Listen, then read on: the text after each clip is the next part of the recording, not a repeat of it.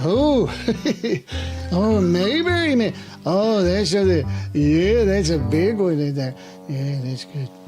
Yeah, everybody, I'm Alan Newsom. I was on Mayberry Man the movie and Mayberry Man the series, and I'm so excited to have this possibility of doing more, and I'm hopeful that you'll join with us and just join in on the fun. It was so much fun for the actors, the extras, and all the people who worked on the production of both of the Mayberry Man efforts. I know you will enjoy it as well. I don't want you to miss out. Join with us and become a part of Mayberry lore. Going into the future on film, you'll have it right there with you, and we are so excited to be a part of all of this. Let's make it happen, guys. I am so excited to be part of this. It's wonderful. It's like just my dad's legacy, and now I can even be a part of that too. And we're wonderful people, like all of these wonderful actors in Stark Howell and Port Howell and just everybody. It's amazing. If you're a fan of the Andy Griffith Show or of my dad, Don Knotts, what you might think about this is that it is ongoing. Even though the stars are not with us anymore, most of them are not with us anymore, the characters live on. They live on in the framework of these tribute artists who are keeping their memory alive, keeping Mayberry alive, the spirit of a small town that has a heart of gold and whose town folk are more important than anything else. Just the people themselves, the characters. And that's something that we don't see much anymore. Television has become very effects oriented and very, I don't know what you want to say, but it's kind of gone away from character. And this brings that character back, and it brings it back to the heart. I guarantee this, if you love the Andy Griffith Show, you're going to love Mayberry Man.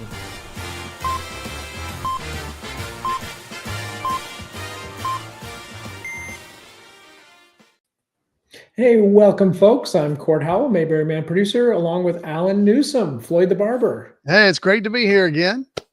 I'll try not to keep you for 12 hours because we do have a goal tonight. We're getting close to the $100,000 mark on our Indiegogo campaign for season 2.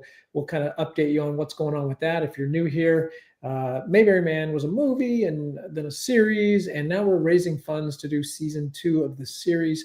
So we'll tell you a little bit about that. But the big news tonight, the anticipation has been building.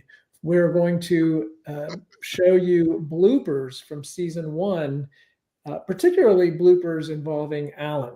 Yay. And they can relive the trauma. It was trauma. The trauma of day of shooting. It's just one day of shooting. That's the only day I had. I had more than enough from the one day. Well, actually, honestly, I mean, you'd have to ask Stark, but I think this is really, I didn't do this other than this one day. This was a one-time thing. So I'm ready. I've been drinking calming tea, like, to try to make sure I can handle watching through this. I was going through it. I tried not to be mean, but the look on your face a couple of times, it was painful. I was feeling your pain. Oh, it was rough. So I've got 2 blooper reels. That's how much material we have. Well, I tried to figure out a way so that I could do myself like those people that are being interviewed by 60 Minutes, where you can only see their silhouettes and do the voice. They have some kind of voice. Too bad I can't pixelate your face so we can hide your identity tonight. So we're going to do that in a moment. But first, I did want to mention. So Indiegogo is where let's check on the Indiegogo campaign real quick. So we're at $91,000, which is amazing. Thank you for all of you that have jumped in and are supporting us. We got so many people. Here's the other thing with the bloopers. I don't want to scare people away from participating as actors and stuff. So I hope this doesn't backfire tonight. But No, I don't think it will. This is all me. It's just not anybody else. Everybody will go, oh, well, if he can do it, then surely I can do it. Yeah, there you go. Well, there are a couple other people that are featured, but it's mostly Alan. So we're doing awesome. We're almost to that 6-figure mark. So I told Alan before we came on that we might have to stay on live until we hit 100K. Yeah, let's do it. Hopefully we have a couple of producer level backers out there just kind of waiting in the wings. Yeah. Excuse me. So we're excited about that, but I wanted to let people know that we have these secret perks. Now, Indiegogo, after midnight tonight, Eastern time, it's going to go dark for a short period of time because they're switching platforms. And so we've been doing these secret perks for autograph scripts. So you got to have the link. The links are in the comments. They're also in the description of this video, although they're only good for today because they're doing away with these secret perks. So we have a couple autograph script. We have, I think, 4 of the Mayberry Man series season 1 shooting scripts. So it's it's all 5 episodes in one thick, weighty script. You could use it as a paperweight if you need to, or a doorstop. But no, it's autographed by show creator Star Cowell, writer, director. And so we've got about 4 of those left. That's it. Once they're gone, they're gone. And then we have 2, I think, remaining of the actual Mayberry Man movie autograph script. That's got mine and Stark's autographs on it. And I think we only have 2 of those left. Wow. But then for those participating in the series, especially season 2, we have this really cool custom poster perk. So this would be a digital poster. We would send you, it's basically for 11 by 17 inch poster that is a great size for printing and framing. And we'll customize it with your face. We're going to work your image into the poster design and put your name on the poster. So if you're an actor, we'll put your name with the cast at the top, or we'll put a special credit that says special thanks to with your name. So it's great for the office or the home or whatever. But these are just some design concepts that we're playing with. So the final design will be done later. But so the idea is if you were in season 1, we could possibly pull an image from season 1. Like the one there on the left, it's got John Campbell. Or we can take an image that you send us. Now, we'll give you some direction, what image we're looking for, like the example with that television set. We might have you, pretend you're trapped in a glass box kind of a thing and, peering out of a television. So we'll give you instructions on what image to send us, or you can wait if you're participating in season 2 and we'll grab an image during production of season 2 to create that poster. So the idea is that you could either get it, right away as soon as the campaign is finalized and all the billing is final. We'll do them now, or we can do them later. It's going to be your option. So I want to let people know again, you have to have each one of those perks, those secret perks, has its own link. So you have to use that link for that perk to unlock it on Indiegogo. And like I said, they're going to switch platforms over tonight. So basically, this is the last day for these. So that's that. So I wanted to just draw everyone's attention to that. I think those are some if you don't have a script, a lot of people got autograph scripts from the last campaign. But if you don't have one, once these are gone, they're gone. So.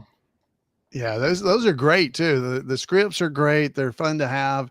And I think that poster, I really like that poster idea. If I was, that's really cool poster. If you weren't already on the poster. I know, if I wasn't already on there, I would definitely want one of those because those are really cool. And I think it would be really cool if you're one of the extras or you're in one of the shots there. I think that would be really cool. And even if you're just a backer who makes the end credits, you can do that one where they're looking through the TV at you, or you could do something like that. Those are really cool to have. I think that would be really neat. And I mentioned the other day, if you have pictures from Mayberry Days or some of the other Mayberry events of me cutting your hair or something like that. You could use that as a thing from the show, or you could be in the little TV, or it looks like a scene from the show, because it would look like that. All right. Well, I want to show the first blooper reel, but we have a special guest that just joined us backstage, a walk-on. Let's see who it is. Need some music to play him on. Hey, it's Rick Roberts. Hey. How you doing, all you beautiful people? You know, I figured he'd show up since I was going to be on the blooper reel tonight. I thought. Well, I was there in person, so however they edit it will still be about 4 hours shorter than that afternoon. It was I remember, I guess I could tell you comments as we go, but I just remember Stark coming over and go, Alan, you got to get this. You got to get it, man. We got things to do. And you're like, it's not like you're trying to mess up, you know. No. And I didn't really have too many lines in that scene, if I had any, you know. So I just had to like walk through a door and say, "Let's go." And so half the time I'd start to walk the door, like, "No, back to one." Well, we're not going to show that scene first. I got a separate scene. Just the two of you. It had its own share of bloopers. Oh, really? All right, Rick. So same day. We're in this together. Same day, different scene. So let's take a look, and we'll come back and talk about it. 98, take 1. How was I supposed to know it'd take Shane so long to get his money? I figured the oil company would just write him a big check. Well, it looks like we're right back to square one. I guess we're just going to have to get used to the idea that on January 1st, we're going to become the town of Mayfield. Scene 98, take 2. How was I supposed to know it'd take Shane so long to get his money? I figured the oil company would just write him a big check. It looks like we're just back to square one. Guess we're just going to have to get used to the idea that on January 1st, we're going to become the town of Mayfield. That would be great. Or Melville. Or Melville. Scene 98, take 3. Camera A only. How was I supposed to know it'd take Shane so long to get his money? It looks like we're just back to square one. How was I supposed to know it'd take Shane so long to get his money? I guess we're just going to have to get used to the idea that on January 1st, we're going to... 98, take 5. I guess we're just going to have to get used to the idea that on January 1st, we're going to become the town of Melville. One more time. The count. 98, take 6.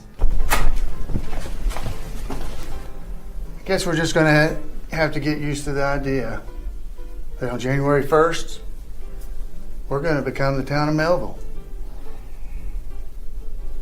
One more time. Scene 98, take 7. Camera A only. How was I supposed to know it'd take Shane so long to get his money? I figured the oil company would just write him a big check. Yeah, looks like we're right back to square one. I guess we're just going to have to get used to the idea that on January 1st, we're going to become the town of Mayberry. Scene 98, Alpha, take 2. I guess we're just going to have to get used to the idea that on January 1st, we're going to become the town of Melville. Yeah, looks like we're right back where we started. Looks like we're just going to have to get used to the idea that on January 1st, we're going to... I guess we're just going to have to get used to the idea that on January 1st, we're going to become the town of Melville. We're not licked yet. What is wrong with me?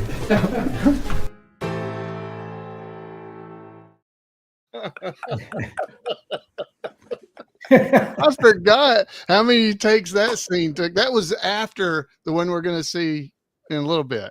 So it was I can hear my wife laughing in the other room in there. So, Oh my goodness. I forgot go. how many I guess we're going to have to get used to the idea that on January 1st, we'll finally get this scene done. So what was that like for you, Rick, having to play opposite that?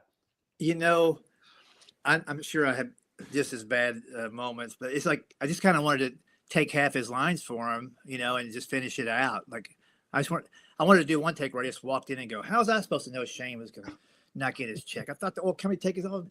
Guess I'm just do the whole thing and then look it out and go, "What do you think?" Yeah, just let Alan nod. You go, yeah. We're not licked yet. Oh man. No, the scene turned out great, but I think Stark, I don't know if it was intended initially to be a oneer, as they say, just all one take where you come in through the door and sit there and play it out in the 2-shot. He gave up on that. Yeah, he gave up on that every single time that there was a mess up. Yeah. Yeah. I do like that shot though. Like I like the fluidity of it, you know, coming in, kind of going over the shoulder and backing into the desk and all that stuff. It adds a little energy to the scene, I think. Yeah. And so I think maybe that was the intention initially, and then Stark broke into the singles just for safety. Oh man, that was a rough day. That was all in the morning. I think that was all before lunch that day, because we did do some stuff later in the day that day, but that was, man. Yeah, we had a late lunch that day. Lucky we had our own son, and the son could stay in the same spot for 4 hours. Right. That's true. Oh, so yeah, thanks, Rick. Thanks for being there with me through it all. It got me. You had a lot of dialogue in general in the series there, so I got a feeling it's coming my way in this second round if everything goes. No, you're spared. You dodged the bullet. I don't even know if you're in the scene, the other one. Yeah, I don't think he doesn't come in until the very end. You come in at the end, but you didn't mess up. So no, he didn't. You don't he make didn't the have to wheel. come in until they were all leaving. So That's right. It's all me. I don't know if you made it in there or not. Maybe you did. I don't know. Are we ready for this next one? No. Do we need a break? I do need a witness protection thing. Let me see if I can do that.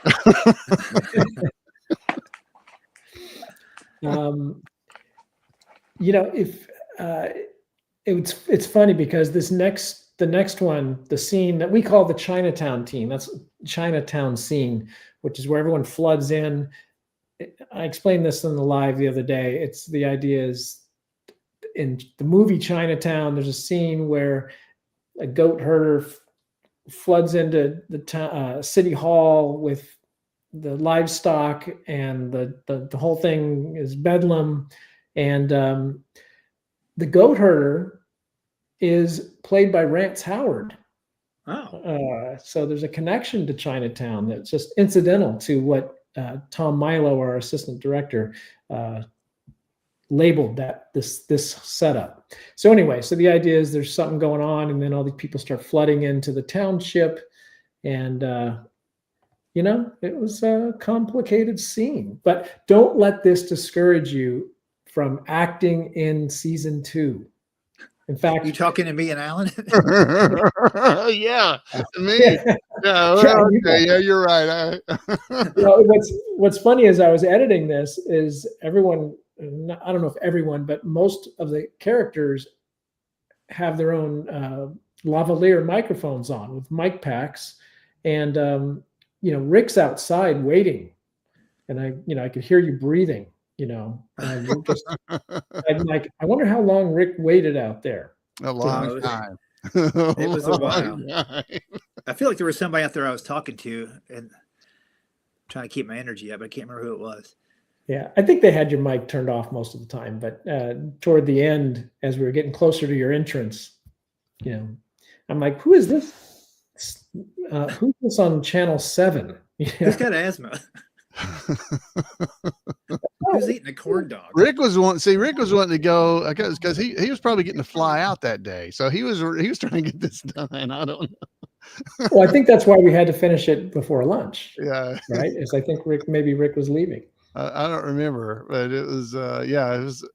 It may have been that we were trying to get him finished, and No, I actually, I no, didn't it want must him have to been something leave. else because we took an Uber. Didn't we take an Uber together to the airport? Oh, that's right. Yeah, we went out the next Oh, day. We you're flew on the both same leaving. flight. Yeah, that's right. We did go out the next The day. old 5 a.m. special. Yes. Oh. All right. So, all right, let's just dive into it. This is scene 52, and I apologize to any of our other backers who are actors that get showcased in this. There are a couple. It's not all Alan, but it's all in good fun. The more times people mess up, the longer you get to spend time on a Hollywood movie set. Right? That was exactly what I was trying to help them with. I knew they had donated and backed the show, and so I wanted them to spend as much time as possible. The Yeah, you SWAT come team in there almost and came get it over in and shut one it take. down. What fun is that? I thought the SWAT All team right. was going to come in through the roof and shut the whole thing down. They were on the same set. Right. All right, here's scene 52. Scene 52, take 1. Say, that's nice. I like it. It's not too busy? Oh, no, not at all. I like that.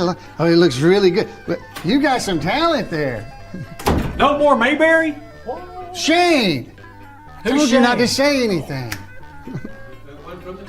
Scene 52, take 2, AB cam, down mark. Kathy down at the diner. Oh, well, Kathy was asking about corn, and then we started talking about water. And Well, this is not good at all. This starts getting out. Folks find out about it. We're going to have people just storming the... What's this about? No more Mayberry? No more water? They can't just take our town. All right, hold on. All right, hold on. Quiet down a little. All right, don't y'all have a line? Scene 52, take 3, AB, common mark. All right, look, Ellie, we're not running out of water. It's just if Mayberry doesn't have. Scene 52, take 4, pick up. Yeah, Melville has a water supply, and Mayberry doesn't. So I'm not getting any of these lines right.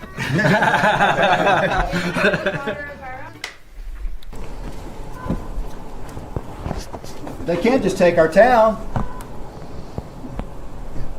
It's a lot of noise. All right. Hold it. That didn't work out too well. Scene 52, take 5, AB, common mark. Is it true? Are we running out of water? We can't go without water. Tell me it's not true.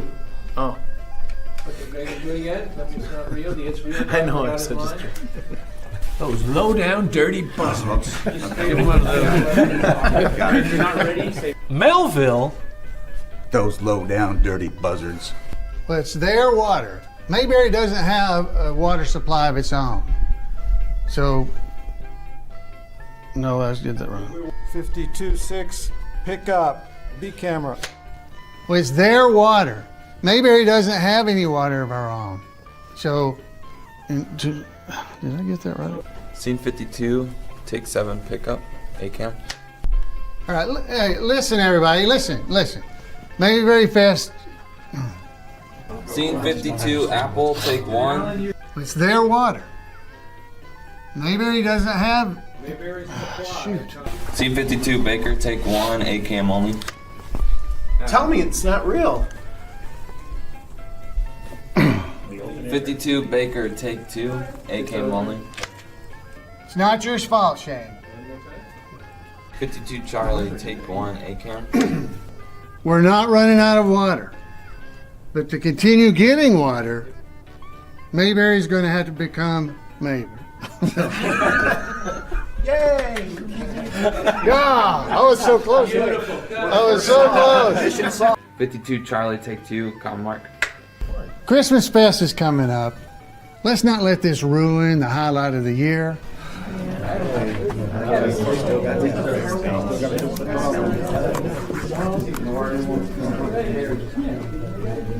Believable. Believable.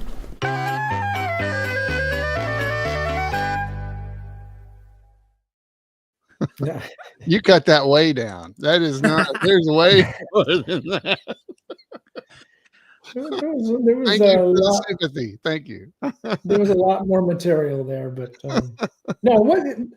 I think I used pretty much every one of your bloopers, but there was just a lot of stop and starting with all the different characters, and people were overlapping their dialogue and all this stuff, and so you guys had to make sure you stopped and got all those right, and then it's a lot of characters with that each needed some direction at different times with the deliveries of lines and things like that. So Yeah, it was definitely a complex setup. So just to be clear, there was one part in there I said shoot. That's what I said. I did not say it was not anything else. It was kind of cut off a little bit. I was like, whoa, that sounded. I didn't notice that. Well, I said shoot. You could hear it, but it was like, what did he say? We'll send it to forensics to figure it out. That's right.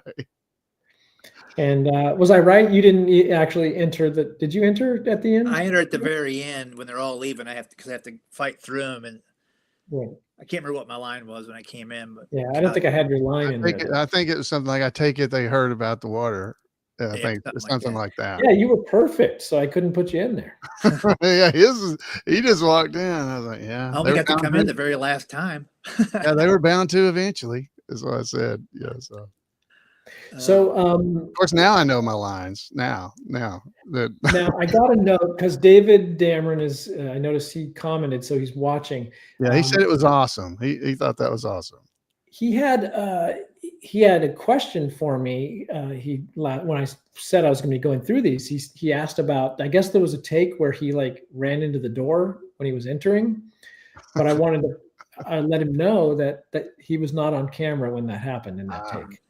Because there was one take where it just stopped, but the camera was always panning to him at the door, but the camera hadn't panned yet. So I don't have it on camera. I knew we had some issues before. I remember Rick coming in the door or something like that. When you walked in and you'd have to push it closed, there was always an issue of us closing the door completely or something. Yeah, I remember just however we did it the first time. I had to do it every time, and sometimes right. It was a set door, so it didn't really flow backwards very good. Right. So that's when I understood why on the Andy Griffith Show there are some bloopers you can see where you can see when Andy pushes the door closed, you can see a hand reach out and grab the handle and close it. You can see that just barely, but okay. That's why they had to do that, to make it close fairly quietly for sound and yet still get the door closed. So, or they could have been sharing the set with the Addams family, and Thing just came over, did his job. Could have been. Yeah, they want the door to close quietly on set, so then they can add the door closing. That's right. That's exactly right. Yes, that is exactly right. Give that door some weight. Yes. Yeah. Well, I mean, those were tough, long days. Early mornings. We were East Coast people or Central Time people over on the West Coast. We were still all trying to. By the time our bodies got adjusted, we were headed back home earlier than we wanted to get up. But it makes you appreciate I guess I'll say just real traditional actors, right? Full-time actors. Yes. We're just kind of in there winging it, but I'm sure if we were real actors, you guys could have leaned on us and yelled at us a little bit more. Well, I think the experience for real actors is a little bit different. Yeah. Than our productions. Right. We're just barely getting it done. But anyway, so I want to check in because I don't know, we might stick around here until midnight. I guess I should put up our banner so that people know. So everybody that laughed at these bloopers needs to go over there and give some money. $1 per laugh. Yeah, that's $1 per laugh. Laughter. So we did have another backer come in, so we're at 91,700. So we're just $8,300. I mean, I can dig up some more video content, and keep it going. Don't make me play the movie again with your commentary. I think great that's actually pretty good. A lot of people have talked about that. I've had several people reach out and say, hey, they really enjoyed the commentary. And honestly, I enjoy it too, because I listen to it and then I'll catch different things every time I listen to it. So, All right, hold on a second. So Brandy says she bought the Otis package and now she's rethinking. She's nervous. I think you'll be fine. So just so you won't be nervous, I want to show you. I have the clips of basically everybody that participated speaking, and there's a lot of background actors in these clips. So I'm gonna have to break out the glasses because I can't see. I'm already there, buddy. Yeah, you guys, you'll be great. I mean, it's not as bad as that, and you won't have. In that particular scene that we were doing there at the end, I had a lot of lines to different people throughout the room, and it's like they weren't necessarily very conversational in the sense of what I was about to say was not something that they were leading me to say necessarily. So it was words. And then the scene when Rick and I were walking in, that was a little harder because we were walking in and we had to hit our marks and we had to set and there was a lot of little things there. So it's not going to be the same for a lot of our extras or people with speaking roles. It should be a little easier. It's not that bad at all. Yeah, we definitely fit the level of talent required to the individual. So, and we audition, like if you have a speaking role, we audition you to make sure you can handle it. We don't want you to look bad. And of course we don't want the product to be compromised. But I want to show you the highlights from the Mayberry Man movie. I tried to include pretty much everybody that had a speaking role, I think. But also notice the background talent. Everyone was so phenomenal in that. And of course that carried into the series as well. But here's a highlight of all of our backers in the movie. Fried chicken. Charlie, please. There's a truck blocking the driveway, and there's someone that needs to get through. Good morning! Hello, Doc. Have you seen Kate? Judy. Who are you calling a creepster? Mayor Pike, Chris Stone. Flow gently, sweet Afton. Welcome everyone to Mayberry Fest.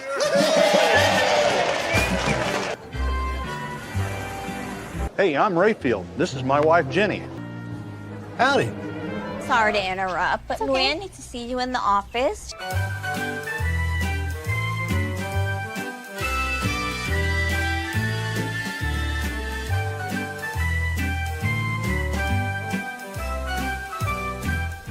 You're the singing guitar player from that episode with the singing guitar player. Here we have an exact replica of the Mayberry Courthouse, made possible by the Greater Mayberry Historical Society and Tourist Bureau.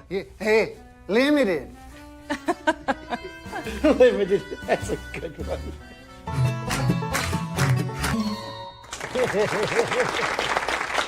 That's the greatest thing I ever saw. Yeah, pretty neat, huh? Excuse me, sir. Can I get a picture? Yeah, sure. Hey, Mr. Swamp. I'm just asking for one meeting. Do you even want to be my agent, Stanley? Yeah, that's what I'm saying. Oh, yeah. So look, nailed the audition. Thank you. Well, you done with the ketchup?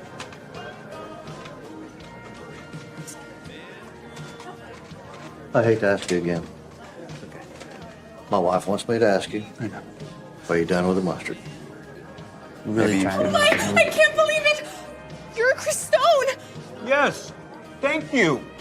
I am Chris Stone. We've seen all of your movies. That Figure 8 is my favorite. And Shingletown. And how are things at this table? It's great. It's really good, Scott. Oh, you're Chris Stone, Walter's son. You, Don, and Betty. There you go. Thank you so much. And tell your daddy hey for us. I'll take this. Did you sign it, Bobby Ray? Absolutely, you got it. There you go. Hey, you're the guy in Shingletown. Mr. Swamp. I think our rent-a-cop is a little jumpy. Hey, Nobody move! Nice job. Hey, stop slouching. Paying you by the hour here. You think disco's gonna help you think again, pal? Can I go now? No. Thank you so much for the photos, Mr. Stone. Hey, it was my pleasure. And hey, I'm pulling for you on that promotion bill. Thank you, Mr. Stone. Son, you're at Twin Bridges Golf Club. The finest golf club in the state of North Carolina. You already have the ball teed up, son. You might as well hit it.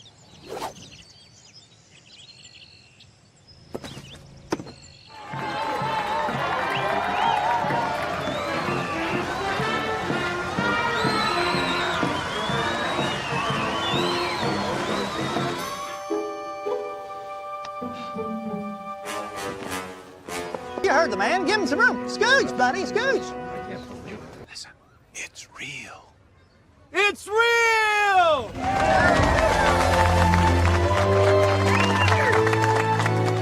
My mom won't let me watch Shingletown. Sorry. If you look back on that, it's just amazing that all of those people pretty much were amateurs. Yeah. And they did a great job. They did a great job. Matter of fact, in that scene where they showed with the bloopers with everybody coming in, I messed up more than the people that were just coming in. They did a great job, and I definitely don't want anybody to be nervous about participating, because it will be something you will be able to remember your whole life, and it's definitely something I think you're going to enjoy. It's not that nerve-wracking. Most of the scenes you saw there in those clips, they were done. I mean, there were multiple takes every time almost. But it wasn't because somebody did something wrong necessarily. It was more they just wanted to make sure they had a good take and everything was okay in the shot, because we can't afford to bring you back. So we would have to shoot maybe 3 or 4 or 5 just to be sure you had a really good one in that. And the performance is really only one part of it. You've got cameras, right. You've got the focus, you've got the sound. I mean, there's numerous things going on. There's things with lighting that could be an issue. There's a lot of technical things that cause multiple takes as well. So I have a new guest backstage who just joined us, and I want to go back to a couple of things that we haven't commented on yet here. But let's bring on Jason Frederick. All right. Hey, what's up, guys? Hey, Jason. Luke from season 1. All right. Okay, And, here's my big question. And I think Court needs to run the numbers on this. I want to know, back in the day, how much money you would have cost the studio, Alan, with that many takes. When they used to shoot on film, I think the amount that we have raised just pales in comparison to the amount that you would have cost this whole production. Well, it's a good thing we shoot on video now. Yes, it is. No, those are great. Those are fun. Thanks for being a good sport. Oh, man, it was one of those. Once it started happening too, once you mess up, it was just a snowball, because it just made. Then you start second guessing every word you're saying, and you start messing up again, and it's just like, oh my goodness. It was like in golf where you have what's that called, the yips. The yips. Yeah, when you get the yips, you can't get rid of it. That's kind of what it felt like. Yeah. So that montage, included the clip of the It's Real guy, Jeff Berry, the It's Real guy. But in the previous blooper reel, he had one line, and he did it's real. I mean, he has T-shirts made with "It's Don't real." tell me it's real. Tell me it's not real. That's what his line was. Some of those one-liners, I mean, in our production, I mean, those are like iconic moments, really. I mean, think about that. And just fantastic. What a great group of people and actors and extras and featured all of that. Just amazing. Did a great job. So I just want to remind people real quick that this is the last night for the secret perks. So the scripts, the autographed scripts, we only have a few of those remaining. You want to grab those. The links are in the comments. You might have to scroll back to the beginning to find those. And then we also have the custom poster perk, secret perk, where you can be featured on the poster. I guess Rick doesn't need this, but I love that middle poster, though. I'd like to get a copy of that. Well, yeah, that is pretty it cost cool. you $99. Those are great. Those look great. Yeah, these are just concepts. Stark will end up doing the final artwork. He's the real artist, but I just wanted to mock some things up, to give people an idea of what that might mean, to be featured on a poster. So on the left, you've got, in the second image down, you've got John Campbell, from his scene where he's saying, that's a good one. And then in the middle, you've got Waldo, who in the Chinatown scene, he says, why can't we build our own wells? But in that particular scene with Gomer, he's talking about the big fork. He's seen that big fork. And the third example was just a concept I came up with for people that were not in the series, or won't be in the series. So anybody, any backer could get their picture on the poster, and then we'll give you a special thanks credit on the poster. But that's one concept, this idea that, you're sort of trapped in Mayberry, you're trapped in this television world. So I thought that was kind of a good concept, but it's all subject to Stark's approval. He may have other concepts of his own. So, what that TV reminds me of is was the movie named Pleasantville, where Don Knotts was inside the TV. Mm-hmm. So that's kind of a cool double take on that. And hopefully those posters, looking at those, you can see, despite what you've seen Alan just do. I mean, this is a professional production, I mean, hopefully those void out. Yeah, you can. I mean, I agree. Yeah, it really, I think you'll be proud to be a part of this. So get in there and get your perks and be a part of the season 2, because we're looking forward to it. We're 51% of the way, 52% of the way. So guys, we got to just wrap this thing up and get it raised, and we'll be able to do this. So I'm definitely looking forward to it. I'm hoping you guys can join with us, and I think you'd really enjoy it. No, we really appreciate everyone jumping in early. A lot of people jumped in early. Obviously, 133 backers is not even close to what we had on the movie or the first season of the series. So, I know there'll be plenty more backers coming, but we really appreciate you guys that jumped in early to help us get momentum. We were featured on the Indiegogo website.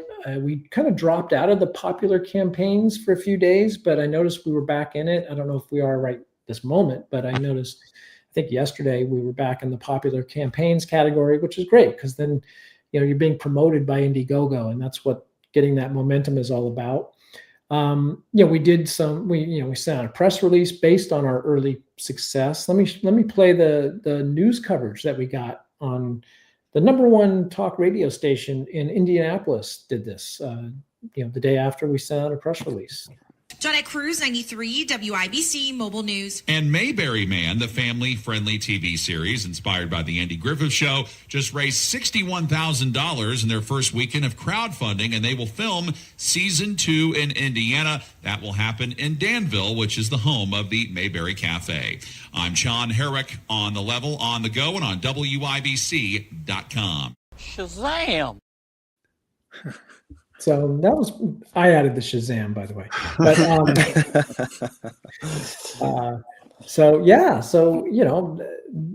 the fact that we got off to that quick start, it turned heads. So it's all good. It's all trending in the right direction. But we've got a ways to go, and it'll be a little bit of a slog, and a lot of people just kind of put it off and wait till the end. And right. Hopefully we're not going to have to go like 72 hours straight, Alan.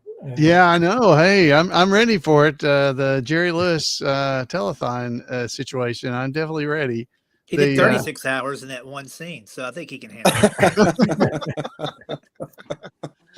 He's stamina man.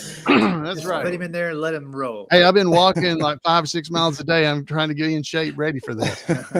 Well, I mean, this would have been faster. Let me play David Dameron's audition tape, because this was could have been It's that pretty scene could have impressive. been done quickly. Let's take a look. This is David's original audition tape.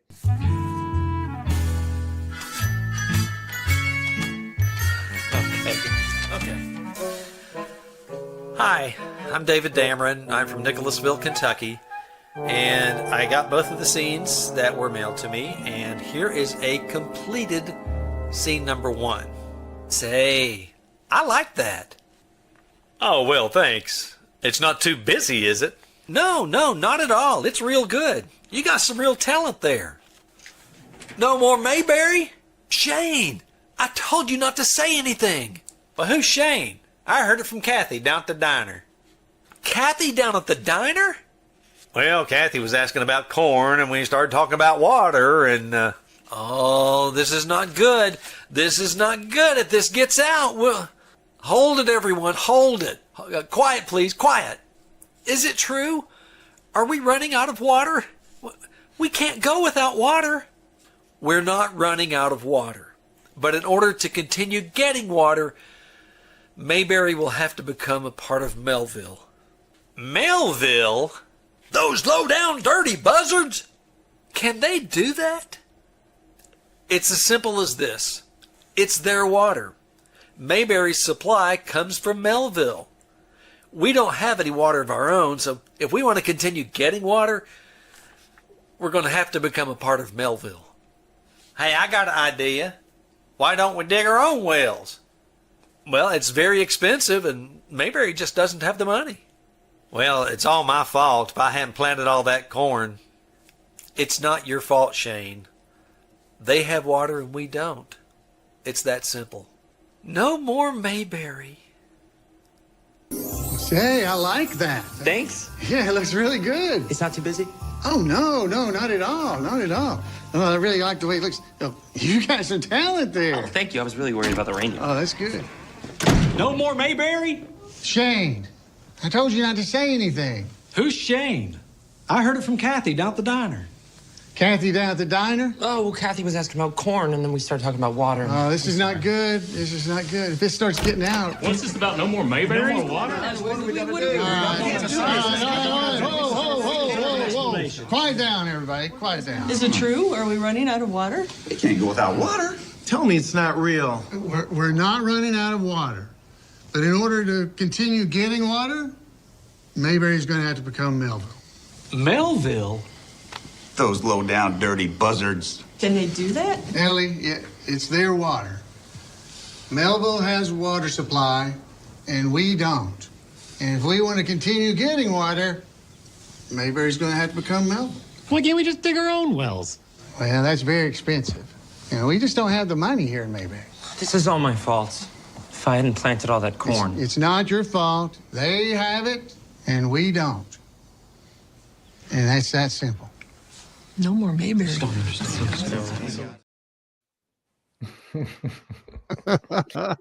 it all worked out just fine. Yeah, and he You didn't would have never known. No, I mean, yeah, you could have just substituted that. That was really good. Yeah, David did a really good job. I thought that was really interesting. I mean, he did playing all the different roles. That was really good. I know, it was like a one-man show. I was sitting there thinking, why are we even in any of these scenes? Just well, he does do. He's part of a radio theater group that that's kind of his thing. Yeah, it was great. And he's a Kentucky guy. They're always good. Yeah, that's it. Yeah. No bias from Rick, who's Not also really. from Kentucky. So why don't we look again for those folks that are thinking about participating? Let's show a little highlight reel of season 1. I'm not sure if you make it in here, Jason, because you're a pro. But this is highlighting backers, and look at all the types of roles you could play. So check it out. Do you know the location of the pie eating contest? No, I don't. Hey, how are you today? I couldn't think of a better town than Mayberry. My My wife waits all year for the Christmas festival to get here. Anything you need, just ask. But I've never had feelings like this for another woman before. Never.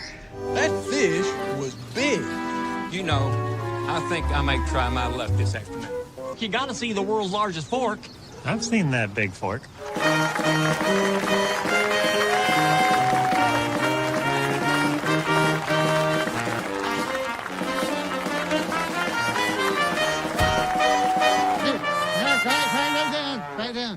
Hey, Kate, te preparé unos sándwiches para el camino.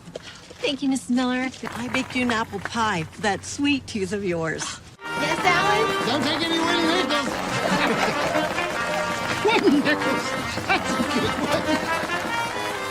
I wonder where Shane is. I haven't seen him anywhere. Well, he's gonna miss all the goodbyes. If you need a security guard in any of your movies or anything, look me up. Absolutely. Left and two rights. Left and two rights. Can't miss you. Thank you.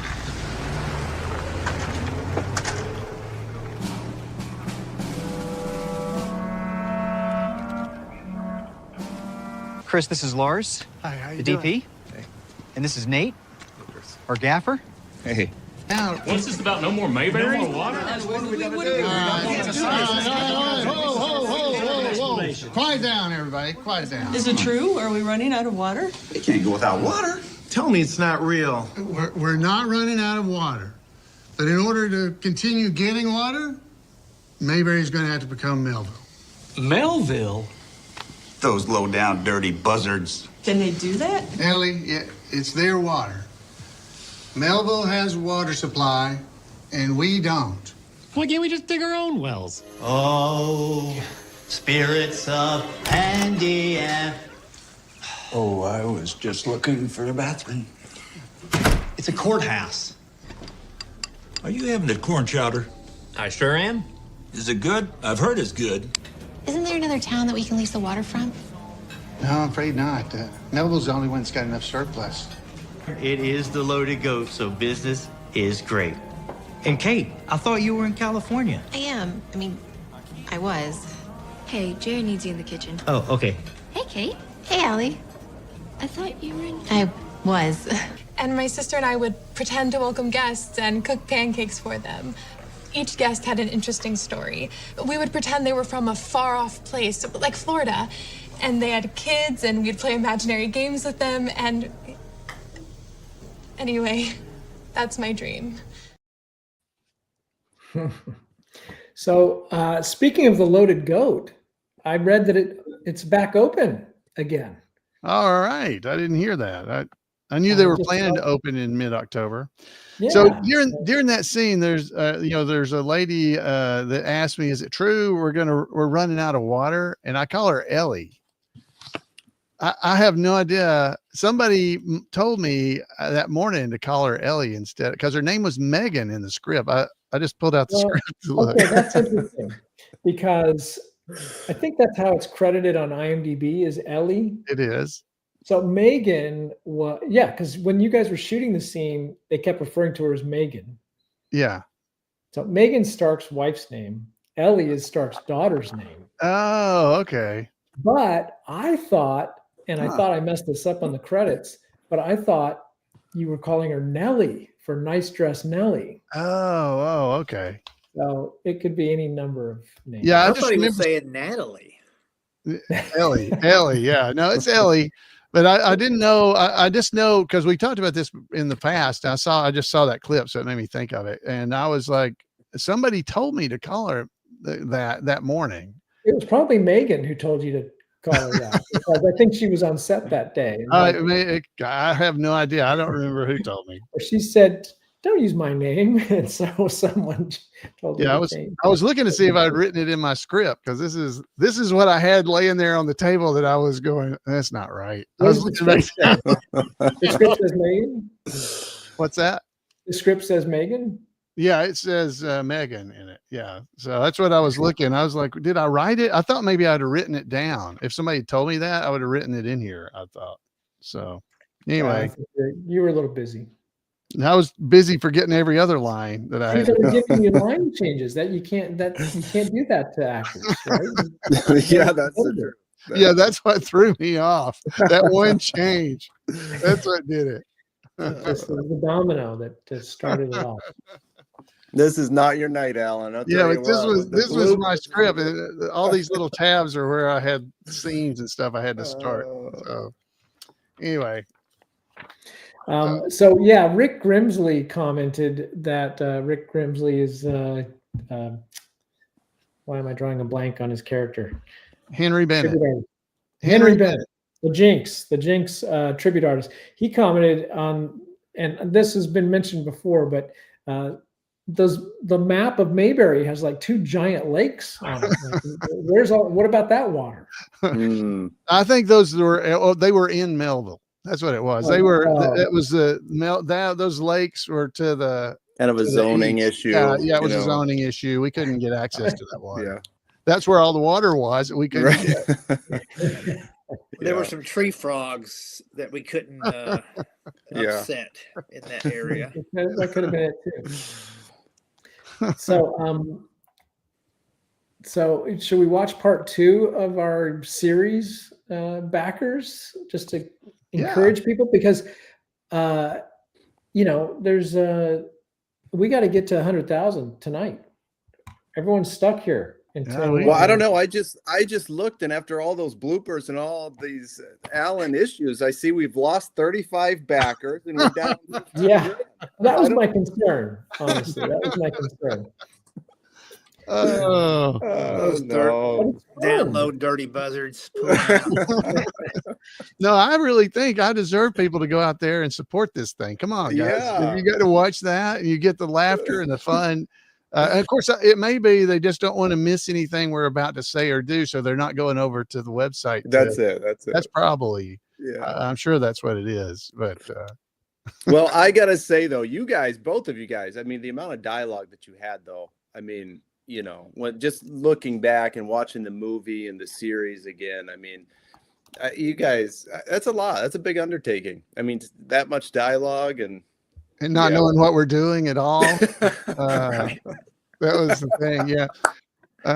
There was at one point, we've been filming for quite a while. I've told this story before, but Rick and I were standing there with Brett, Chris Stone. We were standing there, and we were going to the next. We had a basically a day off because we had to go from shooting during the day to do a nights because we'd never done. And Brett looked at me and Rick and said, "Have y'all ever done overnights? Have you ever done those?" And Rick and I are both like, "Every scene we've ever been in, you were in with us." That's true.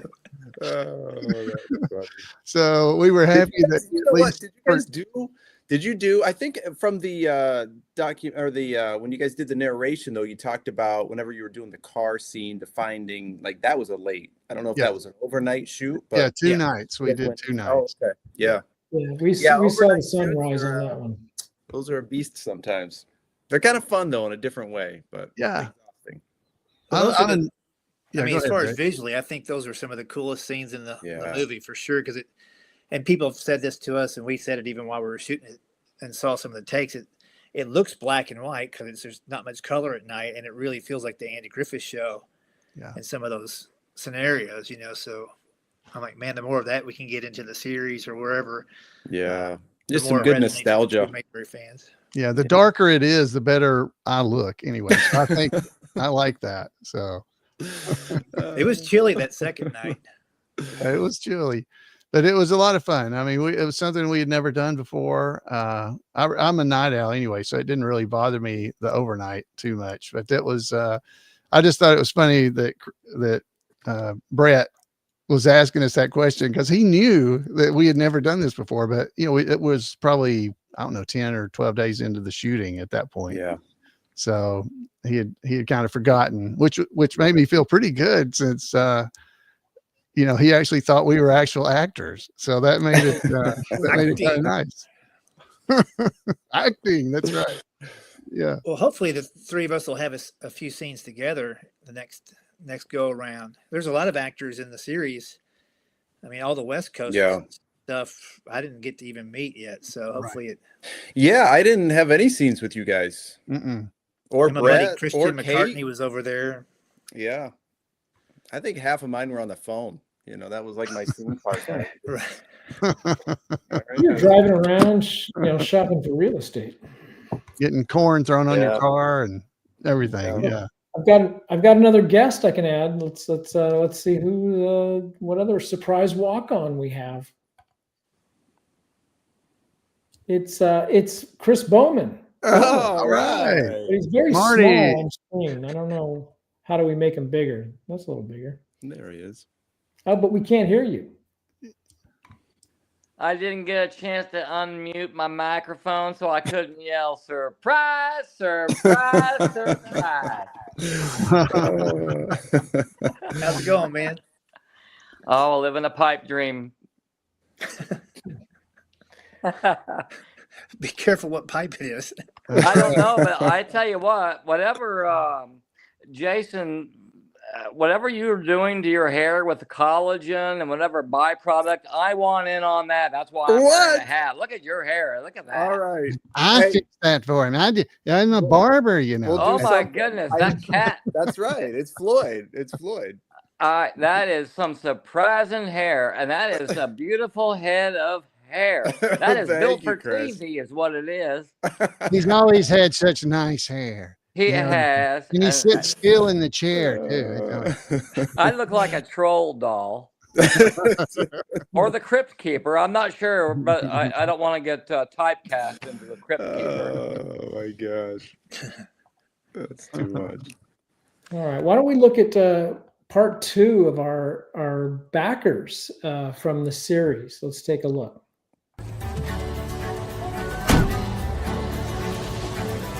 See you next Sunday, Reggie. Thanks, Kenny.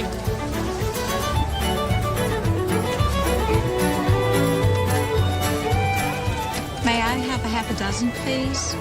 You got it, Mrs. Harper. Hey, Reggie. Yo. Can I get a half a dozen for Mrs. Harper? Got it.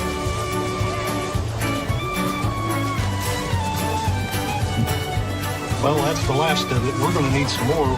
I'll go get some more then. Thank you. Thank you. Okay. Who's next? We'll have 2 dozen, please. Give me 2 dozen!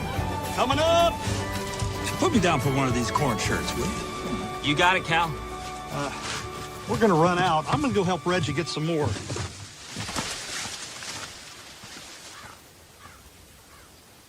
Oh, boy.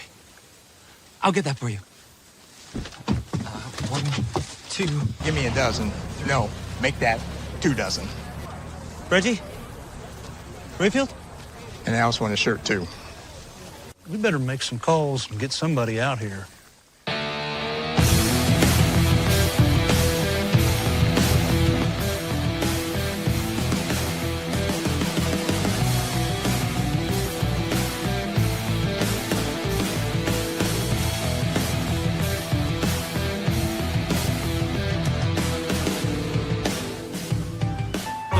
Here's going to finish writing up those leases and get them over to you, right, Connor? Yes, sir. Good, good. Where's Nathan? He's supposed to meet us here. Who's your favorite landman? Nathan! Connor, hang on to these for a second. Dude, your corn's looking sweet. Thanks, man. I love that guy. That fat man over there wanted me to tell you that they're running low on bags. Not that man, the other fat man. Okay. Shane, would it be possible for me to get off work a little bit early? Grandma's cat ate all the laxatives, and, well, we've got ourselves a situation. Are you kidding me, Reggie? That's it, you're fired. I'll do that. I'd like to go over some of the details. Great. I'll make sure the documents are sent tonight. Perfect. Who's that?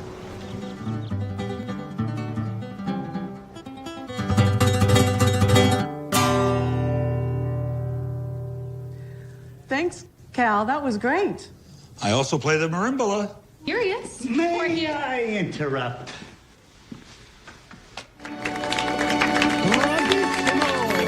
Veronica, from the restaurant scene. Son, you bet it is. Look out there. Look at all that oil being pumped from the ground. like money? Hark the herald angels sing, glory to the newborn King.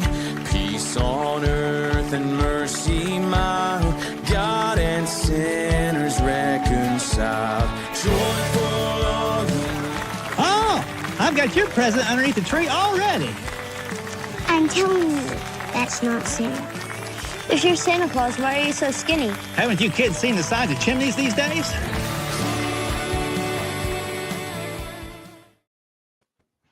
There you go. A lot of love great that line. performances in there.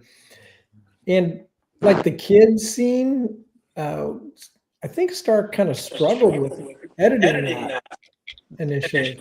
Yeah. And but it turned out great. It did. The joke landed, and it was terrific. Yeah, the young girl, the one in the middle there, she to begin with, she was very talkative, but then as we started actually trying to get her into the shots, she got nervous, and so she wasn't saying as much. So I know that's probably part of what Stark had time with. But yeah, Rick was great, dressed up. He looks like Barney in this outfit, so that was awesome as a Santa. So I think everything turned out really well. And all those extras, all those people that had supporting roles like that, I mean, they did a great job. I mean, you don't really see anybody like staring into the camera or anything that they shouldn't have done while they're doing it. You don't see that very, very much at all. And in all honesty, I watch other shows and stuff, and I spot people doing that. So I did notice, I've never called her out on it, but Christy McClendon, if you watch the movie, in the movie, when we're all on the stage at the opening of Mayberry Fest, she's like behind where we are, but she's real good at going and leaning over where you can see her. Yeah, she likes to see the camera. She's not looking at the camera, but she's getting where she's in the shot. Yeah. So right. If you can't see the camera can't see you. That's exactly right. She did a great job. She was the fun girl at that point. She played multiple roles. Yeah. That's usually the sign of a skilled extra that has Yes. been around a She while. was They know how to fix themselves. Yeah. Well, she is. Alan Melvin, right? She played 3 different roles in that movie. Yeah, she was Lydia, the mayor's daughter, singing to Chris Stone, and then she was the fun girl. I mean, in the same scene, really. In the same She scene, changed played clothes from being one to the other. And then she was also Charlene in one of the cabin scenes. She was dressed up as Charlene. So yeah, she did 3 roles. She's got range. Oh yeah, she does. Well, she does have range. She's an actress, and she does community theater in Georgia, and she's all over. And she really is a brilliant actress. And She is. She works hard, and she grabs extra roles, and she's had time on set. She knows what the deal is. Yeah. Unfortunately, I think during the series it was just too much, the travel, and she had I think she may have been in a play or something. I think so. And Yeah. he lives down in the Savannah area, down in that area. So it's a long way for her. So it was not exactly good timing for her. So we missed the fun girls in the series. It'd be good to get them in season 2. Yeah, love to. But again, I think both the fun girl, well, she's not normally a fun girl, but it's tricky to get people from all across the country because we don't have a big budget to fly people in. So it's like, if you want to join us, you're welcome, but Get a nice car. Yeah, I'll that's work right. on it for you. And yeah, it's only natural. The oil might be a little low after driving like that. Yeah. Oh, sorry. I was stepping on your line. No, that's all right. I was just saying it's only natural if you might be a quart low after driving all the way to California and back and stuff. So About quart low. Yeah. Of course, air and water's free. Yeah. All right. Should we check in on where we're at? I'm sure. I don't think we've moved. We got a lot of new backers after that, right? We should. I just looked. I don't know. No. Come on, guys. There's got to be an executive producer out there somewhere, so we can call it a night. I'll take my hat off for $52,000. So Jeff Barry, I really will. Jeff Barry recommended in the chat room in there that we have a perk for $50K that you get your personal blooper reel with me. So you can, so we'll shoot a whole blooper reel. We'll dedicate one day of filming just with Alan, so you can get your own blooper reel. We can just stand over to the side and do it. It'll work fine. So. Well, it didn't cost me $50,000 to have my entire career of acting in movies on the cutting room floor. It was pretty much free. That's true. There's more in the future. Well, I wish not, but I tell you, I think I started doing film in like 1989 or 90.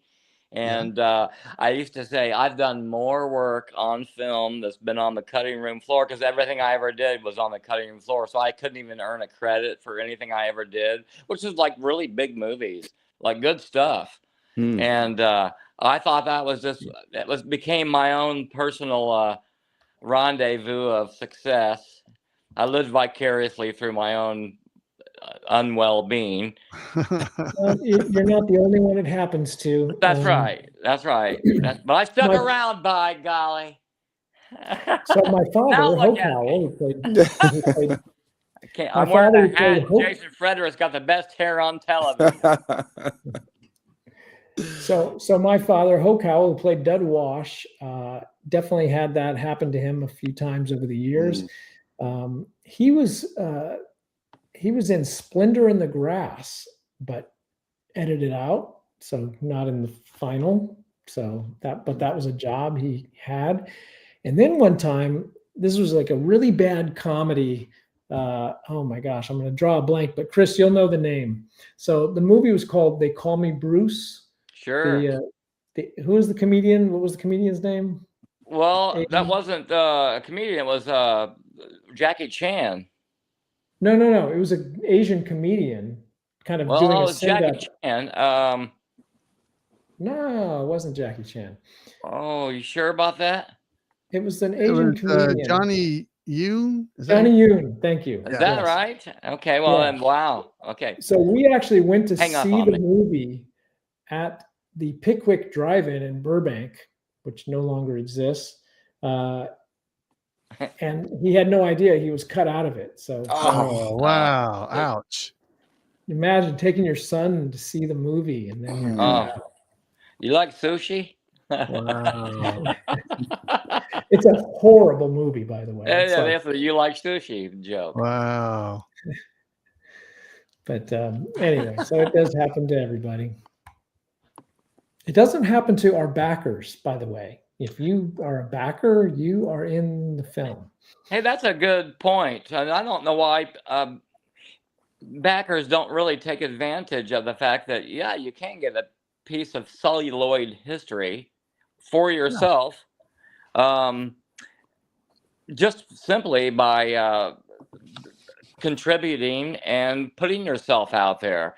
And you know what? As you've shown to everybody, you do not stink as an actor. You're a human being that has a natural reaction to what's happening around you, and there's your acting right there.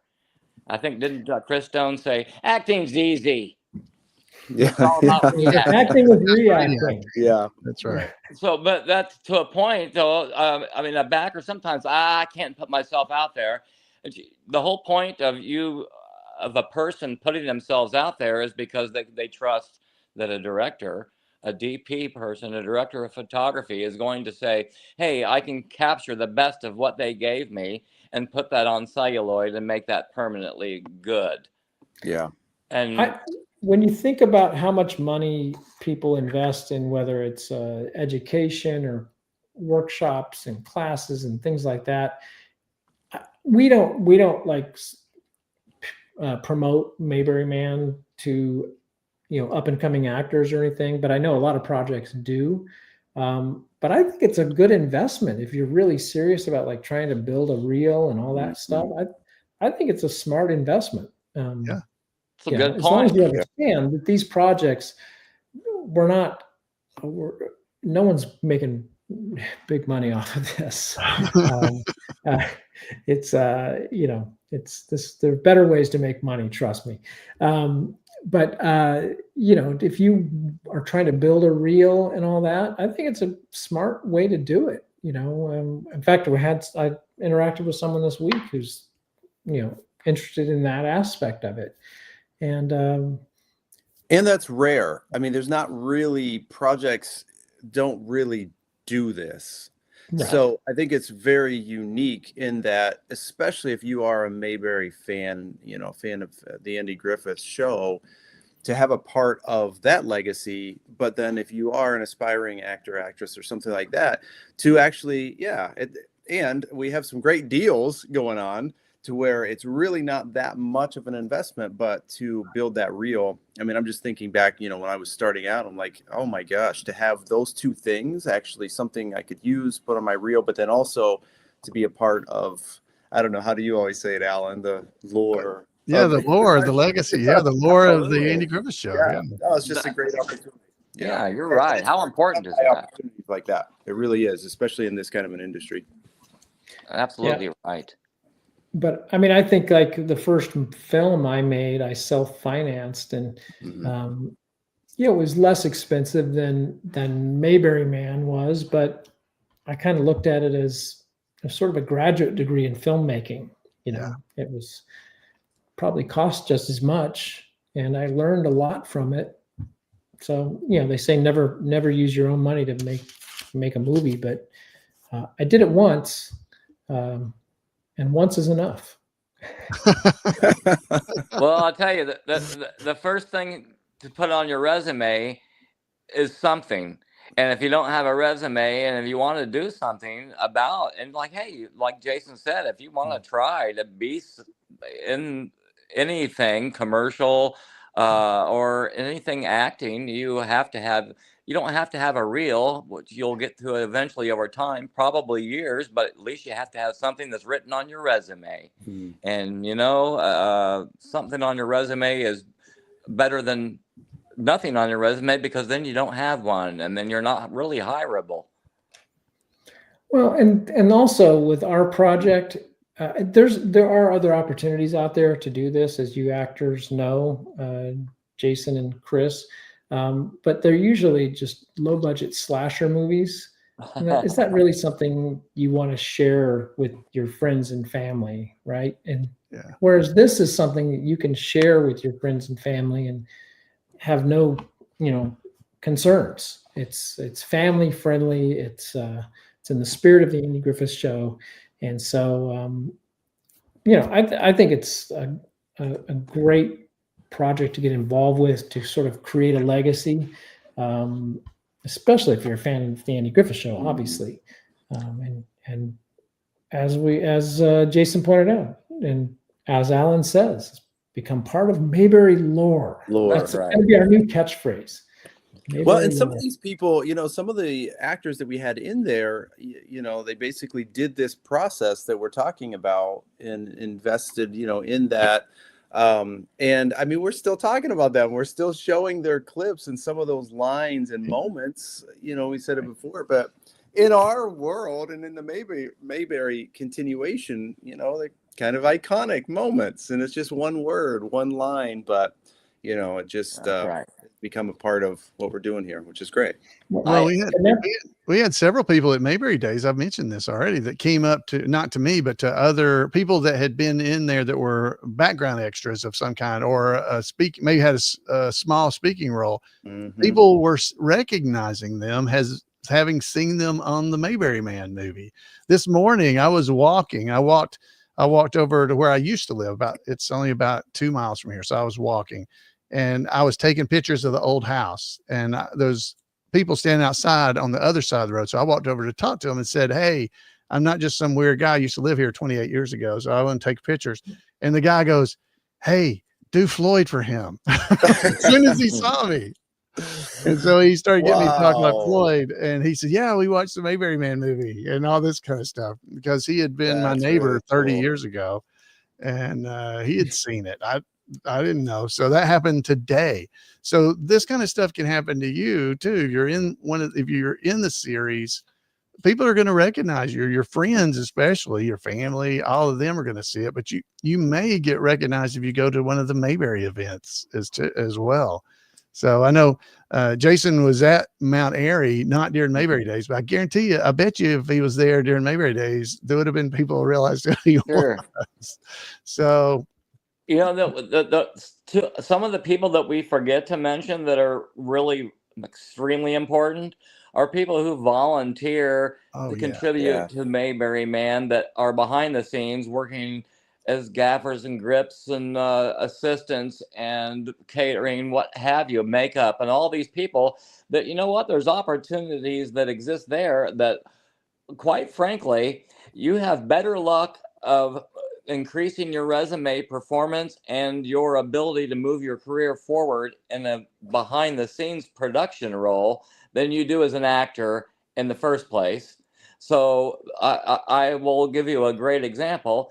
Someone said, who's going to be more famous, you or somebody like Jeff Barry, who's a production person? I said, Jeff Barry will work more in movies than I ever will, because he was a production assistant, and he went on and he proved me right.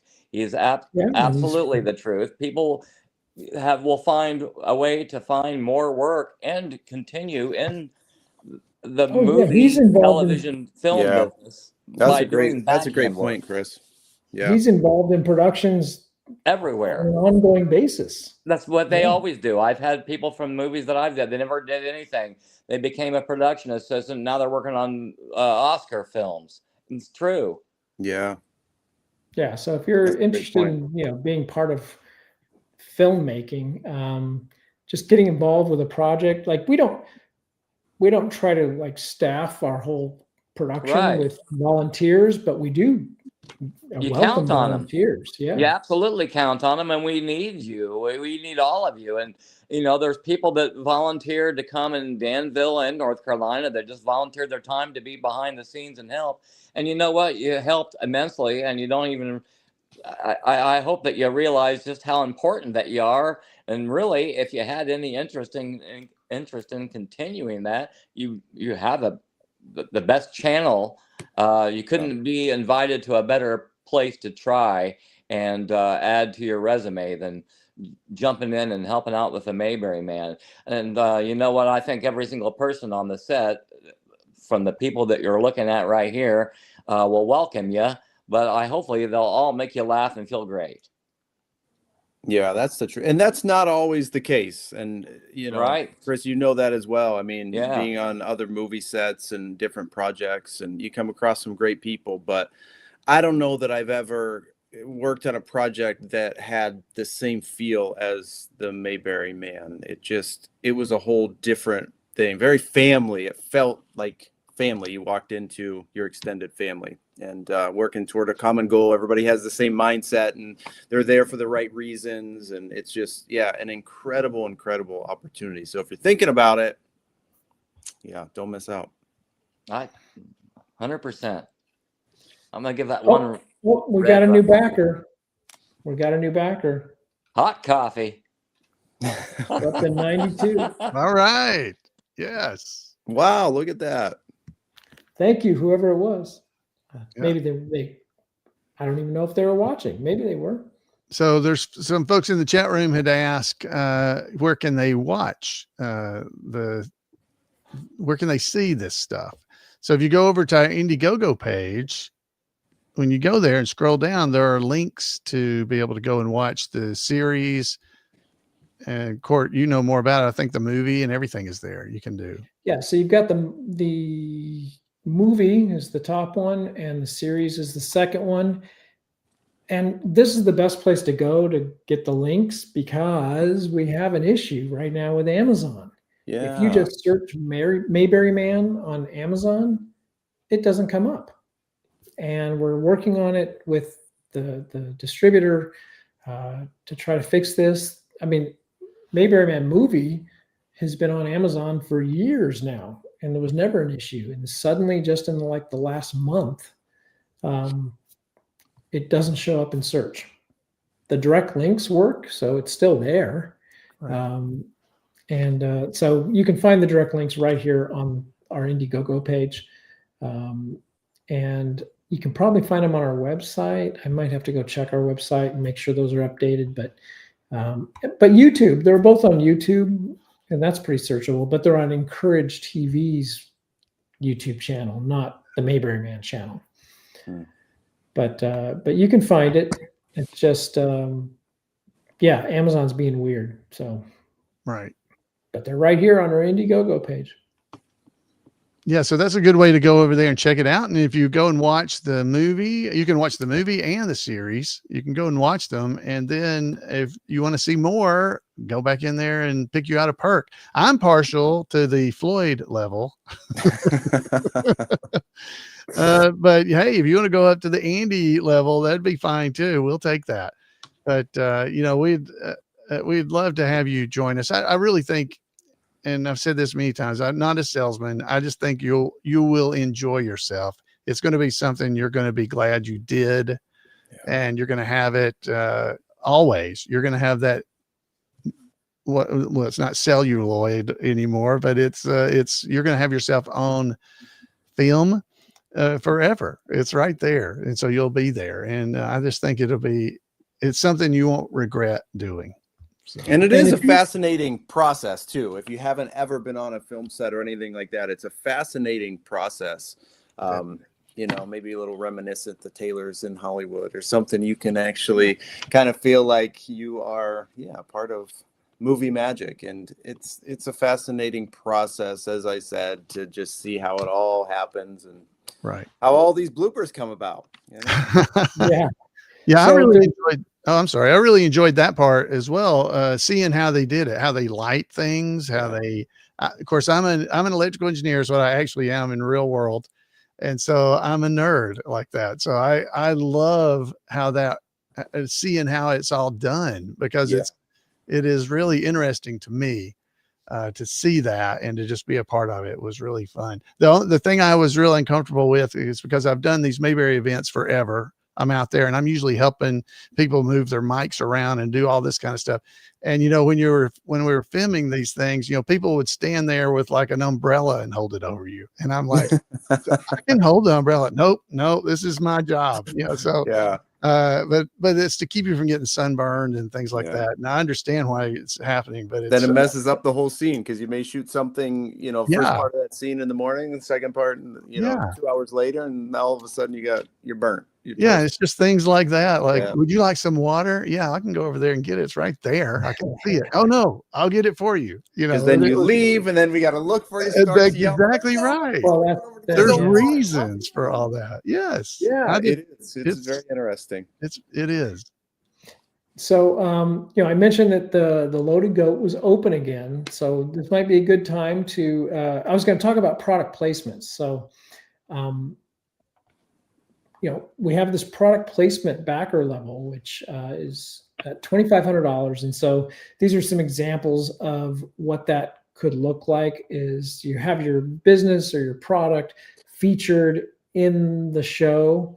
And, is someone going to pick up the phone and like call you for business? No, it's not that sort of thing, but it's more like bragging rights, and you can like turn this into free publicity with your local press, whether it's local newspaper or magazines, things like that cater to a local community. You can get behind the scenes photos and display them at your office, and the poster and all that stuff to like show you're part of this production, right?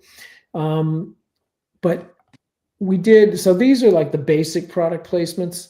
We'll make sure your logo or whatever is shown in a scene. But we used to do the premium product placement. Product placement right there. There it is. Weaver's department store. Ms. Weaver just handed this to me. Oh yeah. Well, Well, see, this is it. You're getting mileage out of it already. You know, Exactly. Weaver's is one of our product placement sponsors, and here we are talking about Weaver's department store. It still. is great place to do some shopping. I've done some shopping there, and I've gotten a few comments from Alan about my receipt. I'm like, oh, Yeah, I saw that he had ordered, and I was like, hey, I know. Wait, I got to write something. yeah, it was great. So, and we were thinking about offering this again, but unless someone really wants to do it, it's a kind of a big commitment, both financially and from a production standpoint. But the Loaded Goat originally in the movie did a major product placement. And so we filmed there, and we involved Scott, the owner, and his daughter, and it was kind of a big production. But one of the perks of that package was we would shoot a commercial promo for your company with our cast members. And so I just had it a second ago. So this is what that looked like for the Loaded Goat. Hey, how you doing? This is Floyd Lawson coming to you right here in Mount Airy, North Carolina. I'm at the Loaded Goat. Oh, it's a nice place. Not only that, there was a movie filmed here, Mayberry Man. Yeah, you can come and just like they did on the Mayberry Man movie and eat at the Loaded Goat and have a nice dynamite burger or one of their other burgers. Voted one of the best hamburger places in all of North Carolina right here in Mount Airy. Oh, and when you drop by, be sure and tell them Floyd sent you. Yeah, maybe they'll, well, they probably won't do anything. Tell them I sent you.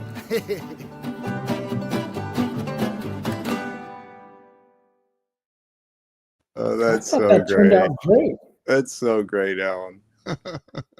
So that was inspired by the old commercials that Andy would record. You know, I think maybe just the first season or two they did those where they were doing the Senka ads and the post cereals and things like that. I don't think I've never seen any of those. Oh You yeah, can that's find- great. You can find them on YouTube.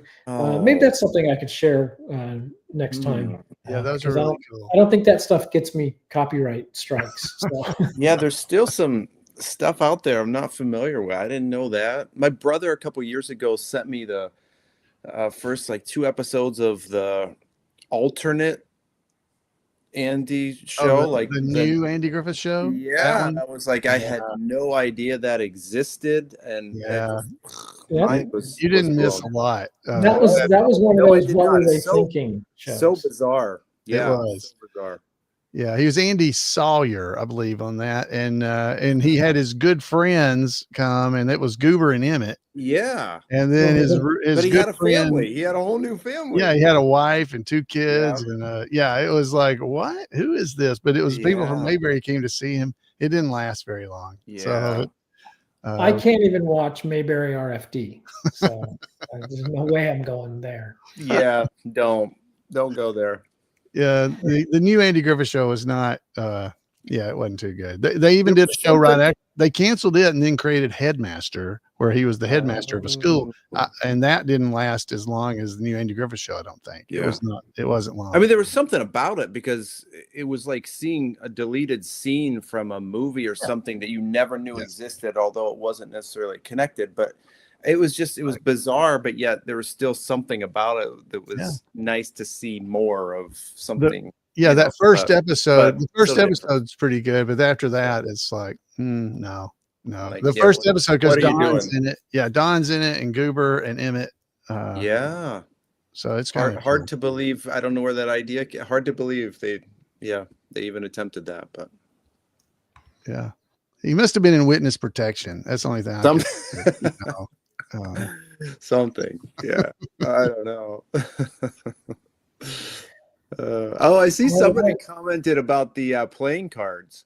You know, and this is my only complaint with Weavers is I have tried to get those playing cards from season 1, and they're just never in stock. And I think we have them. Yeah, we've got those. Are they in stock? Yes. Yeah. Let me look. I'm looking right now.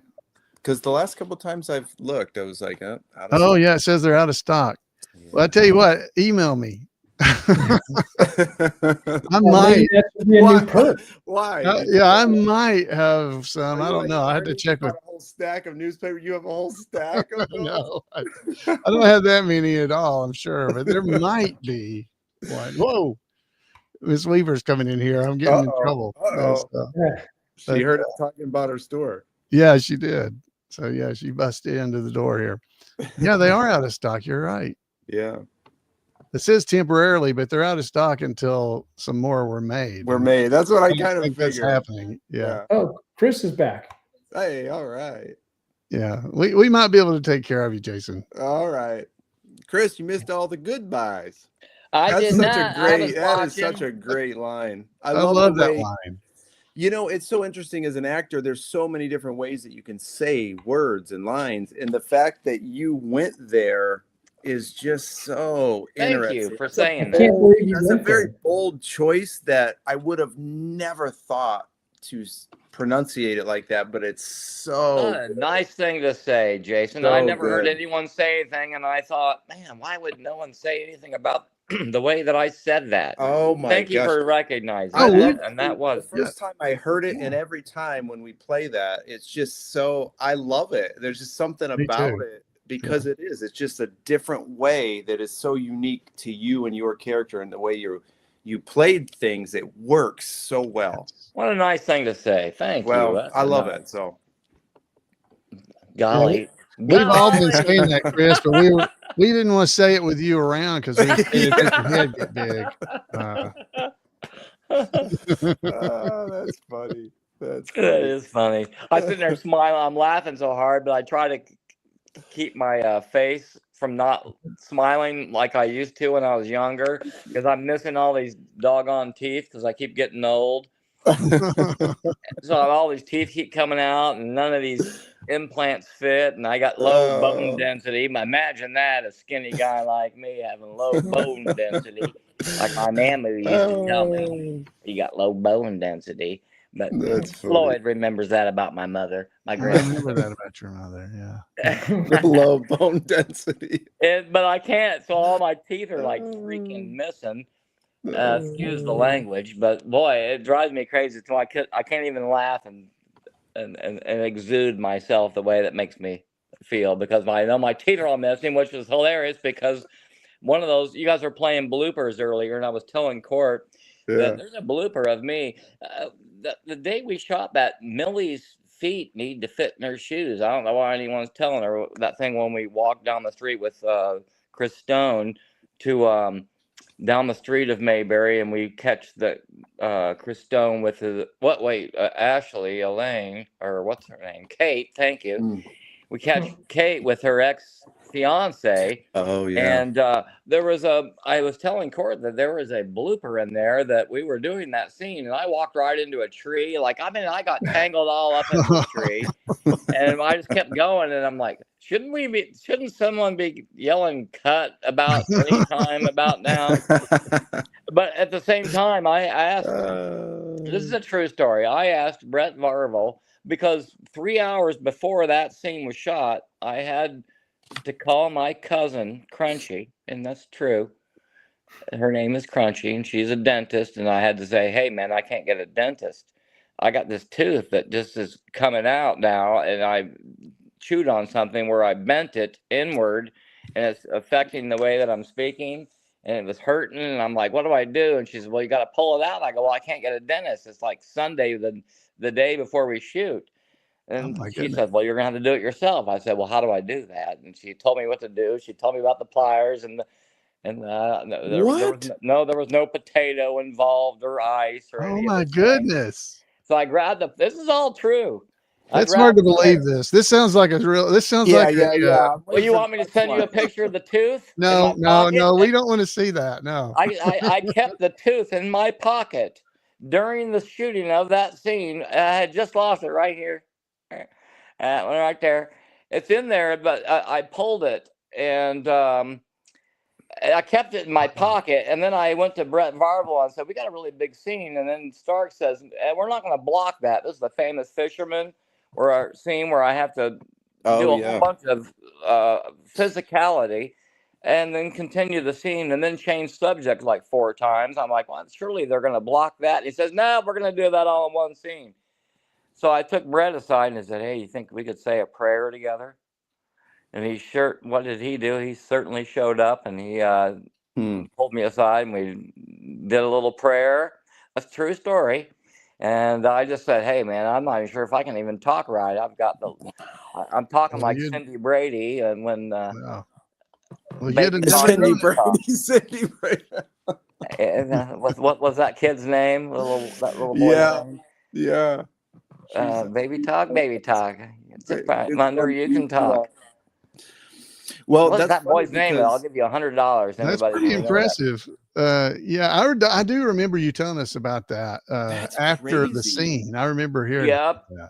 I kept it in my pocket for the whole entire shooting of that entire series. Wow. And somehow I lost it. I'm not sure if I lost it in Mount Airy in a bed of the Well, glass. that's funny you say that, because this is a true story.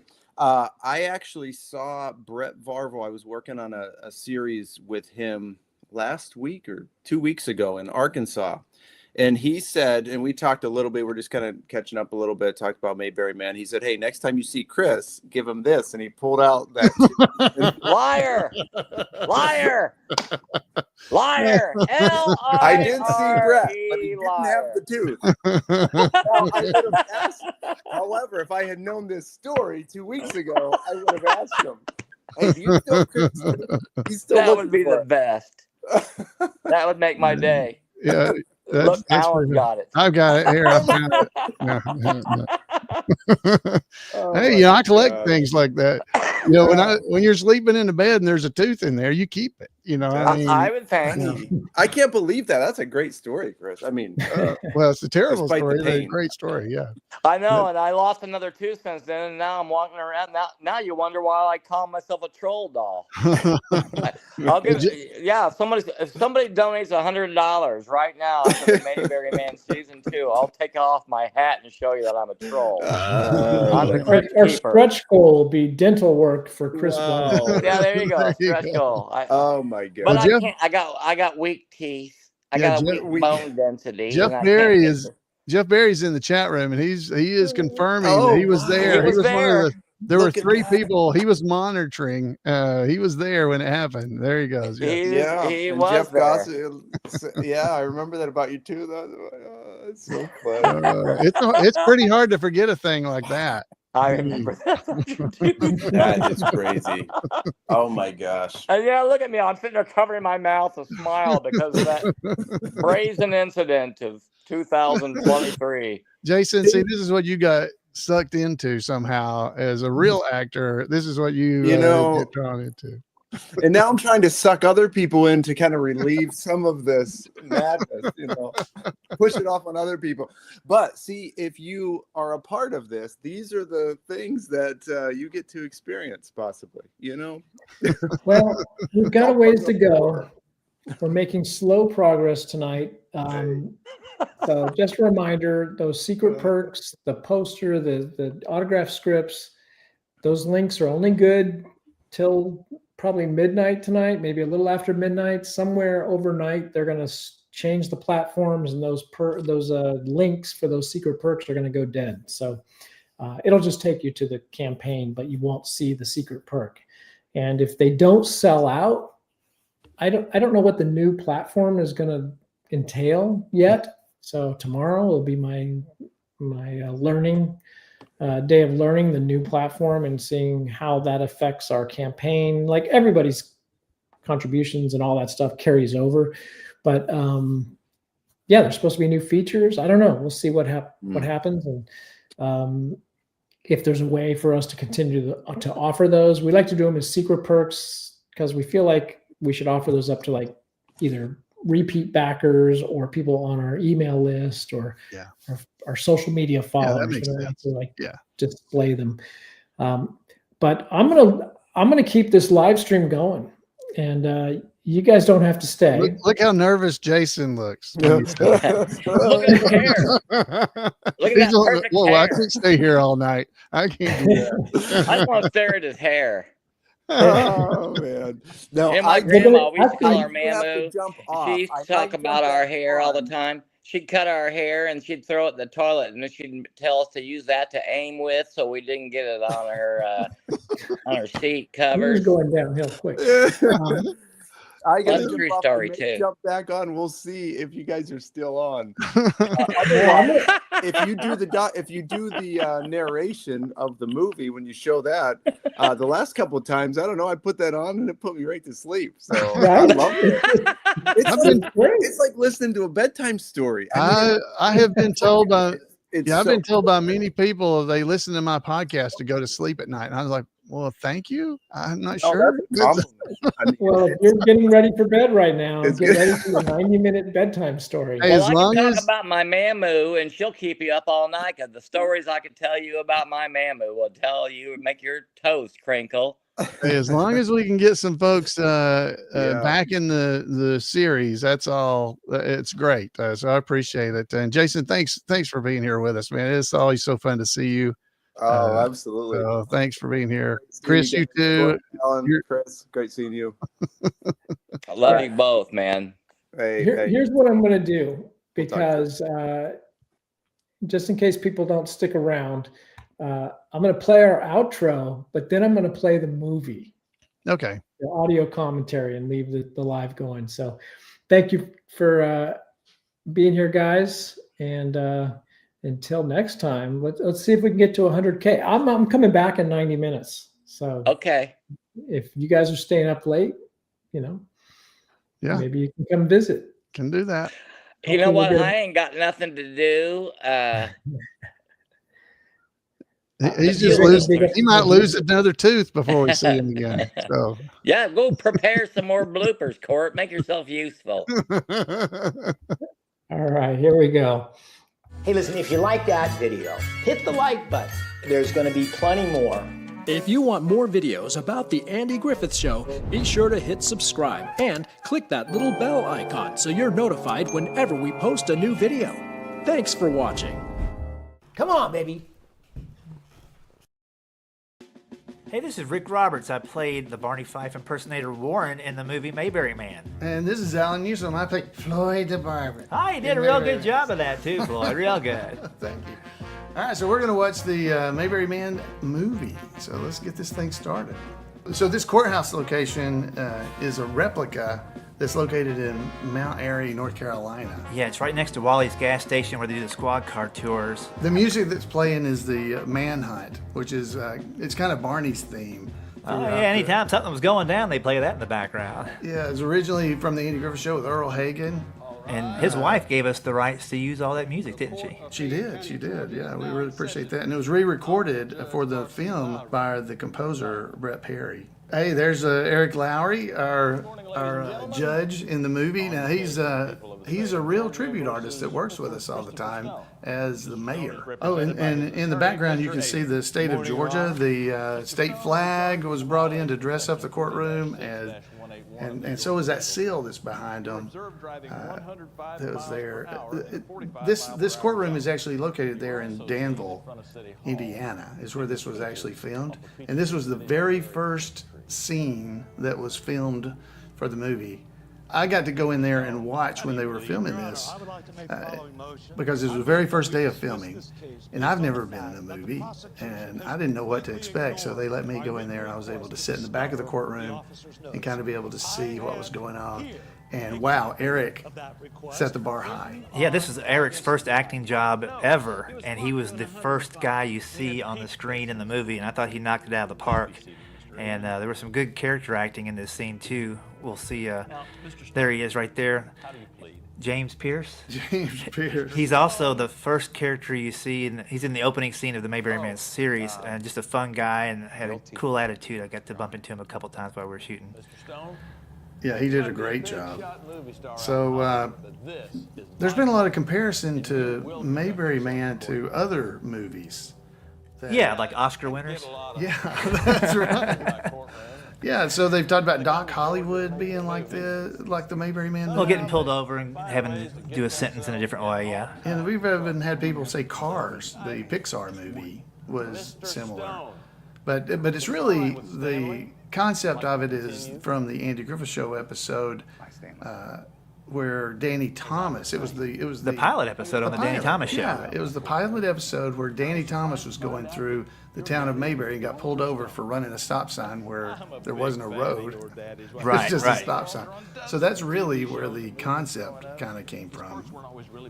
Walter Stone is supposed to be Chris Stone's dad in here in the movie, and Walter Stone was not a real character on the Andy Griffith Show. No, it was made up, but it's kind of loosely based on the Howell brothers' father. That's right, yeah.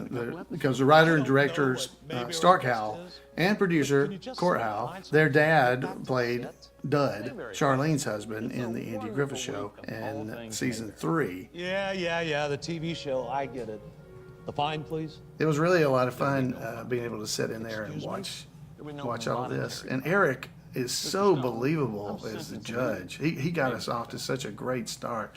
Brett Varvel, who is Chris Stone, he's amazing.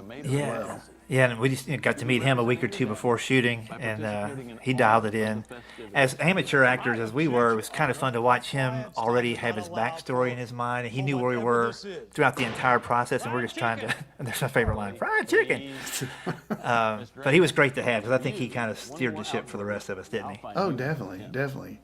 So Stark came to Mayberry Days Festival and saw what it was all about and everything, and that's where he got the idea for the whole movie. Yeah, and I understand he was pretty overwhelmed by the experience, like you'll see our main character get overwhelmed here in a second when he starts to encounter all the crazy people who love to go to these festivals like us. Definitely. Again. So this was actually filmed in Judge Zielinski's courtroom there in the Hendricks County Courthouse. And if you freeze frame that scene where he's actually doing the gavel, you can see his name on there. I didn't realize that. I'd like to have a gavel with my name on it. Me too. I'd like to have a mortgage without. Now this is a cool opening scene here in Los Angeles. This was shot during the pandemic, so you see there's not a lot of traffic in LA, and you can see the sky.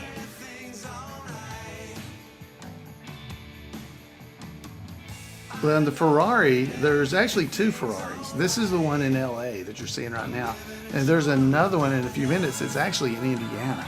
So they had to get 2 Ferraris that looked the same so they could film these 2 scenes, because I think it's amazing, really. They edited this movie to be you were in Indiana, North Carolina, and California, and you really can't tell that happened. Of course, obviously this part is in California because they're there. So that was Stark's kids there, right? 3 of the 4 are Howell kids. Yeah, so it was. They get to be in there. They saw Chris Stone. Yeah, and by the way, the cars that were in this movie, I mean, they had different Wranglers in different parts of the country, but I just thought it was amazing how they were able to get people to donate and stand around and wait all day for their cars. And now here's the car that shows up in Indiana. Yeah, this is Indiana. So the Hollywood sign obviously was in California. Now we're in Indiana. Different car. Yep. But it matches perfectly. Yeah. You're my agent, Stanley, not my therapist. And this is where he gets to meet Shane for the first time. Yeah, this is the governor's mansion in Indiana. And that was also dressed up with some palm trees and stuff from a local landscaping company. They donated a lot of time and effort to put that in to make it look like it was California, which was very believable. Oh yeah, you really can't tell that. You really can't tell Indiana versus the Carolinas or California. No, not cinemagraphically, but right. The attitude of the people completely different. Yeah. It was just so neat.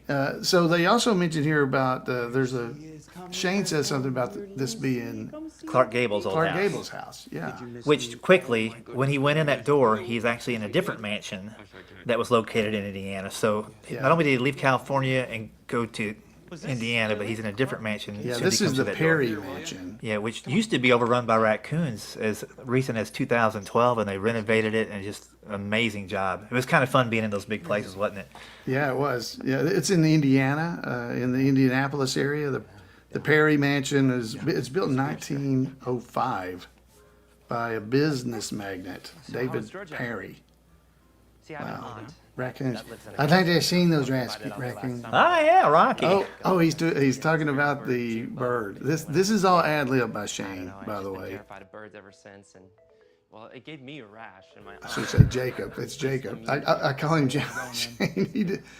This whole thing about the bird, he just ad libbed all of that.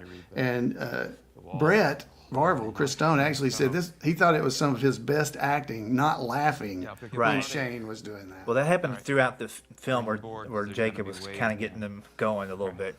And this is another ad lib here coming up too. Dixie the Praying Dog is she appears a couple times and she's in the series as well. But right here she's supposed to just go, and she comes right back. Maybe she has a taste for beer. I don't know. She was like, "I'm coming back here and going to hang out." And then again, he just has to kind of go with what's going on.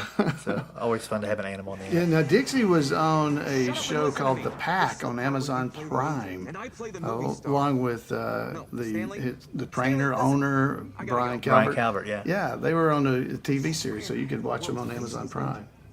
They did all kinds of adventures while they're out there. You gotta chill. Well, easy So for you to here chill. we're on our surfing Last week you trip just tank at the box office. with Dennis. Yeah, I'm just saying though.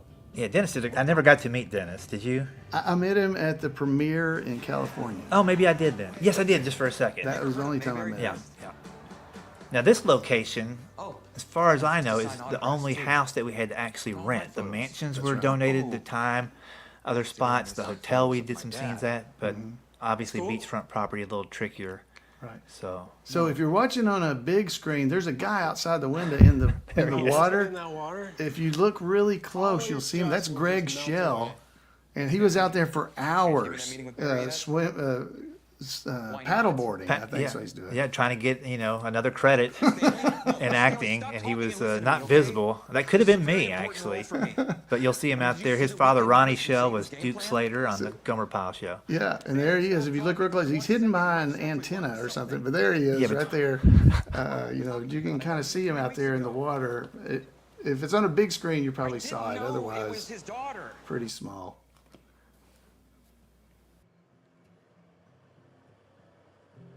All right, so Chris is coming home from being out on the beach and playing. So he's coming home to meet his brother, Larry. He's played by Rob Diaz. Hey, Larry. And they're looking at all their father's memorabilia. Yeah, and those are actual scripts. Yeah, they are. They're hoax scripts and photos and things like that. And, Hoke, who their dad, Court and Stark's dad. Have you ever heard of Mayberry? So they have all those scripts and stuff that are from the Andy Griffith Show and other movies that he was in and TV series. So that's what he's got there. And then I love these big movie posters coming up on the mantle, and I like the angle to make it look like he is a big star. He's got this big attitude and the ego, and there he is. My favorite is on the right, actually, Vegan Gringo.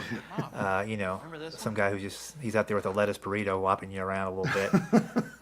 Yeah, fans are wondering about that. So the release date on the Chris Stone Death Figure 8 movie poster, if you see it up there on the mantle, it is actually Stark's birthday is the release date. And the co-star is Kate Bosclow, is Stark's daughter. Well, there you go. Yeah. I think it'd be fun to actually have a movie called Death Figure 8 where Alan Newsom and Floyd meet up with Rick. And Barney. Yeah, a figure 8. Oh, yeah, I got old Death Figure 7 plus 1. So the names of the movies, according to what Stark told me, they have a list. He and his family get together, and they have a list that they keep of what would be great band names, right, like rock bands or something. And they used some of those rock band names for the names of the movies that Chris Stone had been in. I like that a lot. We do similar things at my house, just making up crazy stuff like that. It's pretty cool. You know what he said to me when I got my first big role in Shingletown? What? Nothing. I like the fact the scene builds a lot of Because it wasn't tension. there. We're not liking Chris Stone very much here at the beginning. He's got a little attitude, and again, kudos to Brett for kind of knowing where he's at in the script, because we shot everything out of sequence, and he has to be a jerk before he can turn into somebody nice, and this scene really dialed it up for me. Well, this is emotional too. I mean, when you watch it in the theater or you're watching with friends, when he's talking about he was your dad, it really. And it was me you really see the hurt and never and maybe why Yeah, just look at it. Look at his eyes. You can see him hurting. He did a great job. I think those are what we call vegan gringo eyes.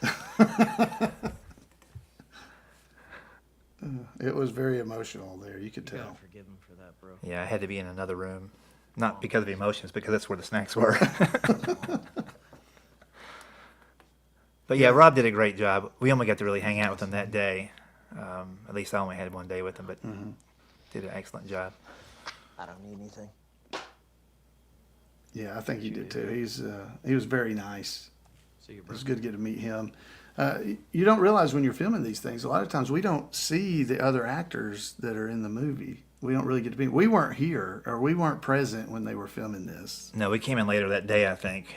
Well, I think this was after we left. I think maybe one day, because this is in the evening. But yeah, we didn't get to be there for this. But again, that's a photo there. That's probably a photo of Hoke Howell that he had.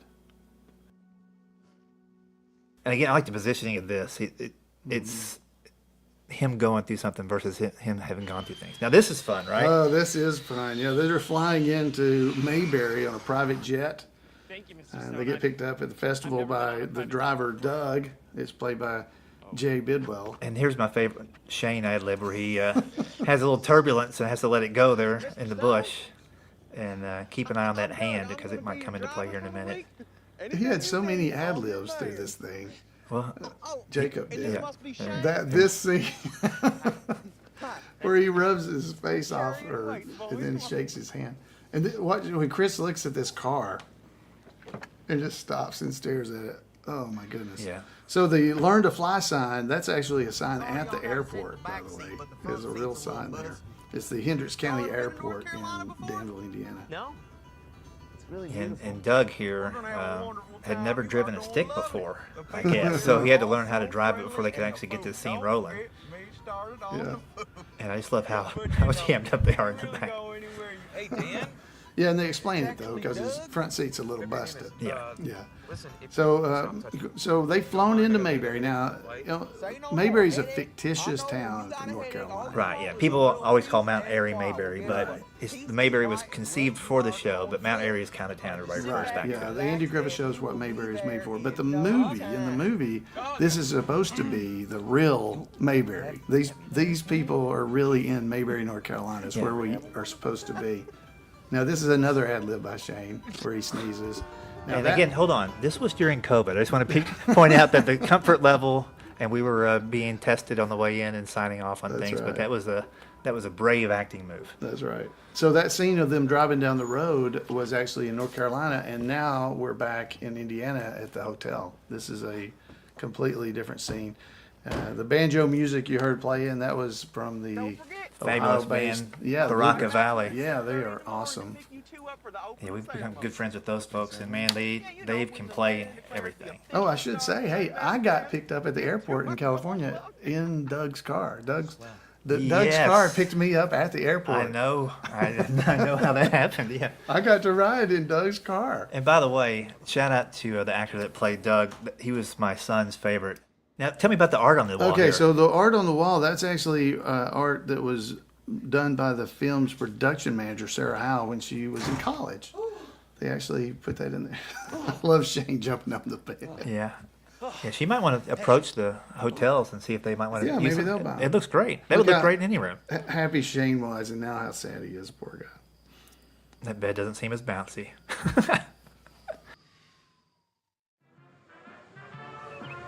So Shane and Chris are going to arrive here for the first day of the festival for the Mayberry Fest, and they start to meet the tribute artist. Yeah, and they're overwhelmed pretty quickly. At least our main character is. He can't wait to get out of town and get this ticket taken care of, but he's in no man's land right here. Yeah, this was all filmed in downtown Danville, Indiana, right around the courthouse, the same place where the courtroom scene was filmed. Yeah, look at this one of my favorite actors right here, Alan Newsom. That's you. He's a good one. He's real good. I think he fits right into it, doesn't he? He's always looking to cut somebody's hair. He never cuts any, though. I don't know. Good morning, everyone. Yeah, Chris is just about over it, and it's just getting started. The driveway, and there's someone that needs to get through. So yeah, this is still, like I said, it's in downtown Danville. The Mayberry Cafe is right across the street from here. Well, just across the street. So these are the Fun Girls. So the Fun Girls show up, and if you look, one of the Fun Girls also plays Juanita in just a minute. Right, she's a very talented actress. Pulls double shifts here, and she also can sing like nobody's business. Oh, yeah. She's a great actress. Christy McClendon is who we're talking about, and it's Michelle Bryson along with them. They're doing the Fun Girls. If you go to a Mayberry Festival, you might see Dixie Griffith being one of the Fun Girls, along with Michelle. Yeah. And here's Gomer and Goober. Yeah. Meeting Chris Stone and freaking him out. Yeah. So here we go. And then you're about to have Phil Lee come running across his Ernest T. Bass. I'm not going to stay here a whole week. Yeah, that was Joe Alvarado as Goober and Chris Bowman as our Gomer there. But there goes Phil Lee as as Ernest T. I'm not going to stay here another hour. So Juanita, you see her here. Remember, she was just the Fun Girl. Now she was having to change clothes. Now obviously, as the scene was going through, she had some time, but they were changing her clothes in a little tent right there on set. Right, and this might be the first time any Mayberry fan has seen Juanita. Juanita. Well, this is not Juanita. This is Juanita Pike. So this is the mayor's daughter. That's true. Yeah, she sang at the when they were going to cut down the tree. That's her. Yeah. That's what she sang. So Christy, by the way, was trying her best to make Brett laugh here. So her singing. She's got a great singing voice, and it's terrible here. And Shane video and everything was great. So this is the mayor. He was the judge. Yes. So everybody realizes that's Eric Lowry. And then here's the big kickoff of the big grand the opening ceremonies here. And this was a fun scene to shoot. And there's Chris again hamming it up. And this really takes place at all these Mayberry festivals. There's a kickoff, and you're usually now kind of emceeing it, aren't you? That's right. Yeah, I'm usually the MC at Mayberry Days. It's called it's like the opening ceremonies for Mayberry Days, basically. So it's called the Mayor's Proclamation. And I basically do this same thing at that. Chris is so good in this. Yeah, Chris, we're talking about Chris Bowman as Gomer, because we got Chris Stone right beside him. Right. Yeah, there's Barney. I see Barney. There I am, kind of just chilling out the whole time, trying not to laugh at somebody's voice coming up here, their accent. You'll see in a second. And right next to you see Karen. So here comes Karen Knotts, who's Don Knotts' daughter, and she's got a few things in the movie as well.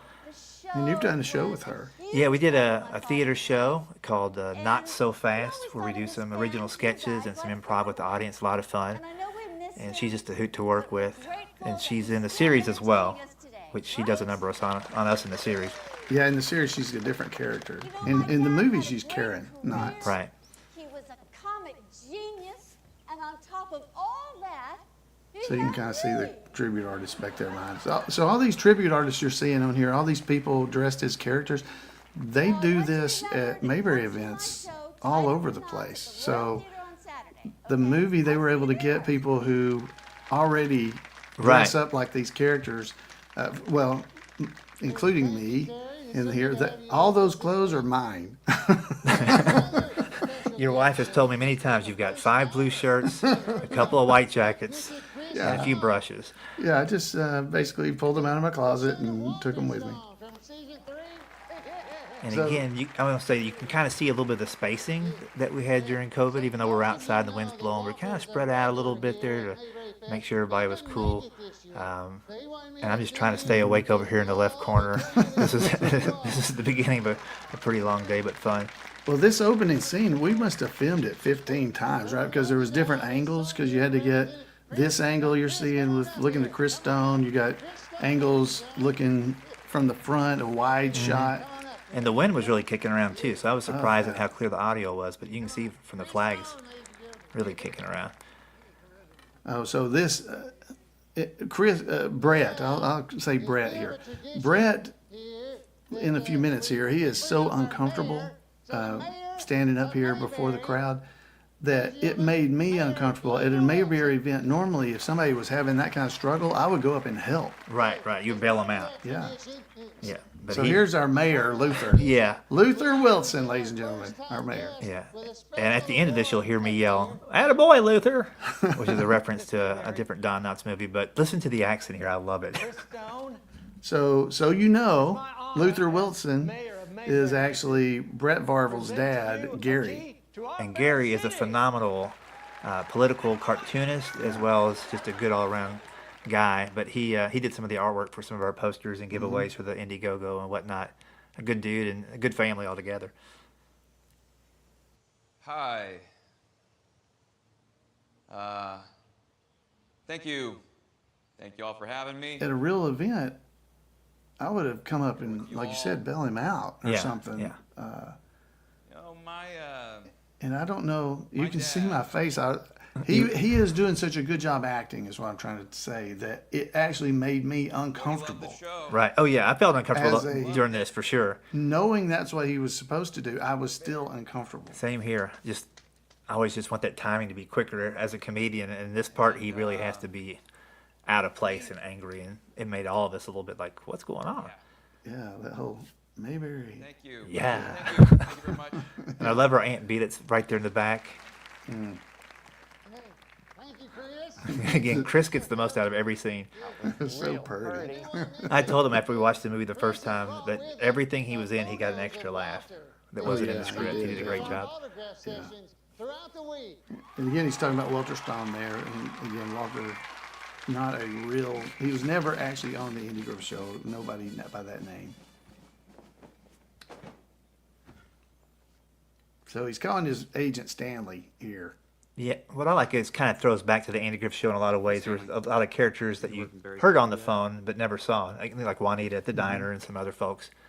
And so we do get to see Stanley in the series, but in the movie he's just on the other side of the country.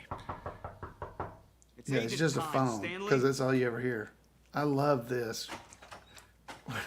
Jacob, Shane here is giving Chris the Doug will pick us up in 30 minutes, and I put all the different markers. We got black, silver, magenta. He just closes the door. So now we're at the autograph session. And this is actually something you would see at Mayberry festivals and Mayberry days and weekends. And I love the competition that sets up here between the two documentary makers. Right there you've got Greg Schell. He's got a documentary about the Mayberry. Yeah, he actually did a documentary called, it was about Mayberry Days. He did one. And then coming in here in a minute will be Chris Hudson, who has the Mayberry Effect movie. Chris. Yeah, so just on the other side. Yeah, so you'll see here that Chris Hudson, they changed his name for the movie, so it'd be more like it's Craig and Greg, instead. But the actual documentary he's got is real. Yeah, that is the cover, other than his name is changed. And I believe you're in that documentary. I'm aren't in you? that. Yeah, as Floyd, I'm in that movie. Well, as me too. Yep. In his documentary. So there's Chris Hudson. There he is, coming in, setting his up. And they're both great documentaries, by the way. If you're watching this, I think you would like those two documentaries for sure. Yeah, the Mayberry Effect. You can get the Mayberry Effect. It's still around. You can watch it. The Mayberry Days documentary has been out of print. It was on DVD for a long time, but it's hard to find it. I think I got the audio version on 8-track. If you want to get that from me, I'll get it in my garage. You got the 8-track version. Yeah. I got the reel-to-reel. Well, here's the first time Chris sees Kate, Ashley Elaine here, and that catches her eye. And so that's going to be a major part of the film from here on out. She's also the way for him to get out of the festival. Hey, I'm Rayfield. Right. This is And my it's wife, Rayfield and Jenny. Jenny. Good morning. And These your dad? Rayfield and Reggie, who's fixing to pop up in just a minute. He's the guy who says I howdy. think we'll take this You'll one. see in just You a sign second. this for us? They're in the series. They've got a big Sign it, role in Rayfield the and series Jenny. that comes out. So it'll be fun. This is Jeff Gossett is Rayfield. Hey, this says It Roger. says Roger. And Chris is he's over it already. It's the second autograph. Yeah. He is done with this group. He doesn't want to be here. And this was shot at the 4-H grounds, community center, or whatever. That was a good venue for us. I love this line right here. I do this all the time now. Howdy. He gets right up in his face. Hey, how did it go, sir? All right, he's gonna get run over by the fun girls here again. Boom. If he hadn't had enough going on yet today, this is like the icing on the cake. You want to do something for me, kid? Yeah. Go find Kate. Okay, you got it. Who's Kate? Oh, wait, who's Kate? Ask someone. And then bring her back to me. There you go. And then maybe somebody we know pops into this next frame. Here it is. Now, this is what tell us about this. Well, in my contract, it said, don't put me in the movie till the 27th minute with a speaking line. And they made it happen. So that's how good they were. Well, that's good. But yeah, this is me kind of establishing that I'm a goofball impersonator like the rest of us. And I'm really trying to, what I was trying to do here was make him laugh as well. Like just with the most dead look in the world, like, you don't have any of this right. I'm Chris Stone. My wife said from the side I look like Tippy the Turtle, and I think she nailed it. I would rather have more straight ahead shots as Barney Fife moving forward. The side's a little bit disconcerting. But I got to ad-lib this little line about moving the bathroom from the third floor down to lobby level, real classic. Well, that actually happened in Mount Airy. That's great. Which I didn't know till afterwards. Yeah, the Earl Theater in Mount Airy. I thought you did know it. No. They actually moved the bathrooms from the second floor of the theater down to the lobby floor. Total coincidence. It was great. Mr. Stone? So here's Kate. Hi. Your friend said you were looking for me. I'm Kate. I'm Chris. Another thing I don't think we've talked about is it was like the cicadas time of year when we were shooting this. And I remember in this particular scene and another one we'll see in a little while, they were just really rampaging. It was like one of the 7-year cicada runs. All kinds of noise. Yeah. She was going to miss it, so I thought I should come in his honor. She said his name. So sweet. Yeah, I know. Always told me how much he loved coming to this event. Look at him moving in for the move already. They just met. Glad to have you, Nick. There it was. So Kate calls Chris Nick by mistake. In the original script, Chris's name was actually Noah Stone. But evidently there's a real Noah Stone living in Los Angeles. So for legal reasons, they had to change Noah to Chris. Because that was the original script. That was the mistake of Nick. And she said, so that's where that came from. Well, luckily they caught it in the nick of time. That's rich. Well, if you do remember, I'll be running around Now, here. Kate's always busy planning these festivals. Got to go. These festivals really are. If you've never been to one, they're very, the people who organize it, they work very hard. And they really do. So this is, there's Gomer. And that finger all the way to the lip was another just kind of run with it thing. Throughout the movie. Yeah. Oh, here's our montage. Yeah, this was fun. And this is what happens at Mayberry festivals and stuff. You signing pictures and stuff like that throughout the day. So this is the Mayberry March is the music. It's Earl Hagen music again from the, you heard it throughout the Andy Griffith Show. They're recreating scenes like here with Ernest T. Stop in the Car. That's from Malcolm. It's from the episode with Malcolm Merriweather on it in the color episodes where they were trying to be crossing guards. You had Gomer and Sergeant Carter. That was a reenactment of the scene from the episode where Gomer was joining the Marine Corps. Of course, you got guys playing checkers. Yeah, one of the guys there, the bald guy, and the second from the left, Dan Disler, he was part of getting a lot of those cars and stuff from people up and down involved. Here's Burt Miller's stand that he had. That was right off of the Andy Griffith Show. We got folks in the jail cell getting their picture made. Oh, and this whole thing of Foley's Market. All those things you see are exact replicas of things that were actually in Foley's Market on the Andy Griffith Show. Yeah, and Sherry, the set designer, did a great job with a lot of that stuff, too. Oh, that was amazing. Fabulous. Here's Alan. Here's you getting a little plug-in for Great Clips. Yeah, Great Clips Cup, yeah. That's Brett Harris. He does Barney in Mount Airy. He lives there now. He actually retired from his real job and moved to Mount Airy, and now he, just for fun, goes around dressed like Barney. I kind of like the idea of that myself. Here's Briscoe. And he's getting Bo Pierce, a jug for Shane. That might come in handy later. Yeah. And this scene was shot actually early in the morning instead of late at night, one of the early shots of the day. And the extras that we had on set, again, people volunteering their time and resources to be there. Happy to be there early. Yeah, even though it was very early. Of course, Chris Stone doesn't want to go swimming. Shane's trying. Poor Shane's Shane. trying. So here we are back at the autograph session. This is day 2 Yep. for the autograph. So Craig and Greg, the competition's heating up because Greg's got a bigger sign now. Yep, he had to go get that to one-up him a little bit. And a nice-looking poster, by the way. Chris still not really happy to be there, trying to get on the phone with Stanley and get out of there. Yeah, just trying to get out. Not going to happen. Done with the session, and then boom. So right here, Chris turns around. I'm right there. Boom. There I am. Have you ever been down to the courthouse? Yeah. So we have a nice couple here coming up, and one of them, the male, that's Jeff Berry.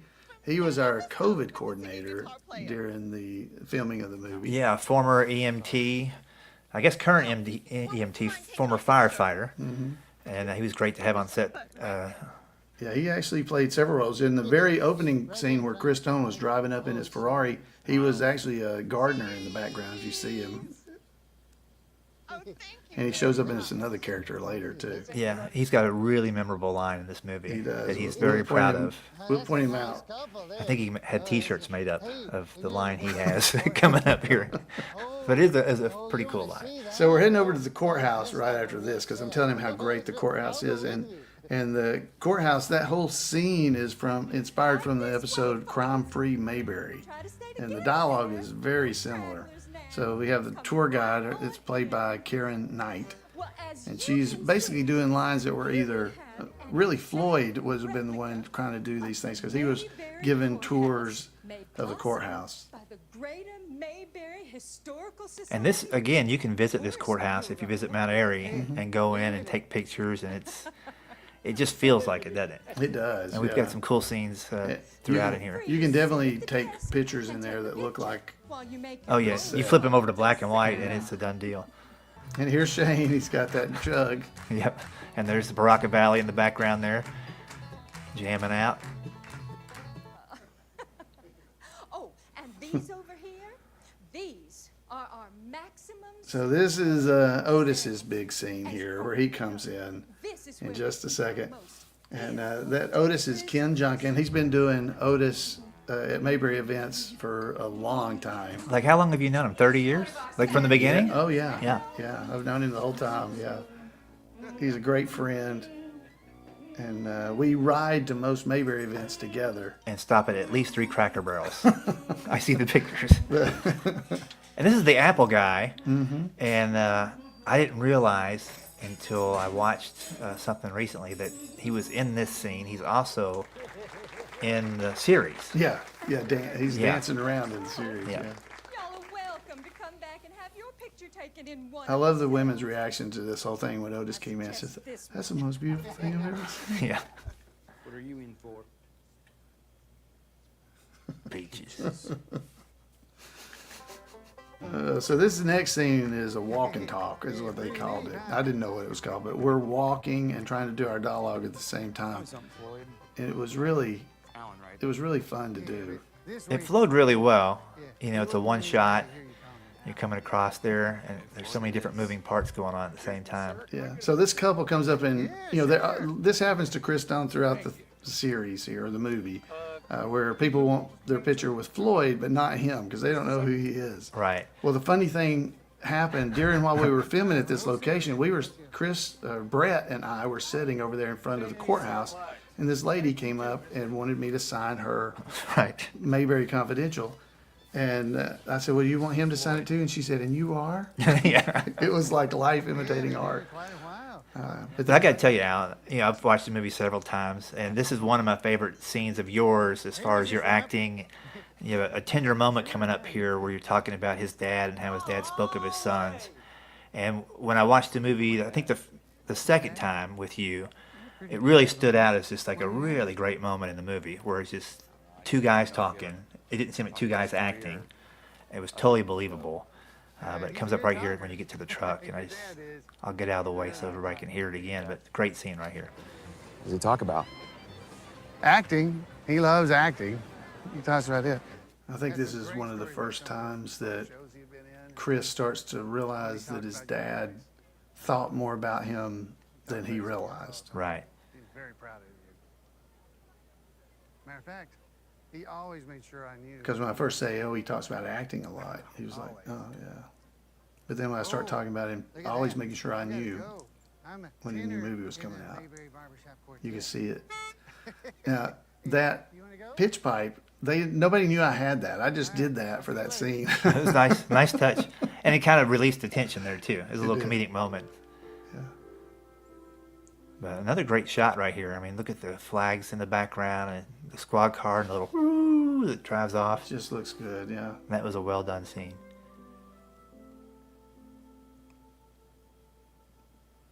Well, and you can kind of see him continuing to think about what was said there when he comes back into the room, because they did a great job editing this and writing it so that you did understand that he's thinking about his dad the whole time here after what I said to him, because he's looking at his dad's picture. Yeah, but even as a guy who was in the movie, I was like, turn that picture around for me. I just want to see, you know. See what the picture is. Yeah, throughout the entire thing. I'm like, come on.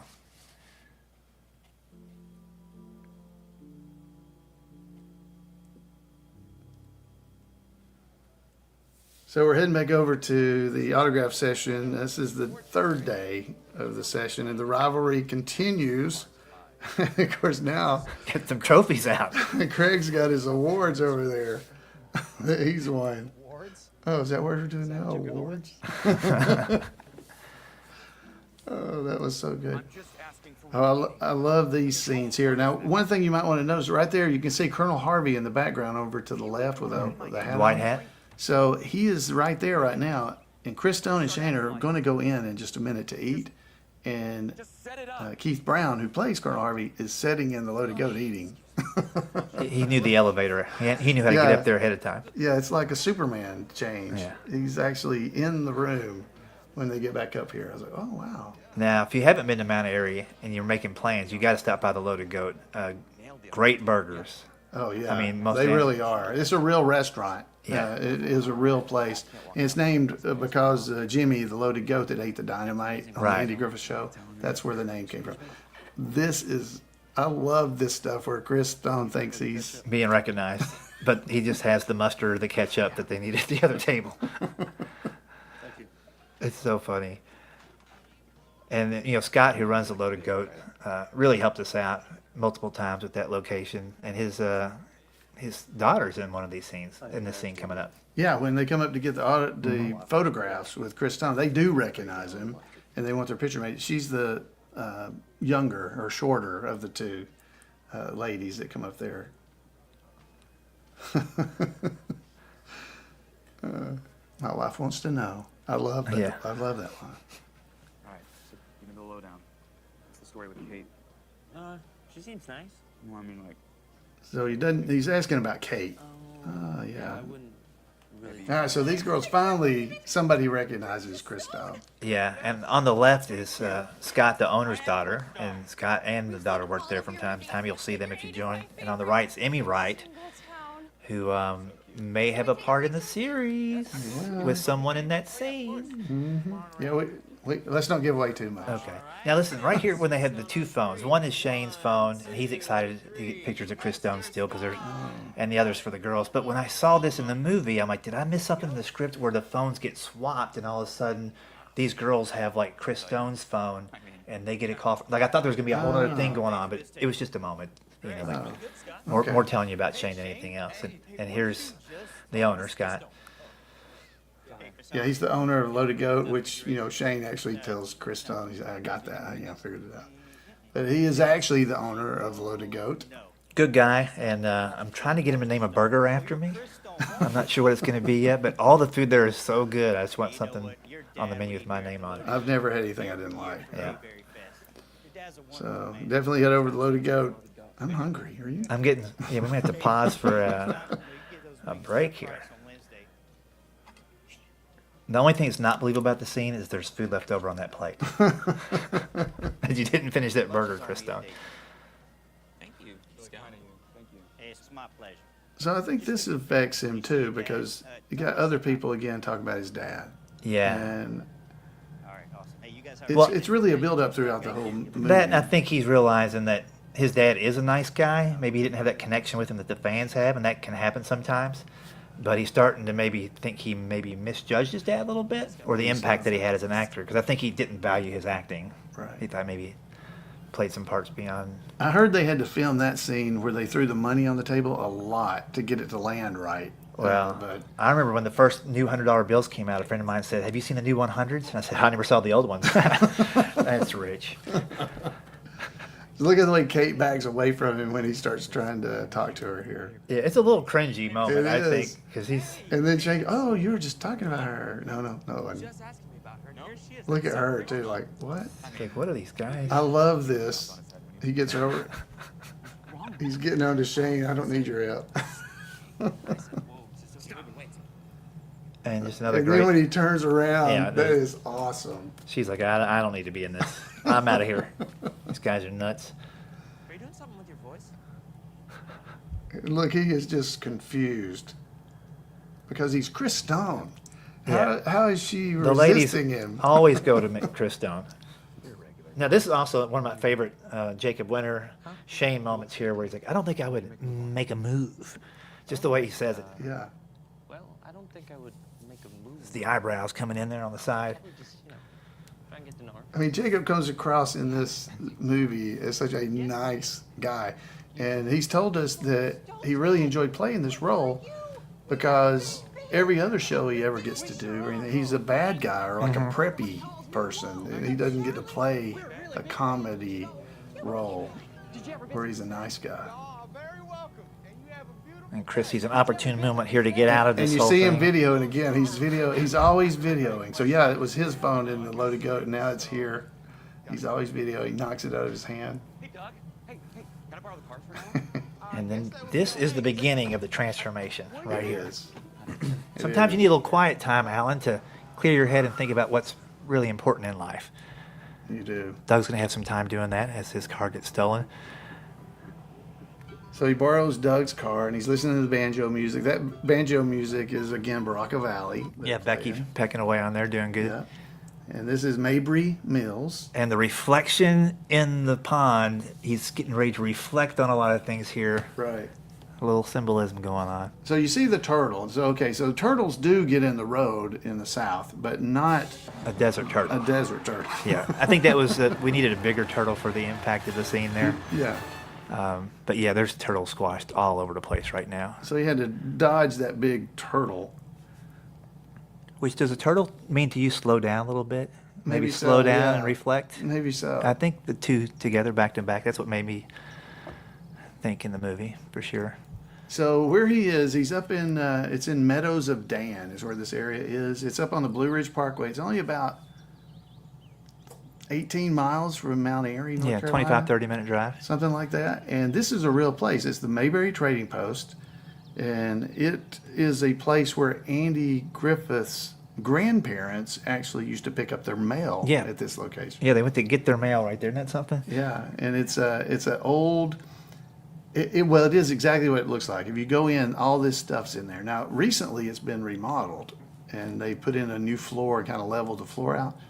But it is still open, and you can go and visit this place. And it is a really neat place. First time I ever went in it, there was an older gentleman that was running. It was one of the owners or running the place, and he was in the back of the room back there cutting lye soap into whatever size, and he would cut one and put it in a thing and then say 25 cents. Then he'd cut another one and it would say 30. But he wasn't measuring them or anything. Well, He's sometimes just you got to cut- do lie on the fly, man. You know, you just throw it in a Ziploc bag and charge 35 cents for it. There's a big demand for lye soap out in that area still. I love the lighting in this scene, the contrast between the outside and the inside, and just, man, all this stuff. Don't you like walking around those kind of places? Oh, yeah. He's got so many things in here.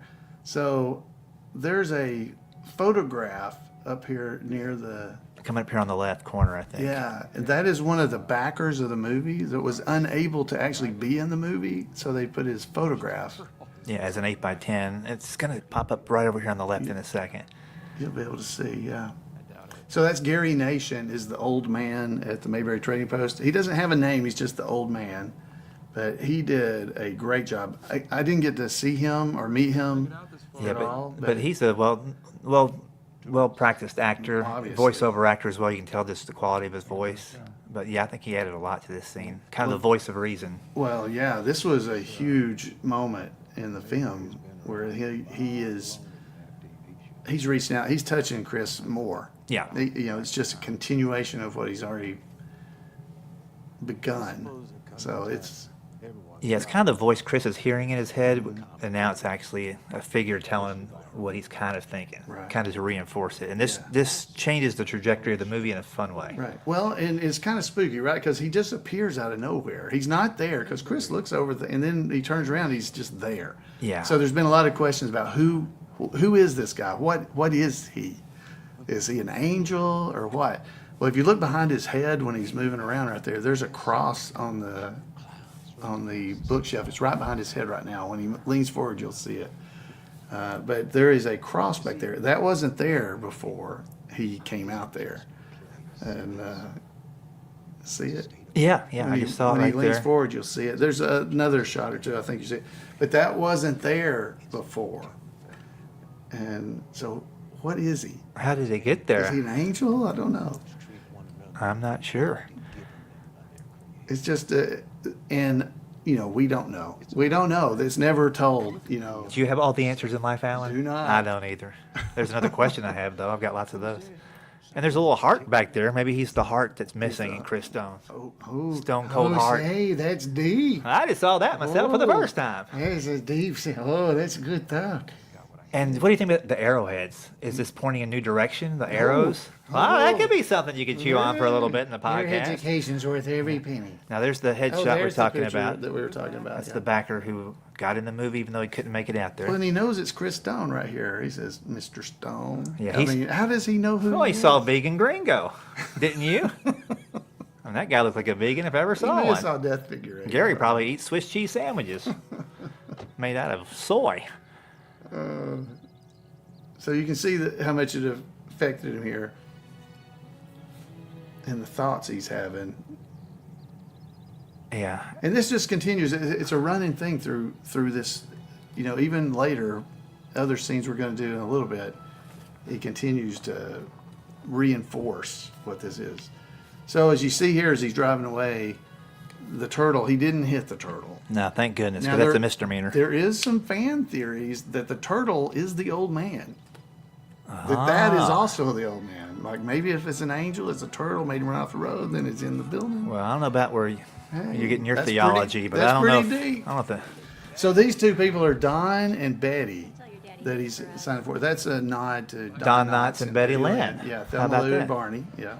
That's a nice little super quick touch. Now, Chris Hudson's just about over. Our other friend here. Come on, dude. Yeah, so evidently balloons and music draws people over to your autograph sessions, at least in here. So, see, he's starting to change already because he didn't answer the phone when Stanley called. Yeah, and those balloons were also in his hotel room earlier. I think we saved money by moving the balloons across the county. We had to save money where we could. You're the guy in Shingletown. Now, there's the first smile I think you actually see. The first, okay, I get it now. Yeah. Give a little bit, take a little less. So here he goes. This is when he finally goes over and he's talking to Kate and asking her out on a date and just gets shot down. Yeah. I mean, ouch. I mean, she's not even nice about it. I'm just not interested. No. Well, why should she be? He doesn't even like how to. He doesn't like how to drink. He doesn't like drinking coffee. Why would you even go on a date with a guy like this? So yeah, she just shoots him down completely. It'd be great if one of these balloons just deflated at this moment or popped. We didn't have the budget. Well, special effects. Yeah. So the worker here carrying out stuff, that's the writer director Stark. Yeah. Stark Howell. And just like Hitchcock, you got to get in the movie somewhere. Yeah. And I didn't know this, but Chris, that him getting his arm hooked, that was an accident. They didn't mean for that to happen. So here's where he runs into me as I'm coming out of the barber shop, because I had to leave, because if I stay in there too long, people want me to cut some hair. Yeah, and here's our friend who plays Mr. Swamp. Yeah, Dennis Bill. Who's an incredible Mayberry historian. He is. He's a trivia expert. And so these cat pictures I'm pulling out of my pocket, I have been carrying those around since 1994. I did not actually cut the cat's hair. I just want you to know that. That was a vet that did that. And the after picture is actually before. So it grew the hair back, and I took the picture of it. Gotcha. A propitious moment. Yeah. Now here we are getting ready to get into one of the biggest capers in the entire movie. This is so fun. When I read the script, this part of the movie, the script, was the part I was just, we've got to get this right. This feels like the Andy Griffith Show. Yeah. This feels like an adventure. There goes a car. I never forget a car. You never forget a car. Oh, I wonder whatever happened to the original. Should have been the Smithsonian. They had to put one in the Smithsonian. But again, first time Chris here is thinking about somebody besides himself. Oh, that's true. He knows how he can make us happy by just doing something simple for us. Because he knows where one is, yeah. No, I know where there's One what? Oh. A real one? The real? What? So, talking about the cat pictures there, when we actually filmed that, we filmed the long shot of me showing him the cat pictures, but we didn't film the close-up where you could actually see what I was showing him. That was actually filmed later at a different spot. I mean, we weren't even in the same general area when we filmed it. Did you use a stunt hand to hold the book? Or was that your actual hand? It was a stunt cat. That's what it was. But it's always so cool how they can put these things together, and it just all seems seamless. Yeah, yeah. And by the way, the hat that I'm wearing in the movie was sold later on to raise more money for the editing costs and stuff as part of the Indiegogo, which, you know, fans funded this whole movie. They did, yeah. And we can't say enough thanks for that. But this hat belongs to somebody else now. I don't wear that one anymore. So here we are on the adventure. Here we finally go, and so Barney's. I'm in my squad car that I drove to the festival, which I Right. don't actually have one. People offer to sell them to me all the time, but I don't know how to work on them. But we would have a conversation like this if we were going to a festival, wouldn't we? We would. You know, We would. the origins of Ernest T. Bass's name and the family lineage and all this stuff. Yeah. Well, here you're driving too slow because this is a. Well, that's a real delicate machine now. You treat her right, and she'll treat you right. But she's just a replica. What would it look like if a lawman was speeding? But we had fun. This was at Conner Prairie, just outside of Indianapolis, and this was like 4 a.m. We were out there, a little chilly, so we were happy to be in the car. If you remember, Oh, we were yeah. wearing blankets when we were outside, and we're not actually moving. People were rocking the car back and forth. Oh, this is where they had us. He asked us, "Did you bring a change of clothes?" And we looked at each other. That was Rick's idea. How we did that, where we looked at each other, looked down at our clothes, and then looked back up. Yeah, the 3-beat, the look over. Yeah, no. And we were actually able to call that back in the series. That's right. Well, so this whole scene here where we're talking about Ernest T., that's a real conversation that we had. Me and the guy that plays Otis, Ken Junkin, we actually had this conversation driving back from Mayberry in the Midwest, an event that they don't have anymore, but it was in Danville. And we had this whole conversation about Ernest T. And I did a podcast about it because I thought it was an interesting thing. And Stark listened to the podcast and he goes, "Oh." So he stole the dialogue. Yeah. So he told me he shouldn't have any trouble remembering the lines on this scene. And that probably would have been me in the back seat if I just met you and Ken doing that. I'd be in it for a while, but I'm like, okay, enough, fellas. What are you guys talking about? But this again here where I get upset because he got onto us, you know, family's important. Right. And what you say and what we're saying here, I think it really affects. It affects Chris, but I got to be honest, when we were shooting this, I didn't understand the gravitas and the heaviness of that family. It's real, and I didn't, because it was 4 a.m. Right. I wasn't thinking, well, this is his moment to realize that he doesn't have the family connection that he should have had. Right. And that we do, even though we're just these crazy people. I agree. Well, I don't think Barney and Floyd in the movie knew it either. No, I mean, we didn't know. So yeah, we wouldn't have known. I You're guess. right. We didn't know that it was. So here, when this scene starts, we were standing back there behind those trees. There's a generator. Some that good was diesel fumes. To light the lighting you see back there, to keep that light there. And it was so loud we could barely hear them say action. Yeah. So we could go. And I actually tripped over a rock there. It was dark and we were trying to stay on time, but I just totally almost did a face plant there. Yeah, we were afraid you were going to get hurt or Yeah. something. Now, we've talked about this and other people have at the meetups that we've had, but being a night shoot, it kind of transitions into black and white in a very subtle way. And I think that's what makes this particular scene and series of scenes flow, kind of like the old Andy Griffith Show. It is that nighttime, almost day for night kind of look. And this is a great, you reaching around and we're not there. It was almost like the Animaniacs meet the Andy Griffith Show. You know, we're like on the Warner Brothers lot and we're sneaking around in the middle of the night. And just having a good old time here. This was so fun. And what was fun about it is when we were filming some of those things, like when I reached backwards and you weren't there, the first time we did it, everybody that was filming and watching it started laughing as soon as they cut the scene because they thought it was funny. Yeah. Now, I got to tell you, this car belongs to Terry Varvel, who will be in the scene coming up. He had just bought this car, had it waxed and cleaned up, and Stark said, we're going to have to make it look like it's been sitting out and rusty. So they had to throw cornstarch on it and dirt and powder and flour and leaves. And Terry the whole time was like, I hope this comes off. I mean, this is the first time he gets to get in. I mean, literally the first week I think he had the car. Yeah. And thanks to him for letting us use it. And it's been the winner at some Squad Car Nationals and some of these meetups. I love this. So Rick gets in the car here. This whole scene right here, can I? You know, that whole thing is great. But when you get in here, I was actually lucky enough to be standing over here looking through the window watching you do this. And it was hilarious. And every time we've shown it in a theater with a crowd of people, the crowd always starts laughing. And I remember as you were doing it, Stark said, just kept going, keep going. Keep going, so you could just do more faces and stuff. Yeah, kind of went through the whole Barney. Should I be here? I am here. I'm here, baby. You know, the whole owning it. It was great. And again, this was so late at night that we were just kind of. I was just trying to remember where I was, weren't you?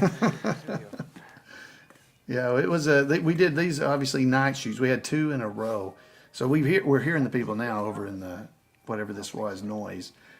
Every time I watch this scene, even now, I think you're going to slam this door because it looks like. But she's a delicate machine now. You treat her right, she'll treat you right. So this is at a whole different place. That other thing was at Connor Prairie, and now we're at another. We're out in a cornfield at another donated spot. I love that shot there where we do the Three Stooges kind of ding, ding, ding. Yeah, you know, and look, and then we come back. Yeah. And this was, again, this for me was the last night of shooting. Yeah, this was the last thing we filmed, I believe, that night. We were running on coffee and some moon pies at this point. But I like this, too, because it's the first time that I've come out of character of the impersonator. And when I see people commenting on the movie, like, my name's Warren. Like, they just LOLing on that because it's, you didn't want to have to be Barney there at that moment, or a Barney Fife impersonator. Right, you know, and of course it's funny because Warren, well, never mind, Chris Tone doesn't really know that. Right. So yeah, this we were also kneeling on gravel for a while. Yeah, so finally they brought us some quilt type things that you could kneel on to try to, because they were the gravel was just eating into our knees. Because we were down like that for a long time. Oh yeah, we're some 50-year-old men. If you watch when Rick gets up here in a minute to go in there, he has a little bit of a hard time, and Chris Stone just pushes. Yeah, I get a little Reggie Bush push here in a second to get into the end zone. There we go. What did they got? How would Barney do it? There he is. I love this. We'll be right here. And then. Yeah, so here comes the push. Yeah, here comes. Yeah. So Rick did better than I would have getting up, by the way. And then whoop, there we go. He pushed him. And you did. This is obviously right from the Andy Griffith Show when Barney was looking around in Weaver's department store. He was duck walking, is what that's called. And you were doing that. I was getting down the best I could. Oh, you did a great job. And then this shot, well, after he gets in here, when I come up. From the angle where the cameras were and where I was, it was really tricky. So we actually, I think they got one of the ones that we meant to get, but we did a reverse where I started at the top and went back down to make sure that my face was fully visible for the camera because it's just a really weird angle. So they're still in this unknown orange car with a 01 on the front because we had to cover it up because there would be a trademark or copyright problem. Yeah, and there in the plaid shirt on the left is Terry Varvel, and he owns the car that I just got out of where I was really hamming it up behind the wheel. And he does Barney Fife and a few different characters. He does Warren and others. And great guy. And I want to tell you about this gun for a second. This pistol right here. So Kelly Rolfson lives in Indianapolis. She had that gun, if I remember right, and I tried to text her today to find out the details, but that was within her family for a while. And it was like a really old, precious gun. And so she would bring it to the set every day. Even if the gun didn't show up on the screen, she wanted me to have it in my holster. And we're talking, some of these mornings we had to be there at 6 a.m., 7 a.m., the night shoots. She just wanted to be close to the gun, but wanted the gun to be in every scene. So again, thanks to Kelly for letting me handle that weapon there, and I don't think I damaged it. Yeah, it was really pretty. Well, Floyd was stopping the guys from leaving by using my scissors. People sometimes can't see that I'm holding scissors. What is this? And then if you want to look real quick to right here, the police officer, one of the girls that comes up in the loaded goat earlier, Emmy, that's her dad, and he runs the theater there in Danville. And the Great Clips that I was in. I didn't know that. Yeah, that was his. Yeah. Gotcha. But a good guy, and it was fun to act off. It's great at Great Clips. It is. Yeah, it's not good there. It's great. It's great. Yeah, because I got that wrong a few times. Well, the number one thing to know when you're fighting law in the big city. This moment here, I was just getting into full Barney Fife. I was like, man, I wish I had 2 more lines before he cut me off. I love this though. You're just gone. I'm just gone. Just like Kate outside the loaded goat. I'm not there when you turn around. And then it cuts right to us in the squad car. You're ripping it out of there, and we're laughing and happy. And you're I'm still a little tense from the action. I'm still trying to, as Barney, work through just what happened and how we came out on the right side of things. You know, nip it, Floyd. Yeah, that was so fun. And I got a little sunburn there on my neck. I'd gone for a bike ride the day before the night shoots because we had the daytime free. A little sunburn. So Chris Stone comes in and basically he's passing out because we've been out all night. I mean, it's daybreak. He tries to go to bed, but what's going to happen here? Phone call. Phone rings as soon as he hits the bed. And there's Doug. I'm outside ready to pick you up. Yeah, just give me 5 minutes. That's not enough time to pick up that fine continental breakfast there in the lobby, is it? It's not. Nothing like a good lobby waffle to get your day going. So I guess we were fine, though. We were out all night, too, and we show up later. Well, you know, when you're a lawman, you got to work different hours. Barber. Use your body as a weapon. I guess a barber, too. You're just used to it. You know, I'm on my feet all day. Well, you can't cut a werewolf's mane in the middle of the day. Sometimes you got to stay up at night. All right, so we're back at the autograph session. This is the 5th day, and they're still competing. So he's got Briscoe on his side over there.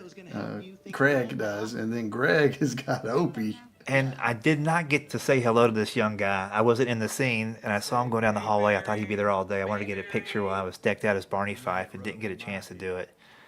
There were people thinking that was really Opie. Like they had CG'd him or something. I was like, wow. There's time travel out there. So we had the people getting a picture made. They were wearing Weaver's clothes. That was product placement. That's what that was. Weaver's is a real department store online. It is. Weaver's department store. And you can get all kinds of Mayberry stuff there. Yeah. And my wife runs it. So information about Mayberry meetups and all kinds of information at Weaver's Department Store.com. Actually, my mother-in-law bought me some sweaters from Christmas from there. And I guess talk to your wife, and she said that. Did the hair start coming out in bunches? Is it a little bit. Yeah. So we're back at the hotel. Oh, sun's out, guns out. Talking to his mom. Yeah. I love you too. Talking to his mom. Yeah, the ladies like this shot, I guess. Well, he's being a good son here. You call your mom and your dad. Talking to his mom and check in. And luckily, he did call his dad. Well, this was really nice because this is he's already gone through all these different things and now he's reaching out to his dad. So he's been thinking about him all week. Turning the corner. Yeah, and it's a big point, I believe, and real moving. Yeah, this movie should really be shown across the country on Father's Day weekend, year after year. Ooh. There's plenty of Christmas movies and Halloween movies. But Father's Day movies. Perfect Father's Day movie. Perfect Father's Day gift. Get the DVD at weaversdepartmentstore.com. Or at other streaming services. Yeah, check mayberryman.com for more information.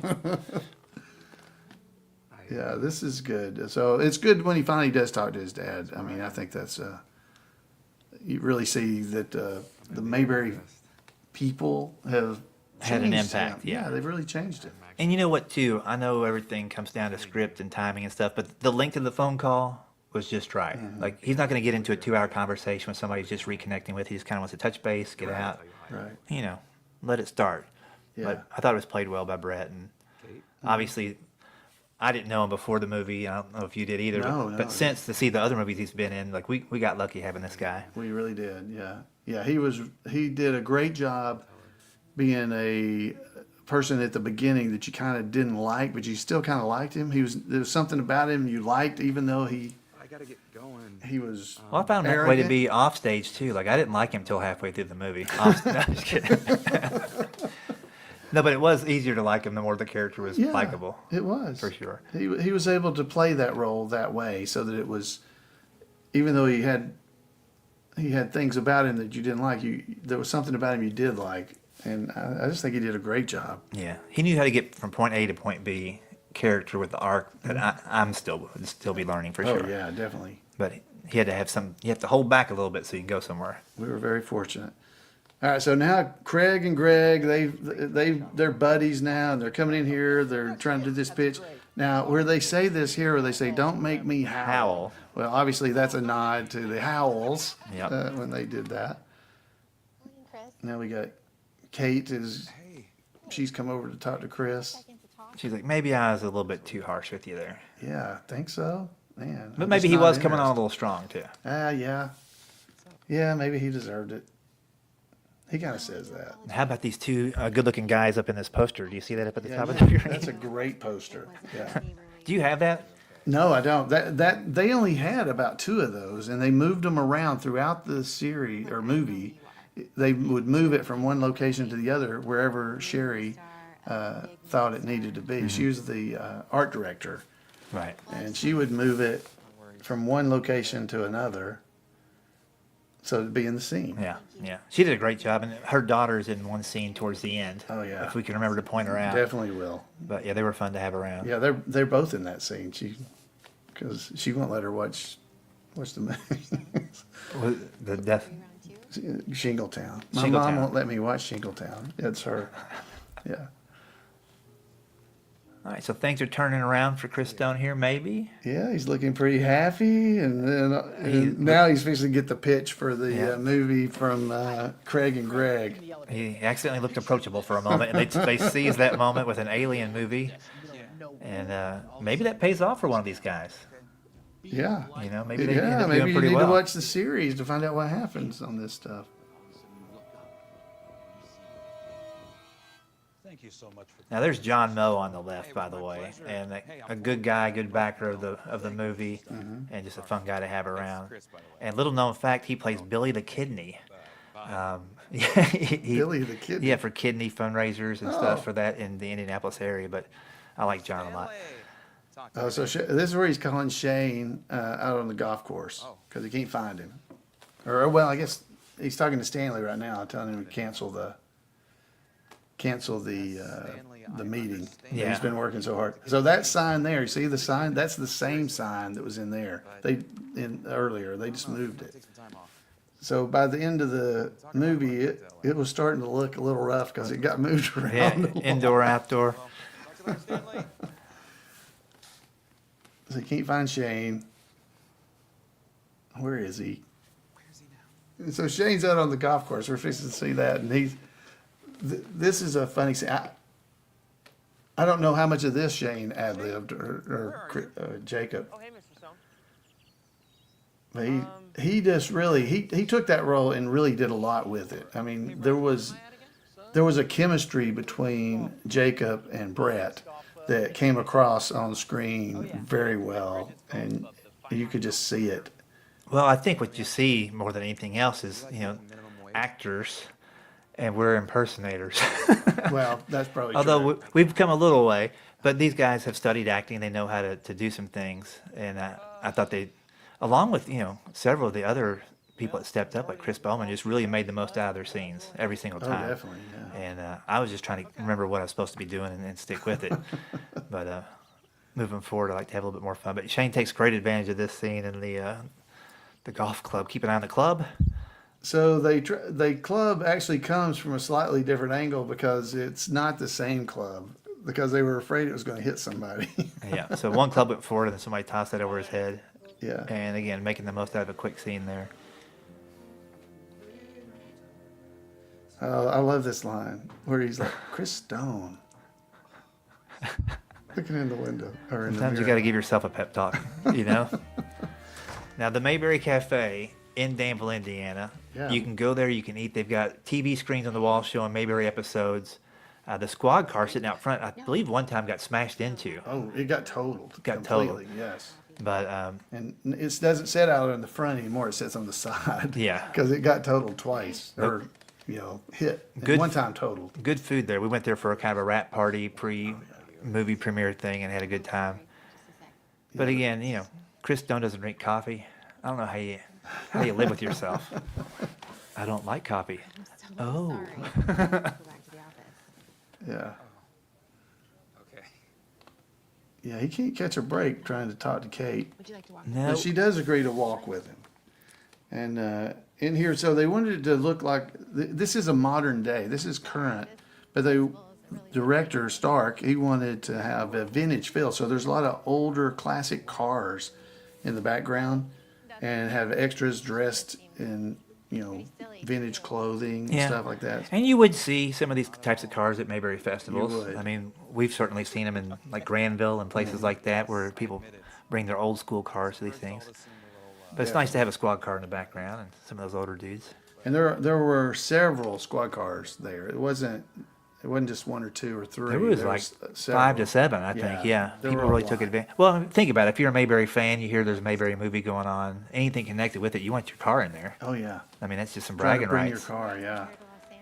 Yeah, you can say as seen in Mayberry Man. Yeah. That's right. Sign some autographed pictures of your car. Yeah. But I do like some of these cars, man. I love the old Mustangs. Well, it really added a lot to the way the movie felt, I think, because they had so many period things. Like there's a different car. Yeah. So there's just so many. Well, when you talk about production value, that's what a film looks like versus what it costs to make. Mm-hmm. I don't know what the ratio was on this film, but it looks phenomenal. It does. And again, it was crowdfunded, and again, thanks to all those people that helped us get it done. But just the volunteers that stood in there and the people that brought their cars, just amazing. Well, that's something we hadn't really talked about. There were a lot of volunteers. Well, wait till you see the ending credits and the Yeah. people that funded and just showed it up. I mean, there was over 1,000 people involved, I'm sure. Yeah, and there were people there every day. They didn't get paid. They came and they helped provide snacks or something or water, or there were just people doing security type. Well, this whole things. parade, I just want to tell you, they shut down the street. There was no actual parade going on during this weekend. They said if you want to be in the parade, you got a car, or if you want to be on the side, show up. And look how people just showed up to. These are all volunteers. Baraka Valley up there on the truck. There's Christy again and Michelle doing their thing. And there were a lot of extras. We had a lot because it was over a holiday weekend when we did this. Mm-hmm. But there weren't enough to line the entire parade route. So when you see the people on the sides, those same people, They come around. They may be in other spots too. Yeah, they'll come around to the courthouse square. Yeah, because they moved them around, or they moved them to the side that the camera would be shooting toward to make it look more people. And they did an amazing. That's in Mount Airy, that scene. Right, and then then it backwards drops back to Danville, because I wasn't in Mount Airy for the movie. Yeah. So they did a lot of stuff to make it feel like a real Mayberry event. And again, it was during the COVID time frame, and so it was almost impossible to do something like that. Yeah. And this was like the second day of shooting, right? Second Yeah, or third that day. was, the parade was, yes. So there was a lot going on right off the gate where I'm like, whoa, this is a big project. Oh, so this is bad because Kate overhears this conversation. She hears the judge, Judge Lowry, I guess, telling Chris that he's completed his sentence, and she hears that. Yeah, and I remember having to sort of listen and tell Kate when they're done talking and give her a little tap so she can go over here. And this was a cicada mess. Mm-hmm. I mean, when they filmed Forrest Gump, they had cicada problems. So what I heard that they did on that set was they made loud clapping noises and the cicadas would stop for 20 or 30 seconds. Oh. So we did that a couple times here to kind of see if we could shut them down. So you'll still hear some come through, but it was a lot. And it was hot. Remember how hot it was? It was hot, yeah. Oh, it was hot. Well, the volunteers. Oh, they brought hot. us little personal fans. It's 92. And umbrellas. Yeah, it was definitely hot. So there's some, because of some of that kind of stuff, we had to do some pickups. So there's some scenes here that most people don't even notice. They were filmed at a different place. We Right. filmed them at the 4-H building, actually. This is where you and me and Brett are talking here. There's some shots that are from a different angle, and they're not at this location. Or on the same day. Here's a Yeah, that's it right there. So Different that's day. a different place. Yeah, different day, a different place. But nobody really, I've asked if people noticed this, and most people never noticed it. I mean, I'm sure a filmmaker. Well, they do now. Well, they will now if they listen to this. So you got the inside track And now. so we're back to the first day. Yeah. And then it'll cut again to the second day. I'm sure a filmmaker or somebody like that would know that. But Look at these good-looking Mayberry guys. The men of Mayberry. Ladies, I hope you're taking note. You got your Goober, you got your Gomer, you got your Briscoe, you got your Mayor, You got your and you got your Otis, Otis. you got Mr. and you got Slump in the Mr. back Slump. back there. I mean, is there 12 of us? Can we do a Men of Mayberry calendar? I know the fire department does it. Oh, I don't know how that'll work. So, You know, it's like we always say, once you've been to once you've been to Mayberry Fest, your family. There you go. And then back to the other day, Yeah. a separate location. And it's then back really to- not that noticeable. No, I thought they did a good job. They did a great job shooting it. Now, the one thing we did have to do is like my scissors and comb and all that stuff. I don't really pay attention to where they are in my pocket, but since this was exactly the same shot, we had to make sure my stuff in my pocket was in the right order. Go back and look at the continuity. Right, because I wore the same shirt, tie. It wasn't the same shirt, by the way. The exact. It was getting a little right there. A little right by the time we got to the loaded goat. I had about 7 of the same shirts and 7 coats and I had 3 ties and a bunch of pairs of blue pants too. So I had a lot. Now, what I didn't say there, and we can cut this out if it doesn't play with our audience, but when Michelle and Christy came running through that time, I wanted to say, looks like a couple of cougars got loose from the Mayberry Zoo. But I ran it by Starkey's like, no. That's a little much. But they were after Jacob there, so. Now, who is this strapping young man? All right, so this is Court Howell, the producer of Mayberry Man, here trying to check into the hotel. And he doesn't want a room next to that Ernest T fella. He didn't want no broken windows. So there's been questions, why is he not like Ernest T? My theory is because his dad was married to Charlene and Ernest T kept trying to steal him from him. That must be it. But yeah, his character was Mr. Bowden, which is Trey Bowden, Opie's buddy from the Andy Griffith Show. And this is Olivia Disney. She did a great job here just being starstruck, poking back around the counter. She did Again, a small great part, but made job. the most of it. Oh, great job, she did. She looked so enamored with Chris Stone. It almost looks like when he asked her name, I just wish she'd had a name tag on where she could just look to see what it was. Yeah. Because it's like my name. Oh, my name. It's Jill. That's pretty funny. Yeah, she did a good job, and she did. I guess Chris Stone has a certain demographic. It's starting to appear like the younger gals, huh? I guess so. That's the only scene she's in, but she did a great job. Yeah. All right, so Chris is writing a note to the Mayberry family and to Kate. He seems to be reflecting there. Ooh, that's deep too. Well, you know, it's a tried and true staple of most movies is to have a moment of reflection. Can you see the room number? This would be a great trivia question, but I don't see if we can see the room number on there. No, On the phone, that no. would have been good. Oh, so here, this is one of the places where you really see that, he's really changed. I mean, he has given Doug information about how to get he's going to pay for it. He's already paid for it. Just call the guy. Yeah, just call the guy. It's done. Yeah, I'll take care of it. To get his car seat fixed.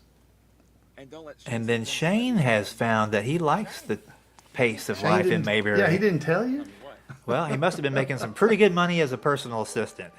Look at that. So he bought a house, yeah. So that house, by the way, is right beside the location where the car was being stolen. That's the same place. Yeah. Okay, so in this, I love this line where he says, "Scooch, buddy, scooch." I use that now all the time. That was something I'd never used before. That kid was, and he played along. He thought he was in trouble after the first take. He goes, I'm like, no, it was just having fun, buddy. So in this scene, the guy that's looking at the car, his name's Jim. And Jim is a nod to Jim Clark, the presiding goober of the Andy Griffith Show Rerun Watchers Club. And that's Jeff Barry, who's the It's Real guy. It's him. That's him. It's real. Yeah, you want to talk about milking a line. This guy could have had a dairy farm. Oh, did but he? it was great. So the letter I'm reading here, that's in the script that I didn't want to have to remember it, so I wrote it all down on that piece of paper and stuck it under the card just in case the prop people didn't do it. So I didn't have to try to remember what Chris Stone written. I could just read it off of the paper. Whenever possible, have your lines somewhere where you can see them. I still have the piece of paper. I still have it. So I have that note. Now I like this crane shot or whatever, however we got that jib shot, kind of panning up and then coming back down on the mansion. Now we're heading out to the Chris Stone's mansion. And remember, the inside is different than the outside. It's two different places. Two different places. And do you remember what fruit we picked up in this house and did a photo op with? Do you remember we were in the kitchen and me, you, Rob, and one other person grabbed a banana? I thought it was a banana, yeah. Yeah. Oh, so now I didn't know this. Jackie Joseph was supposed to have played Chris Stone's mom, but she couldn't because of the COVID restrictions and stuff like that. Gotcha. So this lady ended up. She did great. Now, Jackie, if you don't know who that is, that's Ramona, my darling Romina. That's who that is from the Andy Griffith Show. And this lady did an amazing job. She was great. It was a small role there. And the casting was good. Like you could see that as being his mom. Oh, definitely. You know? Yeah. Definitely. Now we get to go visit in LA because we do. Every once in a while we go do all LA things. That's and all right. Mayberry things. Just all things Mayberry. So to film that shot there of me on the phone, they had me up on a ladder looking up into a camera. They were up on the ladder looking down at me, and I was looking up at a camera. I think Larry's great in here. He says, "Does he owe you money?" I love that. Yeah. I'm serious about the money thing. Now, little known fact, some of the artwork that's on the wall there is just artwork that was already there. Oh, really? Wow. Yeah. Wow, that takes a lot of work. So you saw the Vegan Gringo. He's got another poster in that room of Vegan Gringo. It did well. It did. Yeah. He made a lot of money off of that. Yeah, they didn't sell a lot of hot dogs in the theater that week. Here's the surprise. Oh, there he is. And I got to wear the old Barney Fife on Vacation shirt. You know, that was kind of fun. Little nod and the hat. Yeah, that was awesome. So, yeah, we were out there going to see all the stuff up at Myers Lake, Franklin Canyon. Which you actually did. I did. As a matter of fact, I did it back in February, just recently. That's where they filmed the opening credits. Did all that stuff. And we really do go out there every so often and do some of that kind of stuff. You know, people can learn more about that by listening to Two Chairs No Waiting podcast because you'll tell people when you'll be out there and they can just tag along and have fun, right? Oh, yeah. And they'll learn more than they wanted to they'll know. learn where stuff used to be. That's right. Things that aren't there anymore. We'll tell you all about it. I like this big surprise here is we've got a few more people waiting to see Chris Stone and celebrate, have a little fun here out in California. Right. So, well, he brought the whole studio. That's. Well, he's got that kind of money. He bought a whole studio. That figure 8 residuals coming in. We've got a surprise for you. So we go out there and everybody's going to sing happy birthday to him. And I didn't realize this, but just in a few minutes you're going to have a lady that says, "Can you believe we're all here?" Well, that's the Indiana First Lady. Yeah, Janet Holcomb. I didn't know that. Well, there was a lot of moving parts going on that day. Yeah, they were singing. It was people coming in. Come on in, everybody. You know.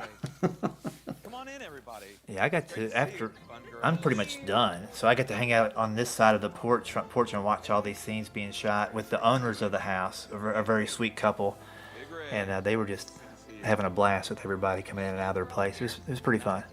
Thank you. Yeah, so he's looking for Kate. Yeah, he's trying to see if she made the trip too. Did she come? And then there it is. That's Sherry, the set director, designer. Yep. And there's her daughter. That's Hattie. And Doug made the trip, and he left that car out there for you because you got picked up in it one day. He did. And there's Kate. Finally, there's Kate. Oh, look. Oh, this is the Hallmark moment right here, right? Yeah, this is the summer, springtime Hallmark movie of the week moment that you'll interrupt. This was so uncomfortable for me because it has me, they're almost about to, and then I jump right in there.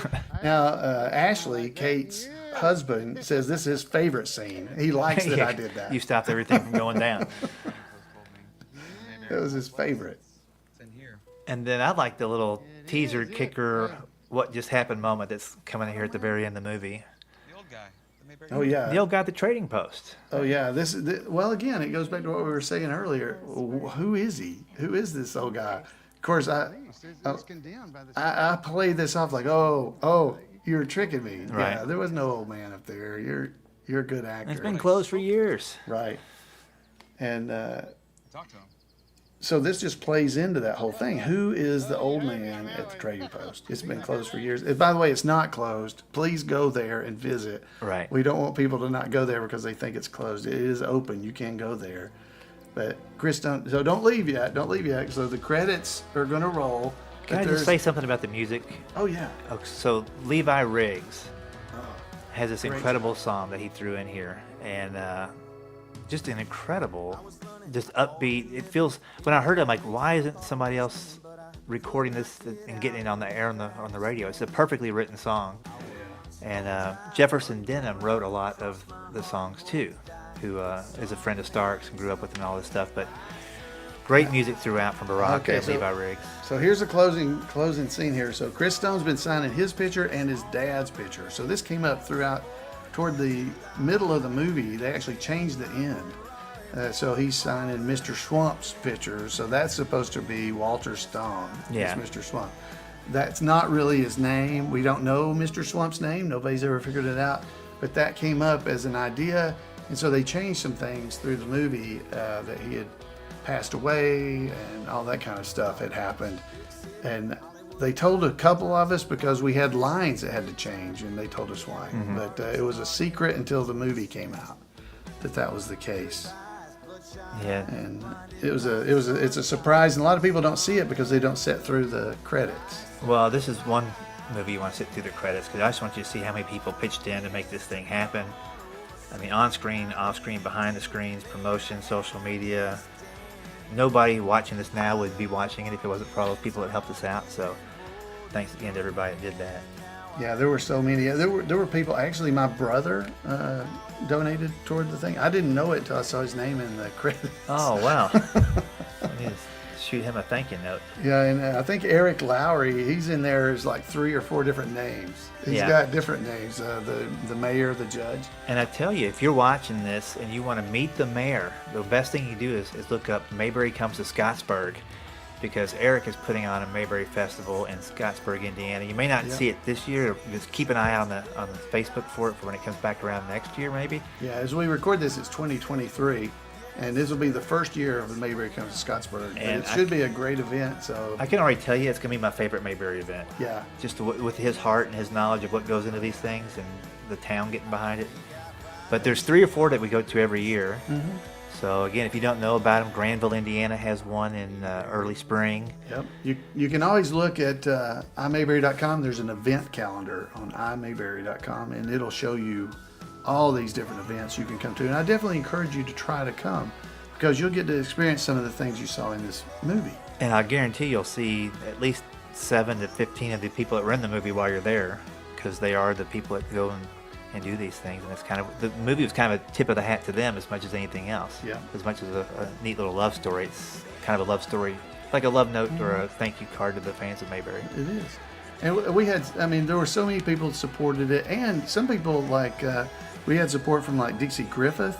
Andy's daughter was also a big supporter of the movie. She was going to be in it again because of some of the COVID stuff. She wasn't able to do that, but there were just so many people that really added to the connection between the Andy Griffith Show and Mayberry Man that kind of gave it legitimacy, I guess, maybe is the right way. Well, when you see people that were connected to the actual show, think about this as being a way to extend that show's reach and just reach more people and maybe people have never watched the Andy Griffith Show see this for some reason. They want to go back and look. In fact, I know for a fact some people have bought some DVDs of this after my shows. Have said, I haven't watched the Andy Griffith Show in forever, but I'm going to watch the movie and then get back into it. Or some younger people come up and go, man, I don't know what that Barney Fife thing was you're doing, but I'm going to check it out. So it's kind of fun just to kind of keep it moving forward a little bit. It's been on the air for over 60 years. I think that was the goal, to reach new audience, new people, to bring them into the Andy Griffith Show experience. Because I think, of course I'm biased, but I think there's something about it that's just it's special. It's been on for all these years, and the stories are still relevant even today. And I think this movie is going to be a similar thing like that. I think it'll stick around a long time and be fun to watch for a long time. Oh yeah, I mean, we don't get the old TV shows like we used to, and they don't write them like that. Now prequels are a big thing. I like to see maybe a series done called Early Mr. Furley. We can start writing that and there you go. See if we can just keep this tradition of bringing back some great shows. Yeah. Well, folks, we hope you've enjoyed spending this, hour and a half, 2 hours with us nearly, I guess. Just as we enjoyed watching the movie ourselves, because, I'm a fan of it myself. Alan, just be honest for a second. How many times have you watched the Mayberry Man movie? I don't know. It's above 30 something. I don't know. Because we went to a lot of screenings. I figured this is the only time I will ever be in a movie. So I tried to do as much as I could. But I've seen it a lot. And one of the other reasons is because people now come up to me and expect me to know lines from the movie. So I had to watch it to try to remember all my lines. Yeah, well, lucky for me, when somebody comes up and goes, "Aren't you?" I'm like, "Oh, a stranger in town." Because I can't remember everybody's name. I wish I could, but I've met so many people. You got it great out. Wow, stranger. Well, I never forget a face, but you're a stranger in town. Starts with a C. No. Yeah. Cal, Clay, Cliff. No, Chris, of course. Yeah, we've had a good time with you. Hope you enjoyed this commentary behind the scenes. And I'm sure if you were part of this process, you've got even more input that we didn't know about in your own personal moments when you were there volunteering or being an extra. Next time you catch one of us, let us know what you saw that we didn't. Yeah, and we left out anybody as we were talking. It wasn't on purpose. It was just because we talk a lot. Well, it's hard to say everything while the movie's actually playing. Yeah, there was a lot of cool moments in there. Everybody associated did a good job. And so just fun to be part of, and I'm very excited for people to see Mayberry Man the series. Yeah. All right. Well, we'll see you there on Mayberry Man the series then. Come over and watch us there. Yep, it should be fun. All right. Thanks, guys. Take it easy, Al. Traveling down this highway all alone. What is it? Biggest thing ever happened in Mayberry. Real big. Big. Big, big. Welcome to Mayberry Man Season 2. If you ever dreamed of living in Mayberry, then this is the film project for you. But first, a little backstory. I'm Mayberry Man producer Court Howell. Several years ago, my brother Stark Howell attended Mayberry Days, the world's largest festival celebrating the Andy Griffith Show, in Andy's hometown of Mount Airy, North Carolina. He was invited because our father, Hoke Howell, played a character on the show. He played Dud Wash. Well, you let him just try. Boy, I'll show him a couple of things I learned in the Army in guerrilla warfare. First, you take your hair and you yank it around, and then you take the other hand and yank it. Stop that, boy. You want your face to freeze that away. Meeting so many wonderful Mayberry fans inspired Stark to write a movie called Mayberry Man. And together, we partnered with the fans to crowdfund and make that film. It's real! Mayberry Man was a big hit. It played in theaters. It continues to stream today on Amazon Prime and Tubi. It's on airplanes, and it's even gone international. Caramba! Bem-vindos ao Mayberry Fest! Next, we spun Mayberry Man off into a TV series. Again, partnering with the fans right here on Indiegogo, with new characters and stories inspired by Mayberry. You can find Season 1 streaming right now on Amazon, Roku, and several other places. Hey, this is good work. Thank you. We've been blessed to have the support of many family members of the original stars. Andy's daughter, Dixie Griffith, is an executive producer. And Karen Knotts, daughter of Don Knotts, appears in both the movie and the series as a regular character. I am so excited to be part of this. It's wonderful. It's like it's my dad's legacy, and now I can even be a part of that too.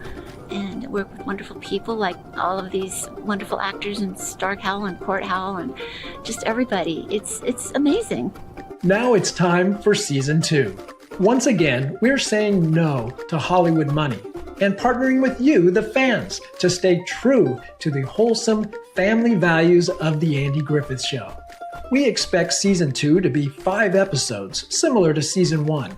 To keep production costs down, season 2 will be filmed in one general area in Danville, Indiana, where we filmed much of our previous productions, and that'll happen in mid-2026. And the good news is, even if you can't join us in person, we've added new ways that you can participate remotely, right from home.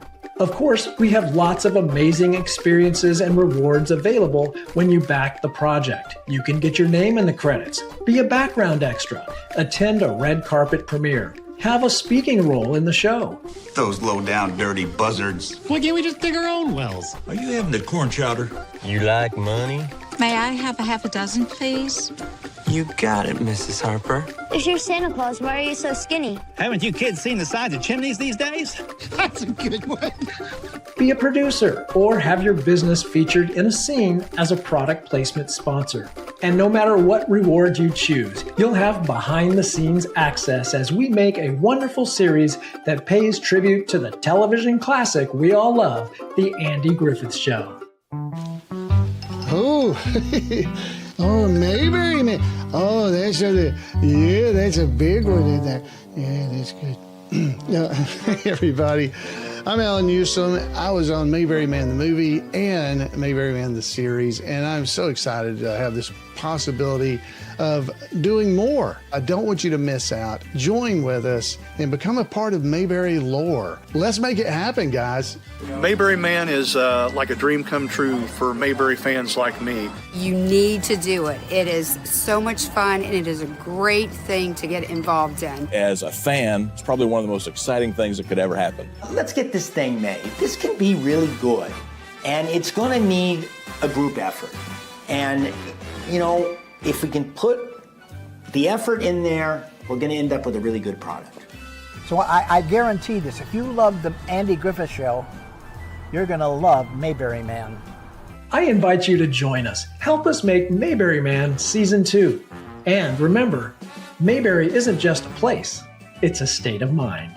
Please join me in supporting this wonderful adventure and journey into more Mayberry. More Mayberry for everybody.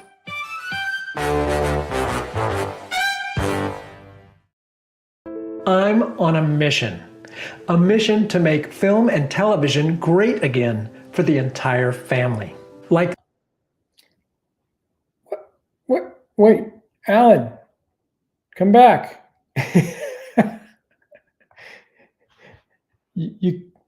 Oh, you're muted. Okay, there you go. Yeah, I'm here. You keep jumping in at the last second. And I'm like, I'm just going to play another video. I just figured you were playing another one, so I dropped back out. I was sitting here listening. No, I'll stick around for a minute and chat and get an update. The latest update, 92,174. We're still, just shy of 8,000 of reaching our 100K goal for the night. I know it's getting late here in the Eastern time zone. Yeah, I'm not sure we're going to make it tonight, but we did do some progress, so that's good. We just got to keep it going. Well, so the Indiegogo, the platform, is like completely changing their system sometime tonight. So I put it in the comments again. The secret perks links. There's a limited number of these available, but the links will only be good tonight, and probably midnight, 1, 2 a.m. they're going to be dead, and they'll just send you to our campaign, but you won't be able to find the secret perks. So if you're watching live and you're interested in any of those secret perks, my favorite is the custom poster, where we'll feature you on one of the posters. It's very cool. So either you'll send us a picture that we'll integrate into the artwork, or we could use an image from season 1, or wait till we film season 2 if you're going to be part of that. But anybody can do this and send us a picture, and we'll give you some instructions. But like that image on the right, where we can include you in a design poster, that looks legit. It's a real movie poster featuring you and your name. So, and I know Andy McGriffin is, you want to know who that is? I don't know. I think Andy Griffin is probably what I think. I was going to do Andy Griffin, but it was too short. I wanted to fill out the space. So we should put the Andy Griffin show in the season 2. Andy Griffin. Yeah, like Merv Griffith and Andy Griffin. Still see it. Yeah, there you go. Still see people commenting the Andy Griffin show. Happens all the time. I'm the biggest Andy Griffin fan there's ever been. Yeah, I've heard that a lot. I've heard that over the years. Yeah. But hey, whatever you call it, as long as you love it, get out there. Hopefully you watched some of this commentary tonight. You've seen some of the things we've shown tonight. If you hadn't, go back and watch this start of this again. When we get off of here, you can see the bloopers, and we hope you'll feel like we've earned your support. So go in here and help us out. Yeah, we have all these perks available. I just realized my lights are off. I just thought you were trying to get ready for bed or something. Yeah. After dark. We have these perks starting at $10, so you'll get to see the series no matter what if you do the $10 perk.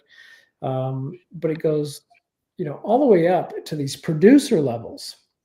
And I just wanted to share with people what, if you're a producer, what you might get to do.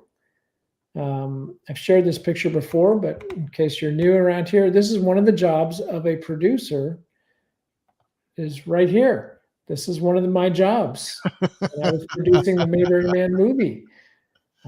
Someone had to plunge the toilet, and that was me.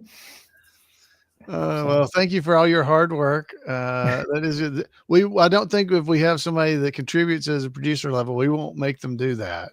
Well, co-producer won't have to do that, and an executive producer won't have to do it. So, fortunately, we don't sell producer levels. True. Yes. I like to keep all that to myself. I think people are willing to let you. That seemed like a job that maybe they would pass over. So lots of perk levels, and I know a lot of people they're just waiting for various reasons, and sure. That's all great, no problem.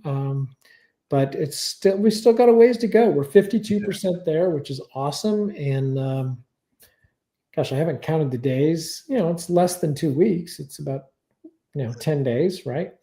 Or so, which is phenomenal. So thank you for all your support. We can't do it without you guys.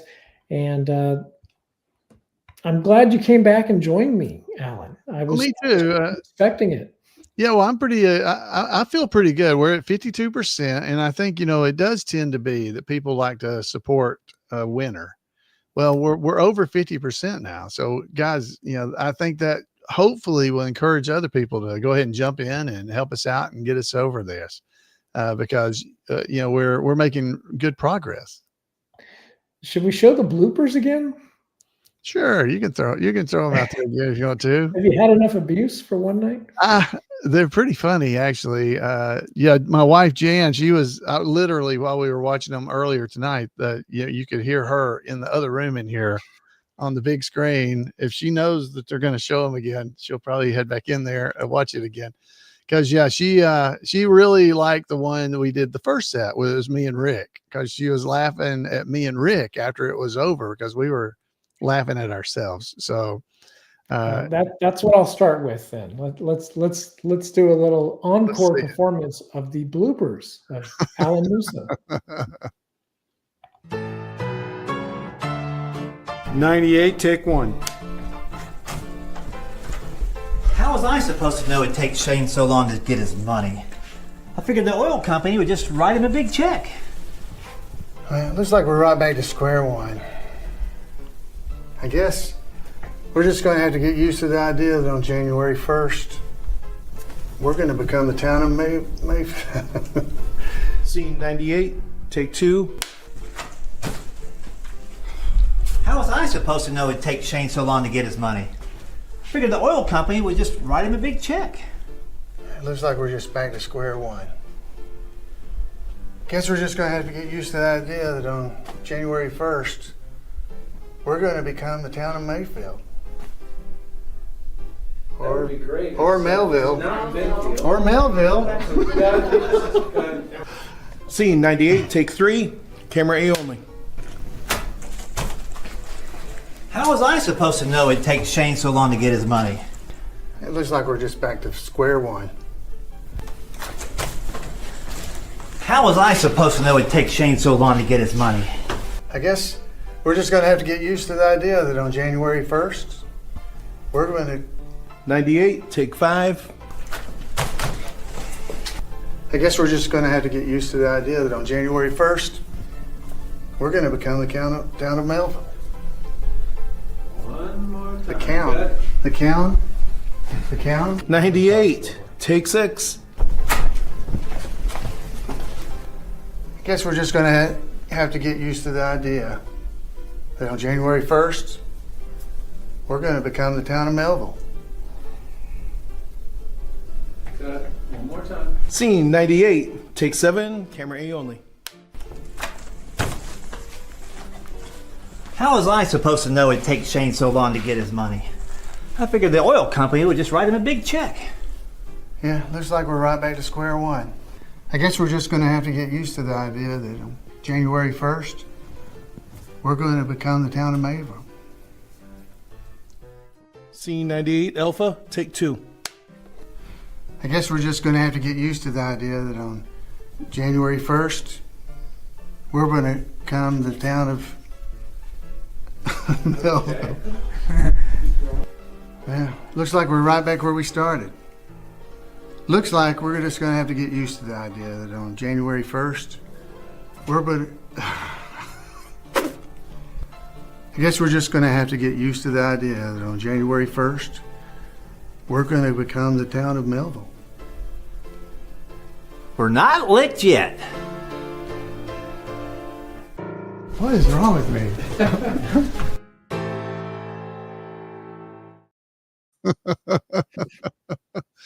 What is wrong with me? Oh my goodness. Yeah, that was a rough day. I had to admit it was funny though. I mean, they are funny. I mean, golly. I didn't really remember all those takes. I didn't remember how many I had to do for that.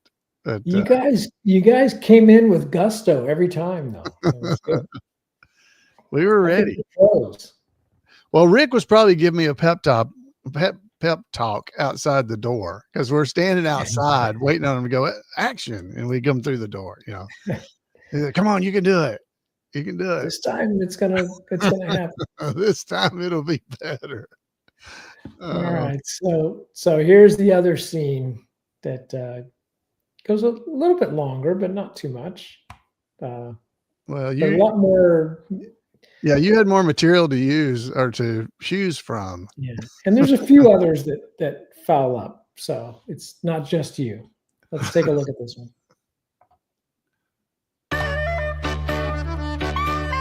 Scene 52, take 1. Hey, that's nice. Thanks. I like it. It's not too busy? Oh, no, not at all. I like that. Oh, it looks really good. You got some talent there. No more Mayberry? Shane! Told you not to say anything. One from the top. Scene 52, take 2, AB cam, comment mark. Kathy down at the diner. Oh, well, Kathy was asking about corn, and then we started talking about water. Well, this is not good at all. This just starts getting out. Folks find out about it. We're going to have people just storming the... What's this about? No more Mayberry? No more water? They can't just take our town. All right, hold on. All right, hold on. Quiet down a little. All right, don't y'all have a line? Okay. Scene 52, take 3, AB, comment mark. All right, look, Ellie, look, we're not running out of water. It's just if Mayberry doesn't have. Scene 52, take 4, pick up. Yeah, Melville has a water supply, and Mayberry doesn't. So I'm not getting any of these lines right.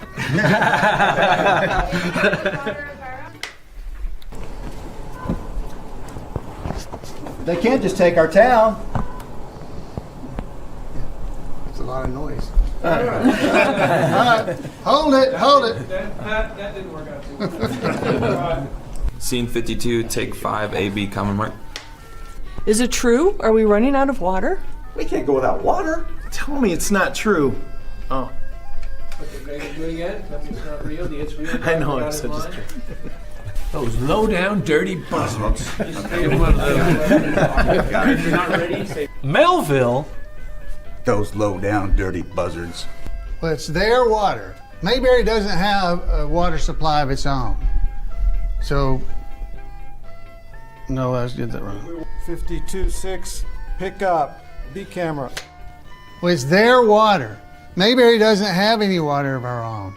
So, did I get that right? Scene 52, take 7, pick up, A-cam. All right, hey, listen, everybody, listen. Mayberry fast. Scene 52, Apple, take 1. It's their water. Mayberry doesn't have. Shoot. Scene 52, Baker, take 1, A-cam only. Tell me it's not real. 52, Baker, take 2, A-cam only. It's not your fault, Shane. 52, Charlie, take 1, A-cam. We're not running out of water. But to continue getting water, Mayberry's going to have to become Mayberry. Yay! Yeah, I was so close. I was so close. 52, Charlie, take 2, comment mark. Christmas Fest is coming up. Let's not let this ruin the highlight of the year.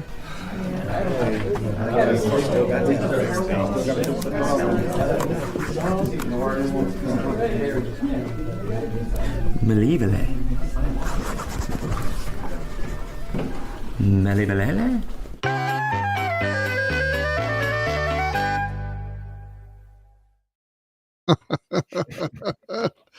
Oh, me.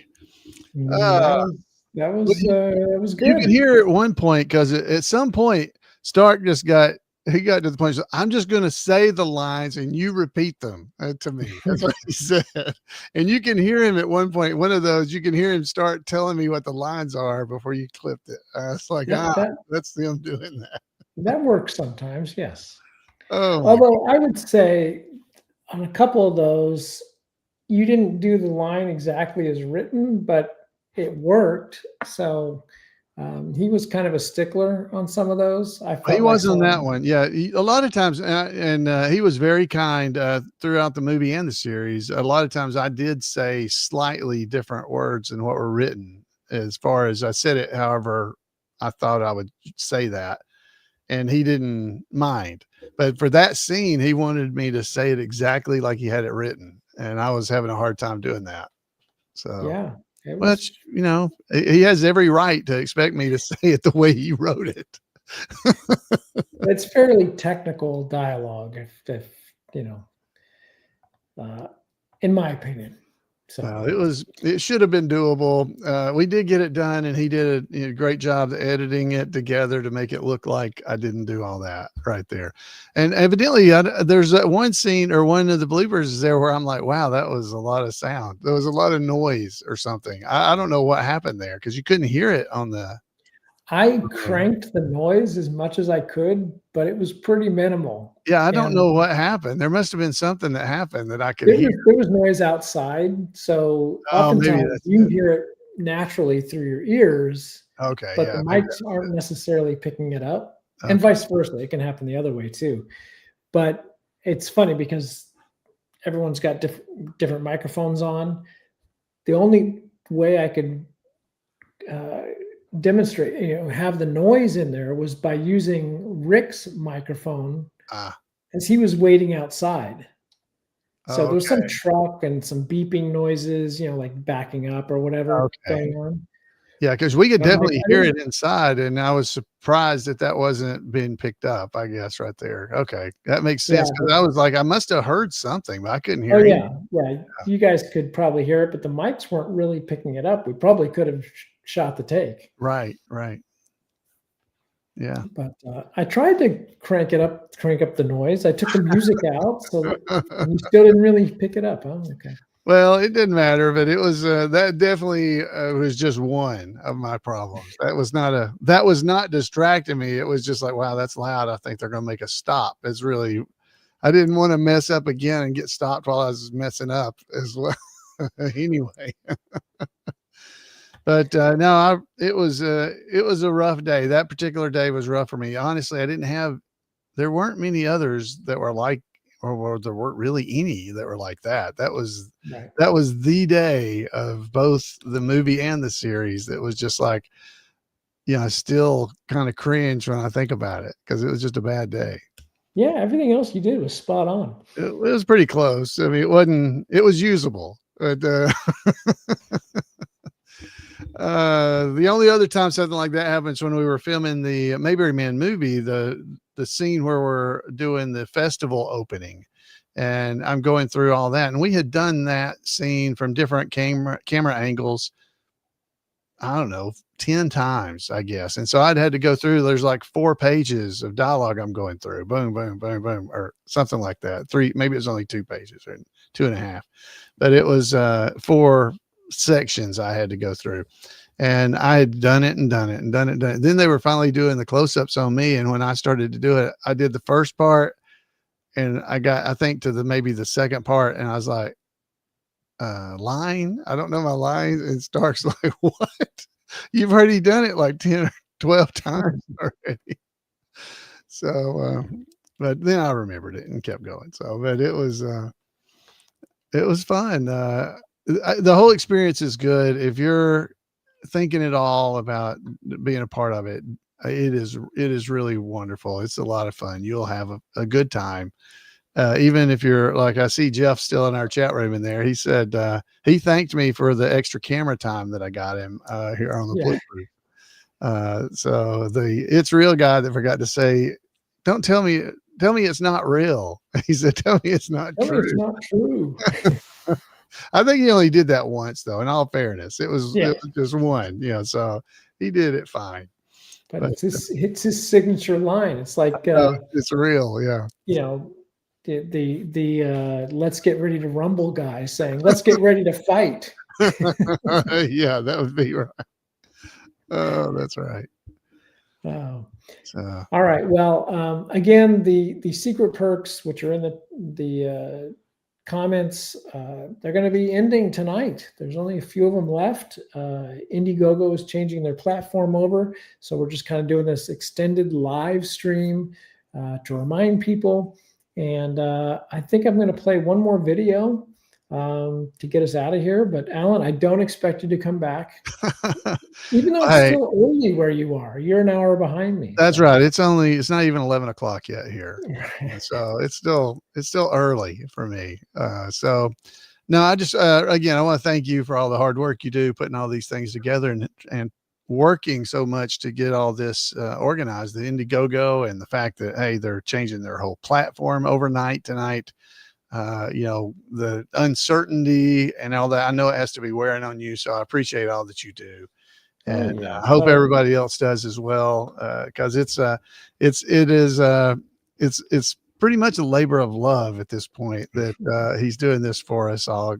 So we really appreciate it, Court. Well, somebody's got to do it. So, well, thank you. But we're off to a great start. I mean, it's, again, I didn't check the number of days, but 10, 11 days, I don't know what it is, but we're over halfway through there, to our goal. So, I'm optimistic. There's always a lull in the middle. And so compensating for that, over posting and more emails. Please don't unsubscribe. I just noticed someone who opened the same email. Like, I use MailChimp, and so it tells you when people open the email and all that stuff. They opened the same email, and then they even emailed me separately about an issue, and then they unsubscribed. Like, oh man, you're backing the project. Why are you unsubscribed? So I don't know. Maybe it's an accident. Don't unsubscribe. Yeah, just ignore it for a while. We don't send a lot of emails. We send about one a month typically, except when we're in one of these campaigns. Right. So we don't like to be labeled as spam. That's not helpful to us, because then the emails will go to people's spam folder. Right. So just ignore them, delete them if you don't want to see them. But we'll be doing that for another 26 days. Yeah. Well, and definitely go over and check out the if you're here now on YouTube, the Mayberry Man channel over there, and subscribe to that. It doesn't cost you anything. It's free. And Court's been putting out a lot of really cool stuff. He just did a whole video about all trivia just the other day. So that's just the last day or so. Maybe it was today even. I can't remember. Maybe yesterday. But yeah, he's doing a lot of stuff like that. It's just trivia from the Andy Griffith Show, all kinds of fun videos and stuff I think you'd really enjoy. So definitely go over there and check that out if you haven't. I was going to say, try to find the subscribe. There it is. Here, I'll put the YouTube subscribe link in the comments. Yeah. Yeah, because definitely do that. It doesn't cost you anything, and you'll get a lot of good content by doing that. Yeah, we put out, and we do trivia questions as posts. So I try to do 3 times a week with trivia questions. Yeah, they're really good.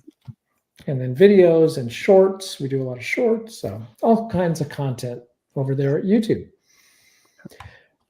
All right, I'm fading quick here. Well, it's almost 12 o'clock Eastern time. So we stuck it out. We're up to 137 backers. $92,174 looks like. So we did pretty good tonight. 92,234. Oh, yeah, 234. Yeah, it is. Yeah. So I'm going to play one more video that'll get us past midnight. But I'm not coming back. So Alan, me either. Then we'll see you guys next time, guys. All right. Thanks for tuning in, everyone. I get a little tired, being bloody for most of my shooting days. Come on, baby. Mayberry Man is a great idea, tentpole movie. You can figure out you're an actor and not an insurance salesman, something like that. So this is personal. Hi, I'm Stark Howell. I'm the director and writer of Mayberry Man, and I'm here with Clint Howard. We grew up Mayberry together. Man. All right. Mayberry Man. It's a good title. I like the title. We grew up together, and the only reason I'm still his friend is he makes me laugh. So tell me a little bit about when we used to grow up, because we did do a lot of stuff together. Well, with our parents being friends, we were together in kind of a mutual social situation a lot. But listen, being the same age, we liked sports, liked to flip cards from time to time. We had a lot of things in common. And you're a good hang. So, it was I always enjoyed it. And also, listen, sports is huge. Yeah. And, sports was always a huge part of our lives because Dad wanted us to try to have as normal a life as possible because we were at the studio so much and we were involved in the show business, and he wanted us to go play, so we did, and you were a playmate. Wait, that was... I'll take it, whatever. That pun was not really intended, but... But I get what you're saying, because I didn't feel like I was hanging out with a movie star when we were hanging out. I was just hanging out with my friend. Oh, no, listen, and growing up in Burbank, at least what I felt like is the people like Stark that became my friends. They got over it pretty quick. If they were smitten at all, by me being on television.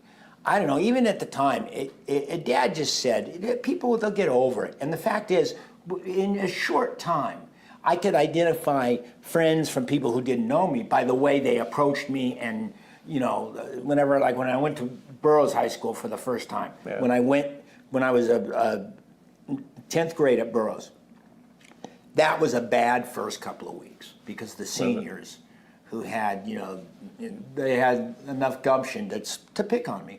I'll tell you who really got picked on in high school was my brother. But, you know, we were kids, like, we were probably playing wiffle ball when Ron got the idea to make the game. What was the name of that? The wiffle ball game? I don't think it even had a title. Oh, yes, we did, because Paul Weems showed the title on the chalkboard. But listen, he enlisted, of course, Ron enlisted me in all of his movies. He'd break out the camera, and he expected me to frigging work. And did someone give him that camera? What was the story behind that Super 8? Where did he get it? You know, Ron Ron had his own money. I mean, Mom and Dad felt it was really important that you know, we have what's ours, and that they provided for us, but things like a movie camera or stuff like that would be extra stuff. And I think Ron went out and bought it. And the real story is when Ron was getting a little bit more savvy, it was probably after the card game and after the wiffle ball game. Ron was trying to upgrade, and he wanted to get a better camera. He wanted to buy a GAF upgraded Super 8 camera. Still silent. They were just beginning to put sound together, but Ron was not asking. He didn't want to have a sound camera. He just wanted to have just a little better Super 8 camera. And Mom just thought it was just a bad idea. What are you wasting your money on that camera? You've got a perfectly fine camera. You don't need a better camera. Well, Mom was kind of wrong on that call because, you know, the upgraded camera probably, you know, made the entertainment business, I don't know, a couple of $1 billion.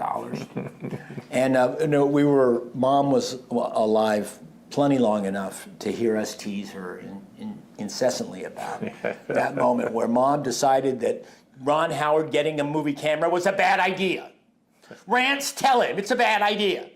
Wow, so, I had no idea. Oh, man. Oh, Mom could get fired up. Yeah. Little Mom, she was a friend to everybody, but when Mom dug her feet in, she could make noise. Not too many people know, but my dad and your dad were writing partners, and when school was out, we would basically get, me and my older brother would get put in the car, driven over to your house, and there we'd stay for 8-10 hours while your dad and my dad wrote. Well, yeah, and Ron was just beginning to want to be a director, so he had talent. Live bodies, I wouldn't really call it talent. Well, live bodies to be in his show. And I remember my good friend Scott Green, a little disappointed. Ron didn't hire him to be in the card game. He was the effects guy. Yeah. So it was great. I was in my glory because all of my friends were working on the movie and Ron was directing it, and it was great. And this movie, it's called Cards, Cads, Guns, Gore, and Death. Family picture. A family picture. But one of my favorite parts of this movie was lunch. Ron walked us all over to the hot dog show, bought us all hot dogs. I don't know why I remember that the most, but to get a free lunch was pretty cool. And then back to work on the second half of the day. Well, sure, we had a lot of setups to do. Yeah, like one, I think.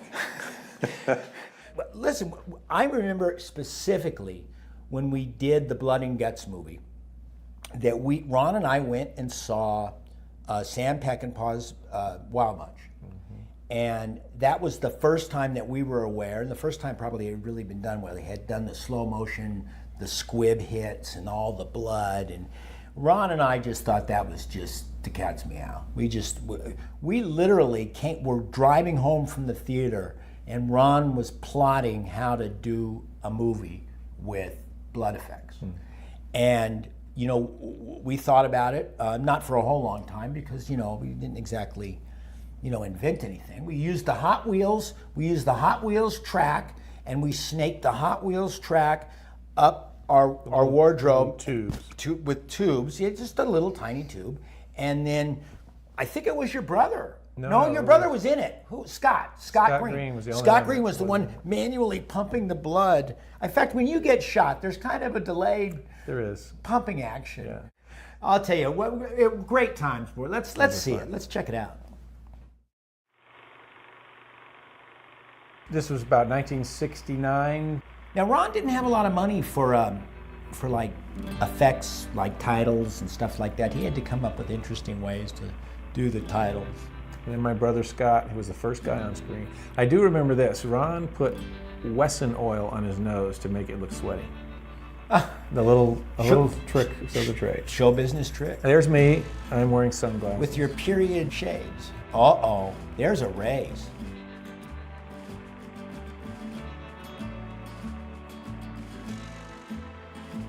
Now, I'm drinking heavily at the time. And even though I've got a good hand, I took a little too long on that, but that's okay. Milk that shot. Yeah, it's called milking. Now we're back to the Indian trader, Scott Howell. He trades with the Indians, it looks like. It looks like he knows how to go all in. And he's confident. And he can kind of act. I cannot act. I don't know. A little slow. Now, a cutaway would be really good to know what hand he had. Uh-oh, there's a really big hand. Oh, now. Cheater. Cheater? Me? Oh, there's the blood of... But here starts my bad acting.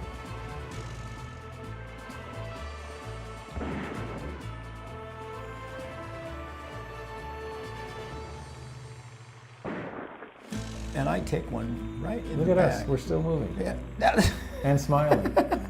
It's so bad. And Big Steve. Big Steve did a good job. The sheriff in town.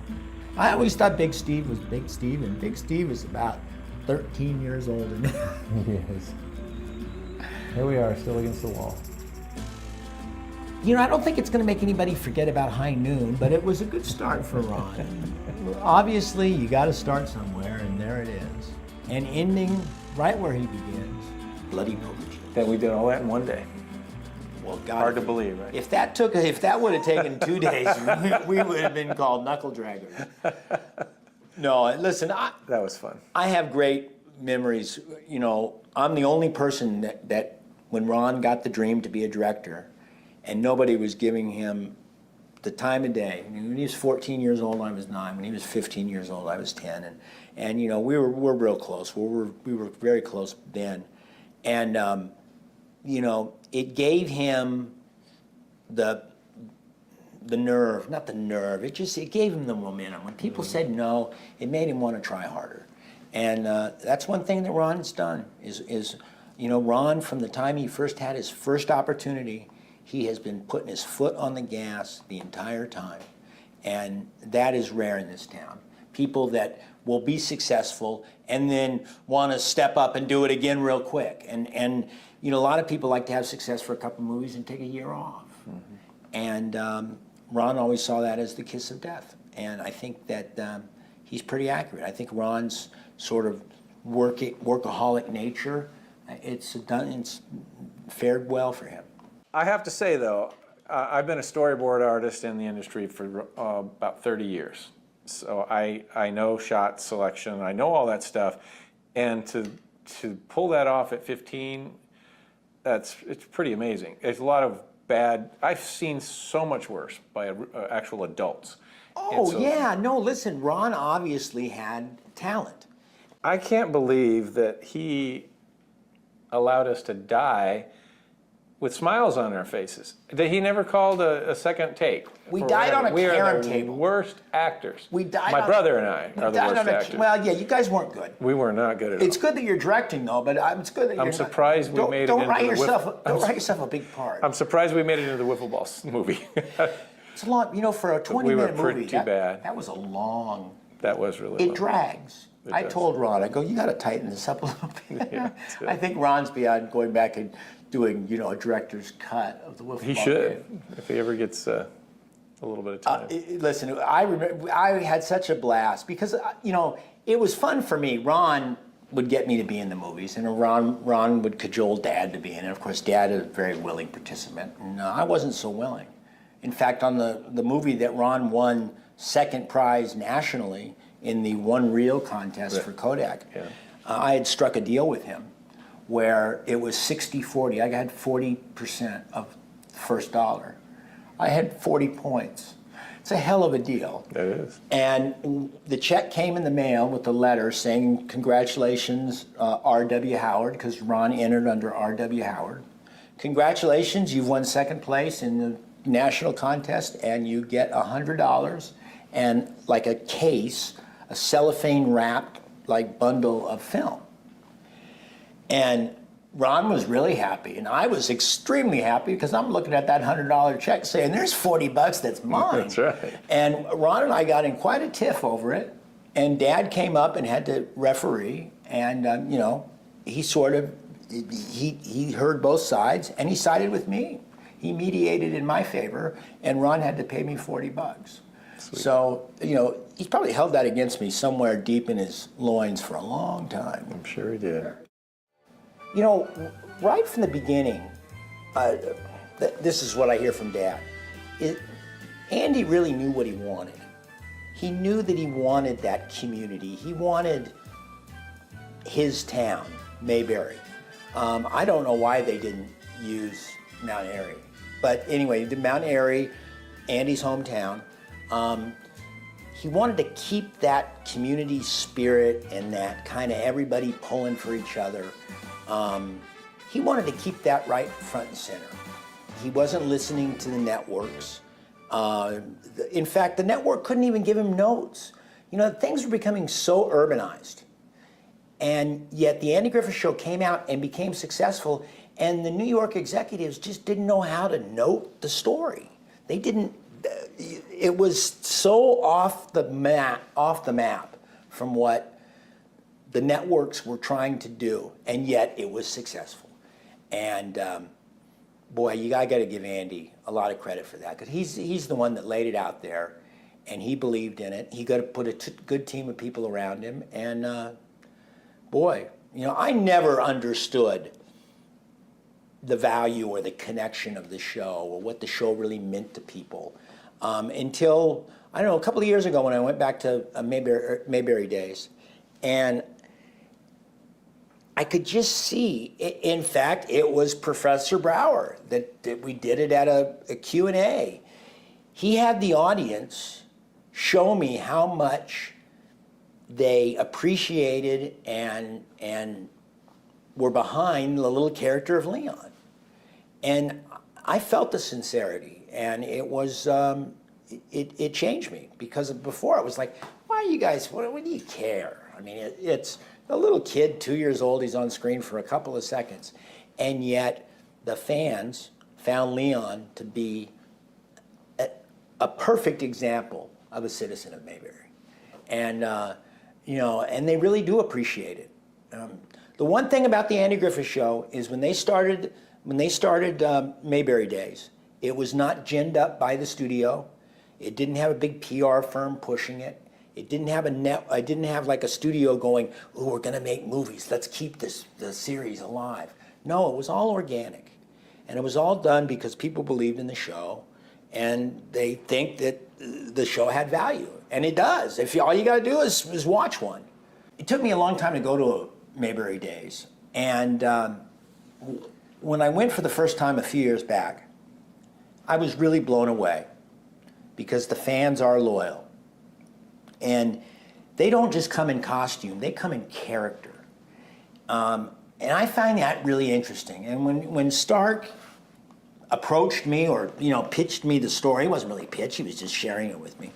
I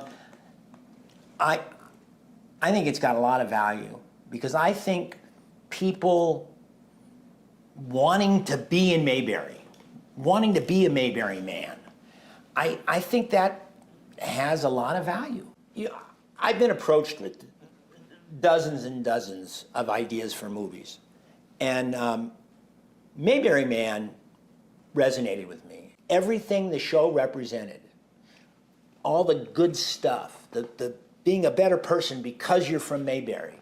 You know, Mayberry Man represents something, and it's the kind of movie I'd like to see.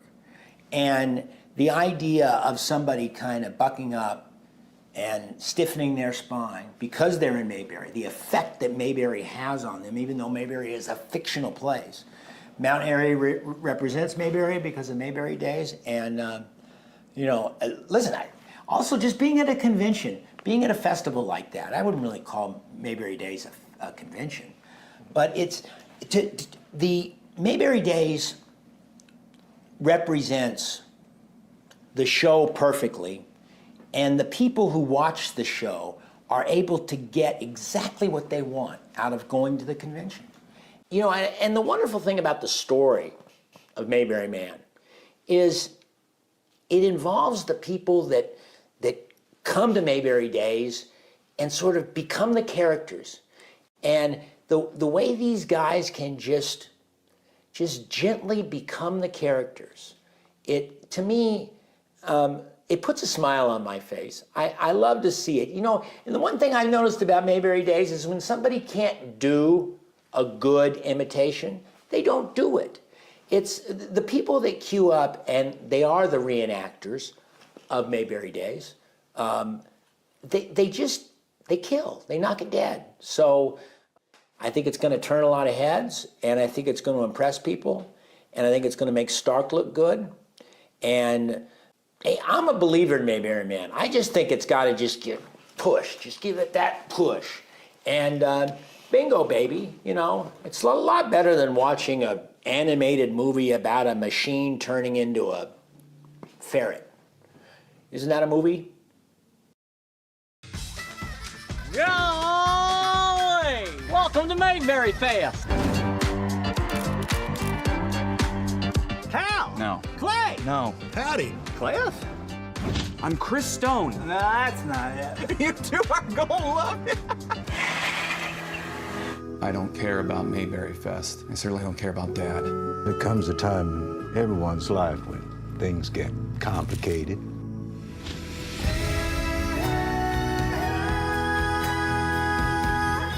Mayberry isn't just a place, it's a state of mind.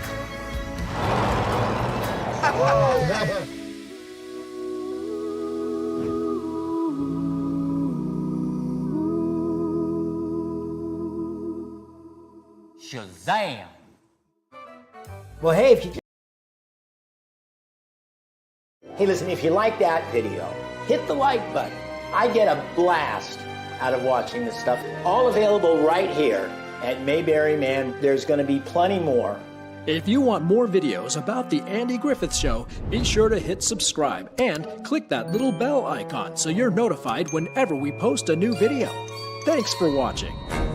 Come on, baby.